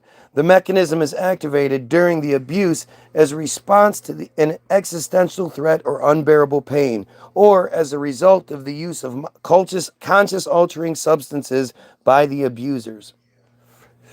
Dr. Sigit Bloom-Rosen Salah, fucking anti-Semite, a clinical psychologist specializing in trauma therapy for sexual abuse, dissociative identity disorder, and autism, recognizes in her clinical cases dissociative disconnections and patients coping with dissociative identity disorder, DID. Today, we're... Fuck. Jesus Christ. Today we're discovering that dissociative identity disorder is more common than previously thought. The thing is, I know how to navigate it when it happens. Most people don't know what exactly to do when the shit starts fucking up. That's why I can get back to where I am so quickly, because I know what to do. If this is your first time reading this, you're going to be like, what the fuck is going on? Why does this page keep kicking me off? Today we're discovering that dissociative identity disorder is much more common than previously thought. Many of those affected are not diagnosed. Either they hide it or they don't acknowledge it to themselves. Many of them are hospitalized and received incorrect diagnoses. Many psychiatrists are not familiar enough with the phenomenon, and it's important they understand that these can be patients who lead normative lives, work, study, raise children. There are real gaps between normative functioning and the abyss that aren't expressed in the outside world. Here's your Binding of Isaac ritual. According to her, this is a mechanism. By the way, if this is something you think needs to fucking end, like, share, and sub. This will end when enough people know about it. Remember, this is just Israel's number one paper. Goyim aren't supposed to see this. I was never supposed to discover this. I don't even remember how I discovered it. I think this is back when I used to read Israel news every day. So I put Israel into the Google machine and I click search and just read whatever came up. And on that day, April 23rd, I happened to do it. That's why I know about this. This was last updated on April 23rd, 2025. This was a one-off, and I just happened to find it. Must have been God.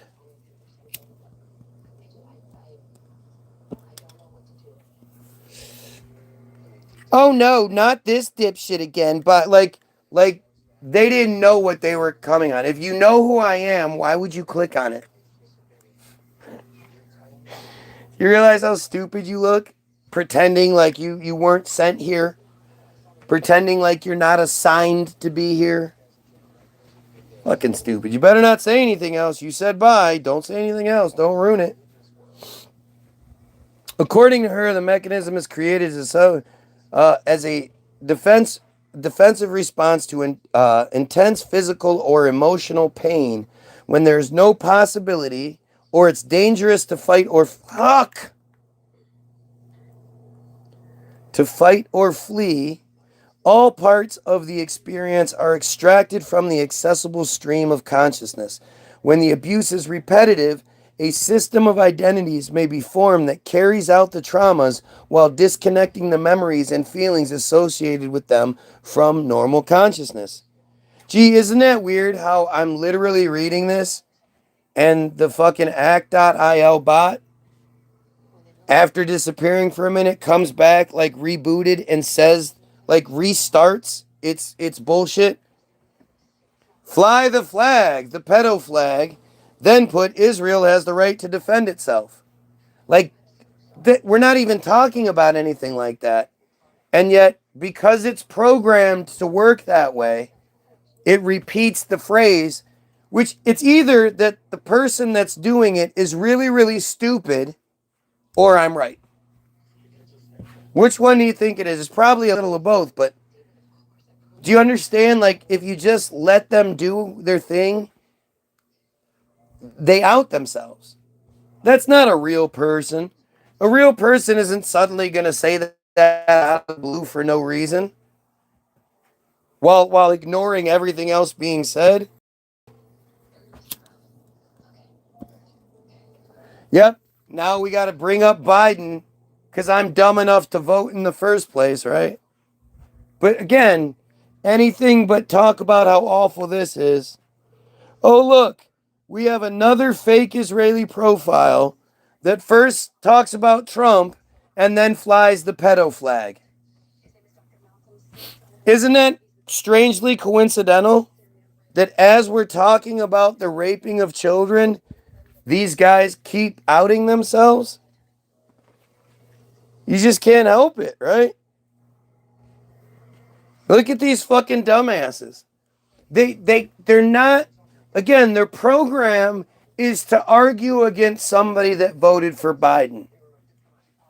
So they have prepared statements and comebacks for if you support Biden. So they keep trying to push things in that direction because at least then their responses might actually match what's being talked about. And it'll distract because they really don't want people to know about this shit. Or I'm wrong. And again, it's just really, really stupid people who clearly don't care about children being raped. Gee, I wonder who that is. Based on... Fuck, man. This is insane. Based on testimonies from around the world over the years, there are situations where abusers are aware of the possibility of producing such a disorder in young children. Another mention from around, that's 5 of those as well. Talking about specifically how the friar rituals are known around the world to create dissociative identity disorder. To create your Sirhan's if necessary.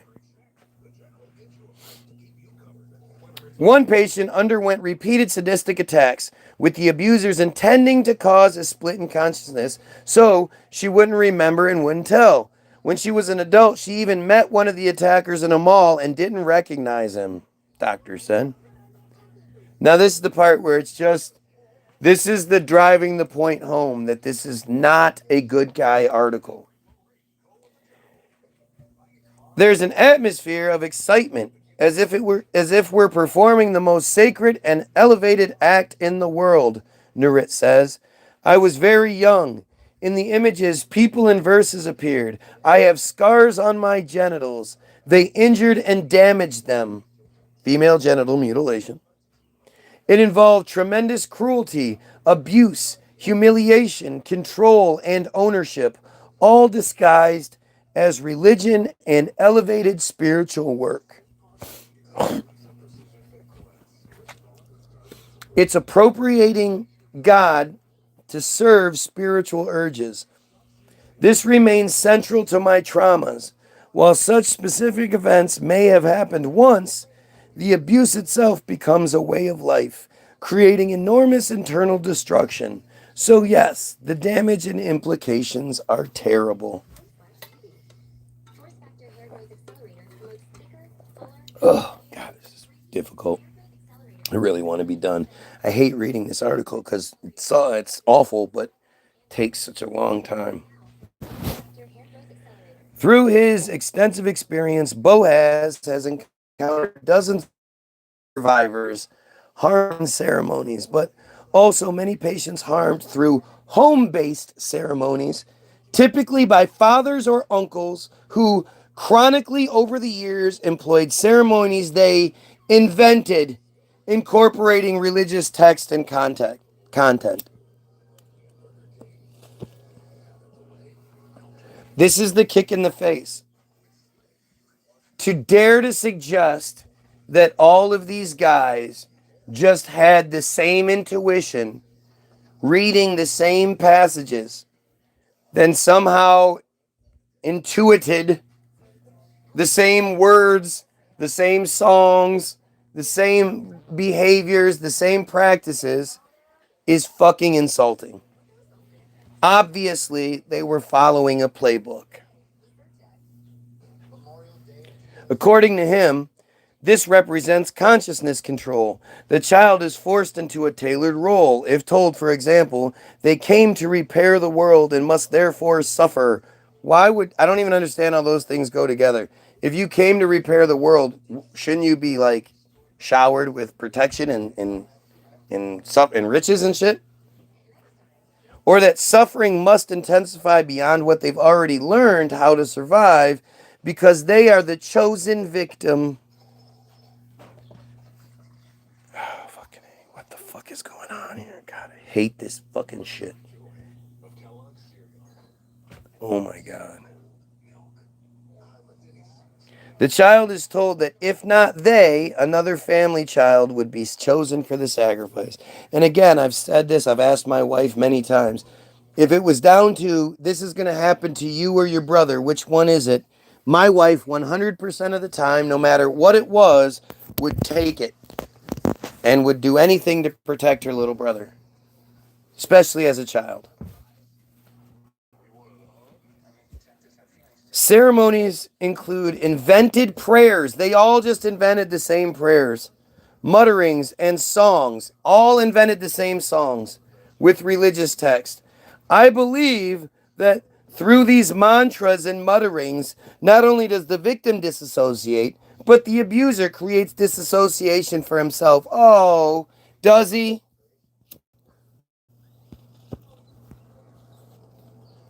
He's not just a piece of shit, he's also disassociating. Oh, okay.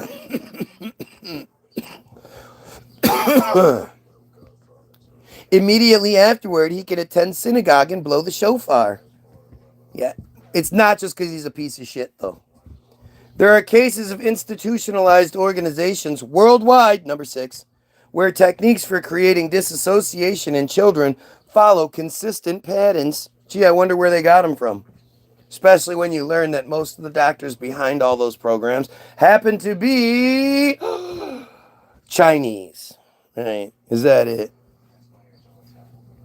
I think the abusers I encountered through my patients were diabolically sophisticated, but in my opinion, they didn't learn these methods from some manual. They developed them through intuition. Can you imagine that shit? You've been through the abuse. You saw how it worked. You saw them clearly going through the motions, following the steps and shit. And yet,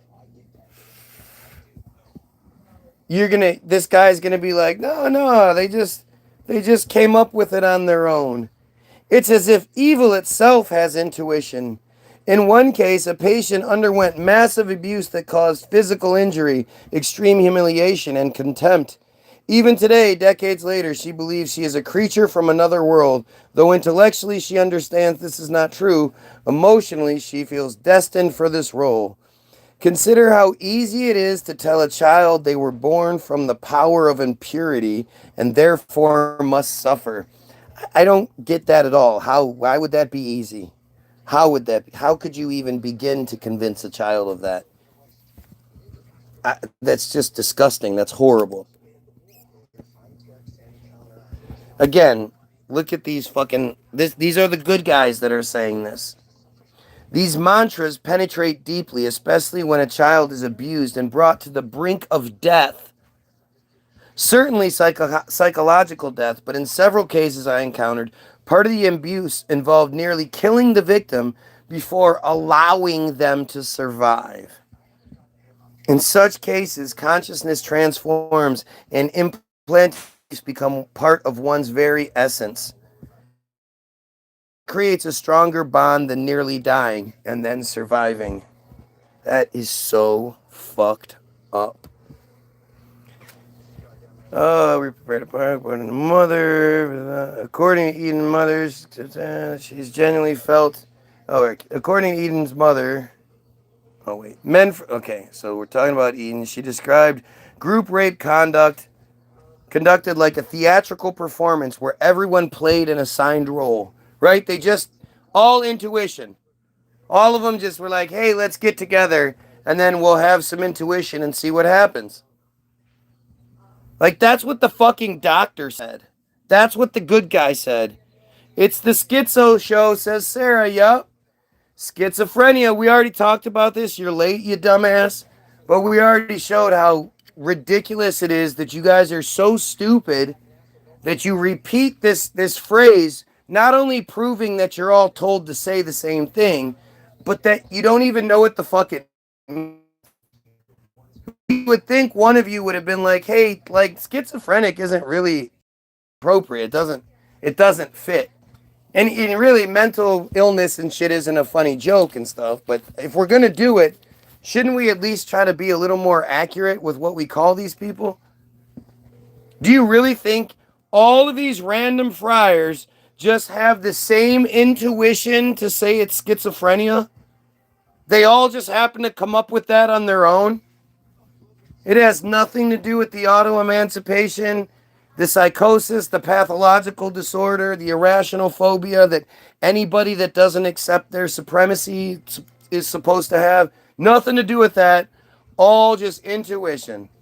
And again, I'm the bad guy because I'm reading this Israel Hayom article exposing how their entire community not only rapes children, but covers it up and attacks anybody that doesn't, that tries to expose it. And literally they come on here and do the exact thing. Do you understand how fucking perfectly stupid these guys are? Like somebody's forcing them to be here, right? Why are they here? If it's so painful, why are they here? And if I'm wrong or lying, why don't they just tell us how and why? I mean, I'm literally reading an article, so I don't know how it's me doing it, but when flashbacks occurred, memories surfaced, shocking details. Men from the settlement acting together, conducting group rape with extreme violence, drugs, and nudity. Somehow afterwards, she returned home clean and intact. It's unclear how. She did it. Her mother just turned a blind eye. She filed a police complaint that was subsequently closed. She completely broke down from the experience. Blah, blah, blah. According to her mother, Eden began suffering severe anxiety attacks and reached states of classified as psychotic. That's weird. Though she was primarily expressing extreme terror while convinced the main perpetrators would murder her. She genuinely felt she was being stalked. There's an entire community here concealing things, and apparently many people have something to hide, while others close their eyes or are too weak to act. Again, this is me saying this? Isn't it kind of strange that look at how angry it's making these friars that I'm reading this? Why aren't they championing me, the guy who says, first and foremost, we need to protect Jewish children? Why am I not getting a whole bunch of support from the Jewish community for saying we need to protect the Jewish children first and foremost? I'm saying supremacy or Semitism. The Jewish children need Semitism. Policy and predisposition favorable to them. So when do we do something about this? And again, why are they here? Why are they so mad? Don't you think everybody that's hearing what I'm doing and saying should be like, yeah, fuck yeah, good job, dude. Thanks for exposing this. Like, we need to do something about this. Who in the world would be upset at me for exposing this? Funny how bringing up child rape, again, always makes a couple of dumbasses talk about Trump. Oh yeah, you brought up child rape. That reminds me. Trump, yay, Trump. Why does child rape remind you of Trump?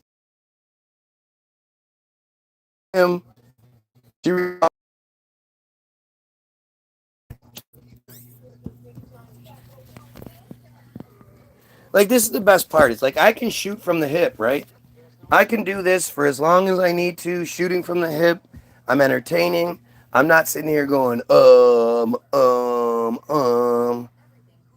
I'm answering questions. I deal with what, it's all there. It's a complete package.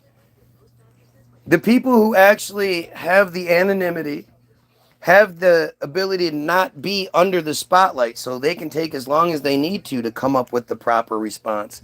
They just have to make it, spell it correctly. And yet, not one of these pieces of shit can seem to debunk anything I have to say. They have all the advantage. And yet, they just keep sounding like stupid, guilty fucking friar pedophiles. Right? Trying to change the subject to whatever goofy shit they can. Not once showing concern for the Jewish children. And essentially, and literally, calling all of these women liars and men. It's really interesting how this works, right? The entire community hiding these things. Eden spoke about 6 men participating in the rape. Such things require secrecy. Hiding an entire community is incredibly difficult, and some people simply cannot bring themselves to believe it. Again, that's not an excuse anymore. If it's this common, and it's been going on for this long, for somebody to give you the exact same narrative that you know has existed over and over again, and more than likely you've experienced, and for you to deny it and say that's crazy or what, that it's just, you don't, that's not something, like, again, if I told you that the McDonald's that's on the road that you've been to 1,000 times has hamburgers for sale, you're not going to be like, dude, that's crazy. What do you mean they have hamburgers? Do you have it? What? Oh, it's over here. I literally walked in here. I should have seen it. Oh, shit. Oh, shit. Sweetheart, you want to graze? Huh? I have food to graze. Yeah, I know. I'll be down in a minute.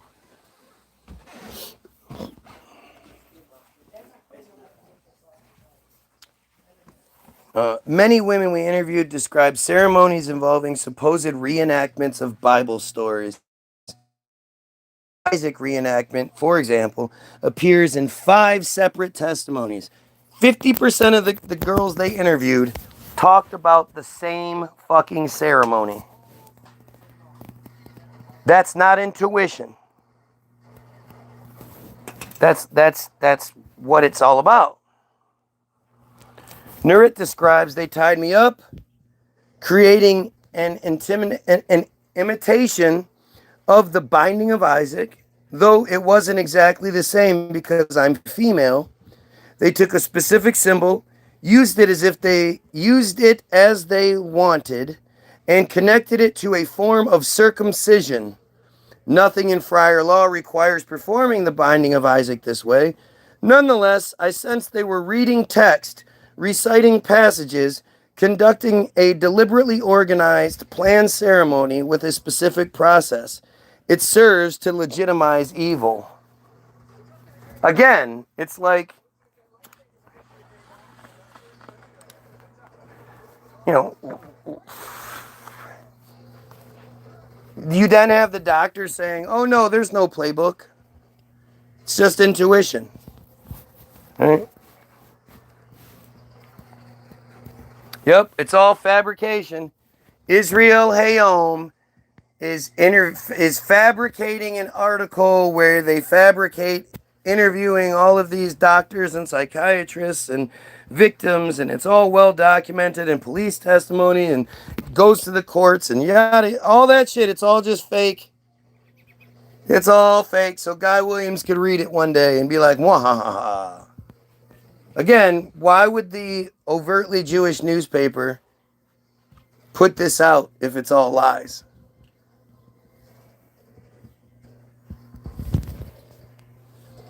Arnon, a senior clinical psychologist who guides trauma therapists, he's the therapist boss, encountered ritual abuse indicators 4 decades ago and several clear cases in recent years, leading him to, quote, fear this represents some kind of network. Gee, I wonder. I have 2 viewers and 23 likes. It's kind of amazing. According to him, these individuals distort Kabbalistic sources through misinterpretations. I believe they're psychopaths using Kabbalah to objectify and exploit victims. Like, the thing is, again, you would never use my feed and be like, you could never misinterpret my feed to suggest that we violate children.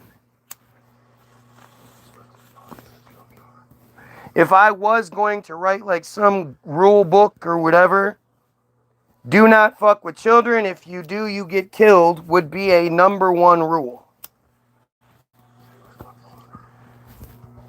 And yet, I guess the same people are, I mean, literally millions of people over multiple generations, 40 years. Imagine how many times in 40 years they can all misinterpret the same passages the same way, have intuition to come up with the same rituals, the same songs, it's all just one big mistake, misinterpretation. Like Israel double tapping hospitals, just a mistake. Oh, when Kabbalistic forces combine with sexual exploitation desires, that creates an explosive situation. This is sick right here, right? Anyone truly God-fearing should carefully avoid this movement as if they would be fired. What the fuck does that mean?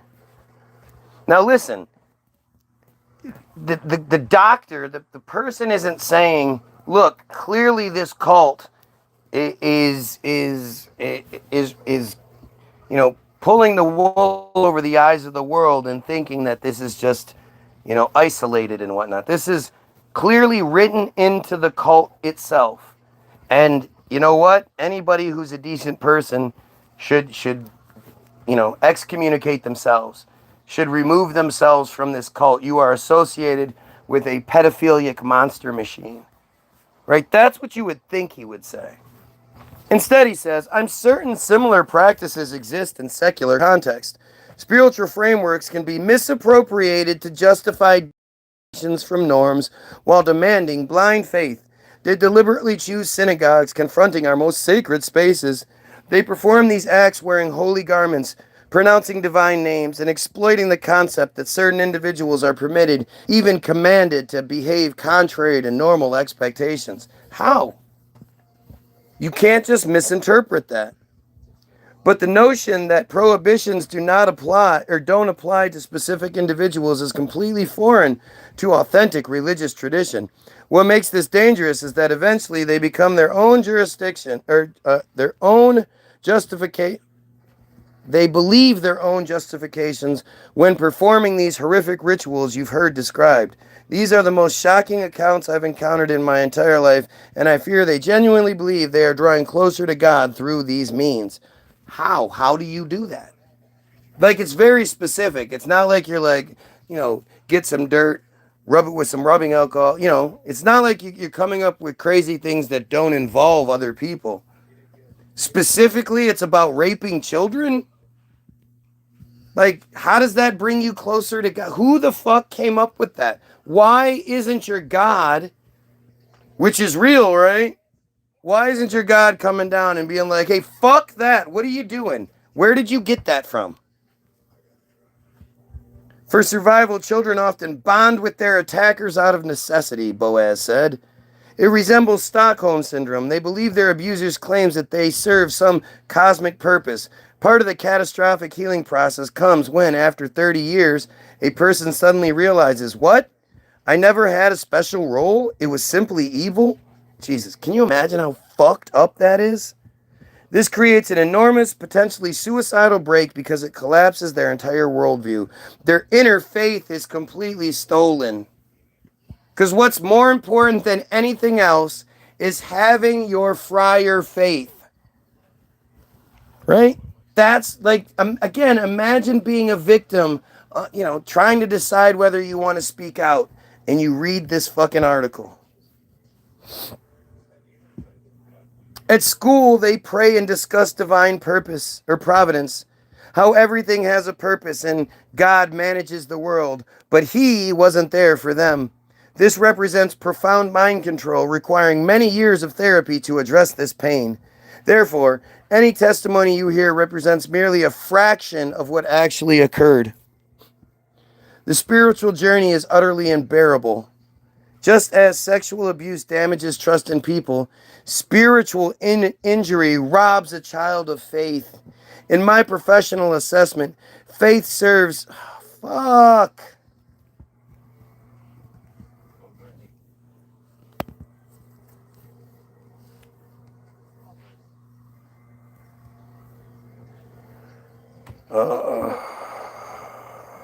God damn it. Stop it.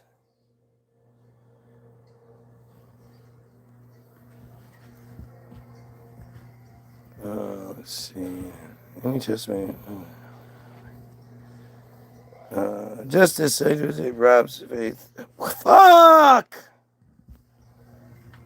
Alright. In my professional assessment, faith serves a fundamental function in the human soul, and whoever has had that faith stolen will carry that wound forever. See what I mean? Like, it's just so fucked up. Again, suggesting that your friar identity is more important than your personal identity. Noga, who reports she was in a cult that conducted organized ritual abuse until she reached late childhood, 12, explains that, quote, there exists some agreement with the gods. The entire theory revolves around correction, quote, correction. The phrase, the great correction, recurs constantly. To achieve the great correction, one must suffer, primarily because suffering purifies and advances redemption. Who the fuck came up with that? The gods I remember are Baal, Peor, and Astoreth. I vaguely recall statues. I remember them saying Our Lord Peor and Our Lady Ashtoreth. What makes this truly disturbing is that these are observant friars who meticulously follow friar commandments, minor and major alike, not as a performance. Meaning, if it wasn't written into their shit, they wouldn't do it. And if it was written against their shit, like if their shit was against it, they absolutely wouldn't do it. They genuinely adhere to Torah commandments according to the Orthodox tradition. They express contempt for Reform friars while simultaneously, in a parallel existence, practice literal idol worship. I had a connection to something I cannot quite explain. I possessed both a strong faith and an innocent connection to God, which they exploited. For a child who is spiritually open and connected, it is easy to implant messages and create twisted distortions. Fucking gross. Messages streaming from deliberate confusion between fundamental values, between heaven and earth, darkness and light, good, evil and good.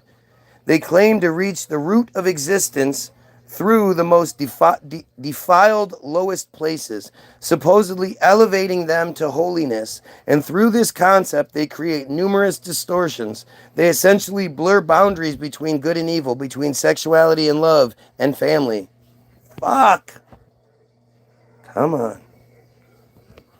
Whatever can be mixed and intermingled, they do it. Their ceremonies included cross-gender dressing, like transvestites, extremely promiscuous sexuality involving men with children, men with women, and even within family units.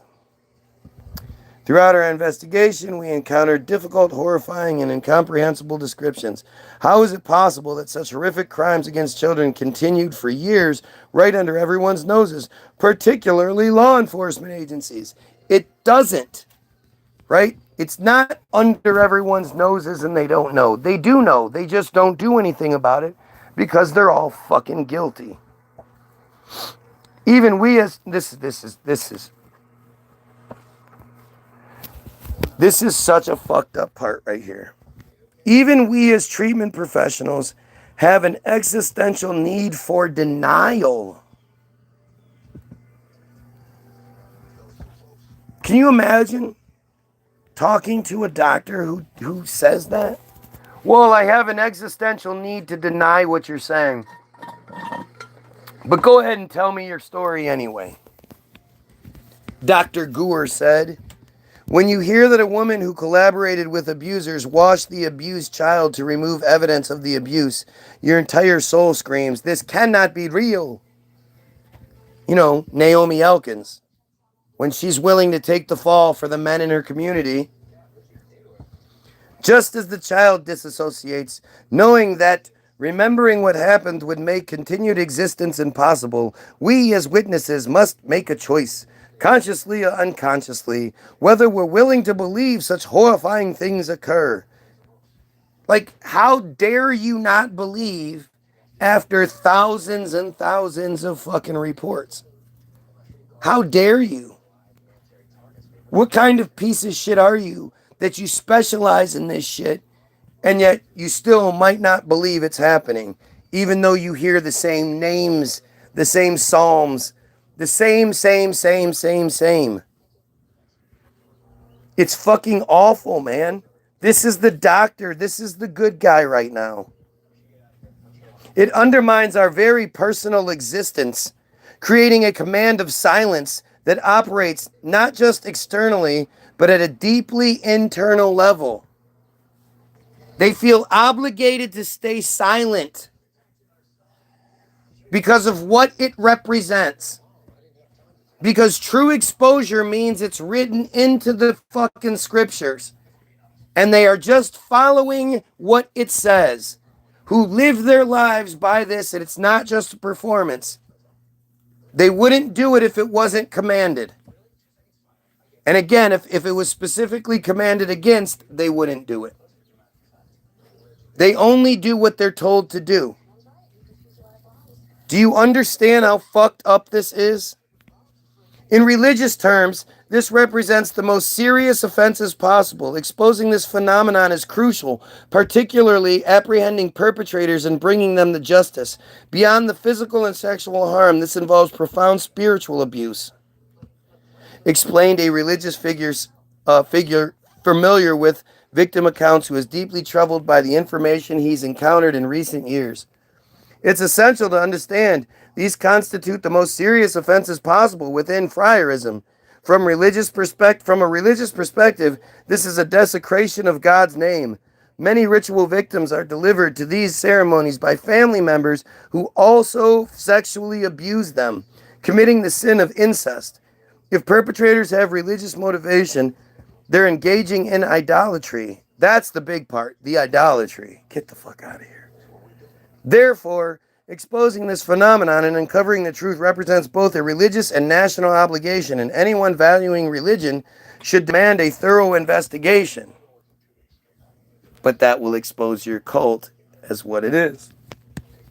Alongside the defensive doubting mechanism that naturally arises when confronting terror of death embedded in victims' bones, understanding the crushing rocks of silencing and the satanic chains of threats that bound victims, denying without investigation becomes a privilege we cannot allow ourselves. What the fuck? Like I said, that's something that somebody that's really trying to sound like they know what they're talking about, this is what the good guy would say, right? When they're guilty as fuck themselves, when they're at the very least guilty of that silence this whole time. All of these doctors aren't out here screaming about it. Hey, US, come invade us and fix this problem. Hey, everybody, this cult that we belong to is disgusting and fucking we need to stop. Like, stop it now. Like, come on, guys, let's fix this shit. Nobody's saying that. Why are none of the friars saying that shit? The alleged crimes and testimonies collected by Israel Helm never reached a courtroom through discussion or through investigation, or a thorough investigation. Though these serious offenses may lack specific legal formulation, existing legal frameworks, including human trafficking and rape statutes, obligate law enforcement authorities to investigate complaints about monstrous evil that defines description. Responses. Israeli police stated, every complaint received undergoes thorough and professional examination, with investigators working as necessary to identify possible connections between similar cases according to findings arising during investigation. Again, what you think you should say. Though nobody ever gets in trouble, they're doing a good job. Basically, what they're saying is, through their extensive investigations, all these people are lying. All these friars who are just broken and are struggling with their faith, and they're not like saying what I'm saying. They're like, I want to, I still believe, please just love me and accept me. And they're all lying. All of them. Every last fucking one of them. Right? Right? The subject mentioned in your inquiry is familiar to police and under examination. What the fuck?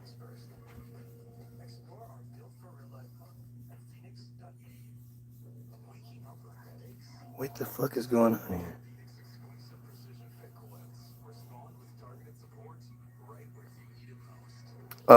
And is under examination. Naturally, at this stage, we cannot elaborate any further. Dr. Nama Goldberg, CEO of, quote, Not Standing By, Assisting Women in the Prostitution Circle, stated, unfortunately, I've been hearing similar testimonies for many years describing identical patterns of abuse. Sometimes they... Oh, fuck! Oh, God damn it. This shit is ridiculous.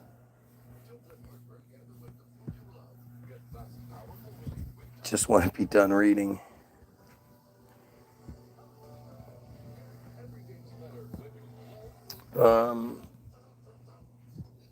Sometimes so shocking that doubts arise regarding credibility. Even the CEO of the assisting women say stupid shit like that.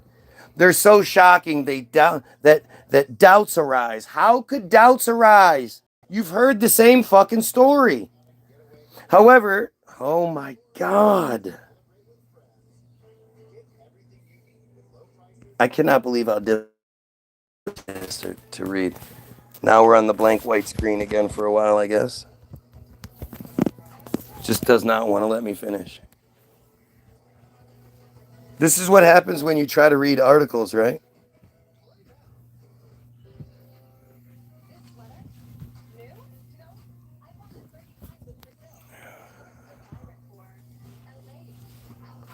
Oh, okay.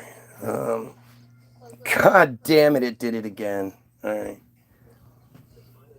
Sometimes they're so sad. However, since these reports consistently repeat across victims who don't necessarily know each other and come from different regions of the country, they appear well-founded. It just doesn't make sense that you wouldn't, like that, to somehow try to pretend like there's any sort of speculation or doubt is just insulting and stupid. Moreover, from my professional experience working with crime victims, those who've approached me over the years display behavioral patterns consistent with profiles of people sadistically abused in childhood. The dissociative elements, time gaps before disclosure became possible, and other factors confirm complainants' exposure to such harm at early ages. This represents a terrible story that must be heard loudly and clearly and thoroughly examined by authorities. Again, just to suggest that the idea that it's not is just so crazy. But it's the same exact thing that's happening here. This is just a different version of Epstein. That if the president or the prime minister or whatever really wanted to just fix this, they would.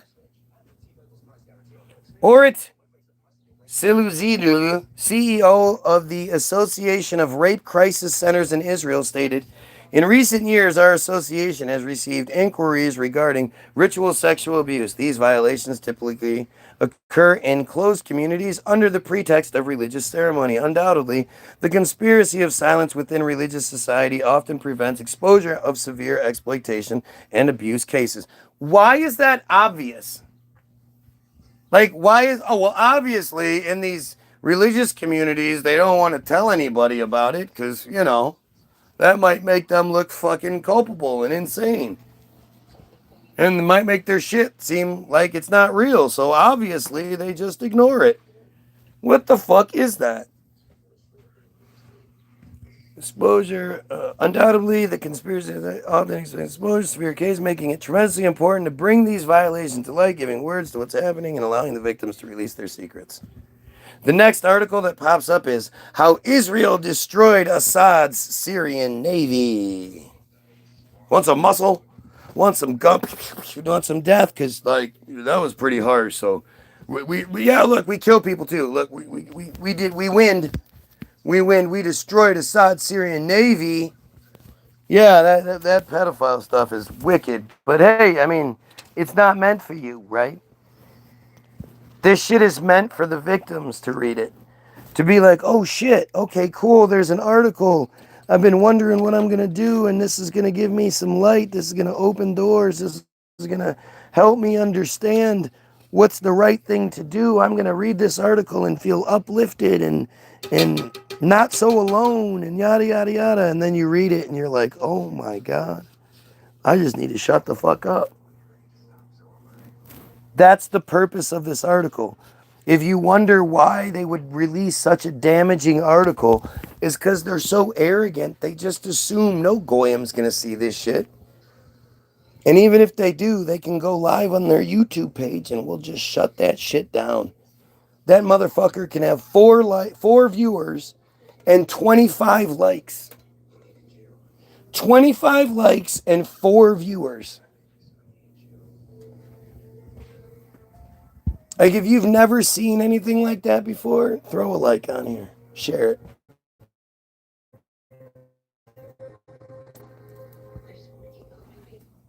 Don't forget to sub. Make sure you get your free download. In the description, you're going to see the first link in the description is the band page.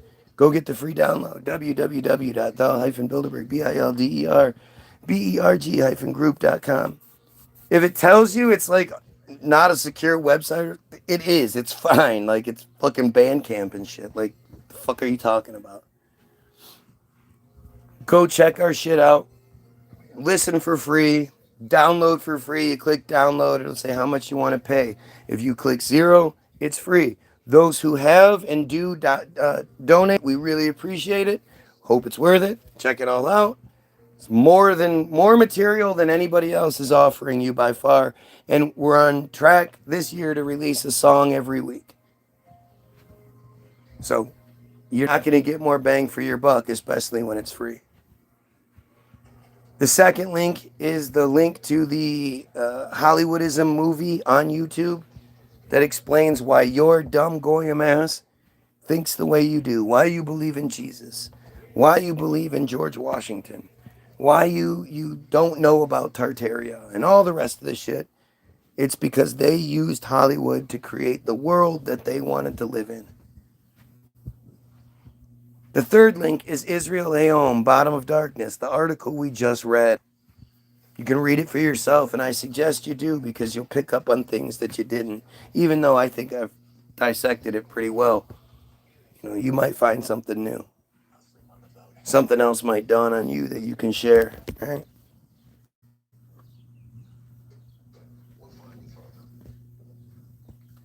You're going to find the link to the Naphtali Bennett video where he acknowledges that they control Wikipedia, that everything you read is balanced and Zionist in nature. It's all there. I have a shit ton of receipts. Act.il link, Auto Emancipation link, Team Jorge link, Operation Cast Thy Bread, where they poisoned drinking water wells before attacking the town. That's how Israel was first established. Acre was the first town taken. and they poisoned the water system before they attacked. The Havara Agreement completely destroys the narrative that you've been told. That World War II and the Nazis and that's why Israel was created and yada, yada, yada. How many of you in school heard them talk about the Zionist federations or the Jewish agency working with Hitler, signing the Havara Agreement, the transfer agreement, which paid for 60,000 German friars to transfer from Germany to Palestine in 6 years, 10,000 per year. Because again, the whole Holocaust narrative actually took place from 41 to 45. It's only 4 years. And it's basically 3 people every single minute. They were destroying 3 people every single minute for 4 years straight. That's the shit you have to believe. And never mind the Havara Agreement, which, why would Hitler sign the Havara Agreement if he had this big plan to, it's all just stupid. The first Aliyah, second Aliyah, all that shit. Look into it. Do everything you can to prove me wrong. I would love for anyone to prove me wrong. That's all I'm ever asking. Go check out the music videos. Those are the Facebook videos at the bottom. Oh, look, we've got dropped down to 0. 0 viewers, 25 likes. Totally makes sense. Go check out the music videos. It's all free. It's all love. It's all trying to fix the problem and protect the Jewish children at the end of the day.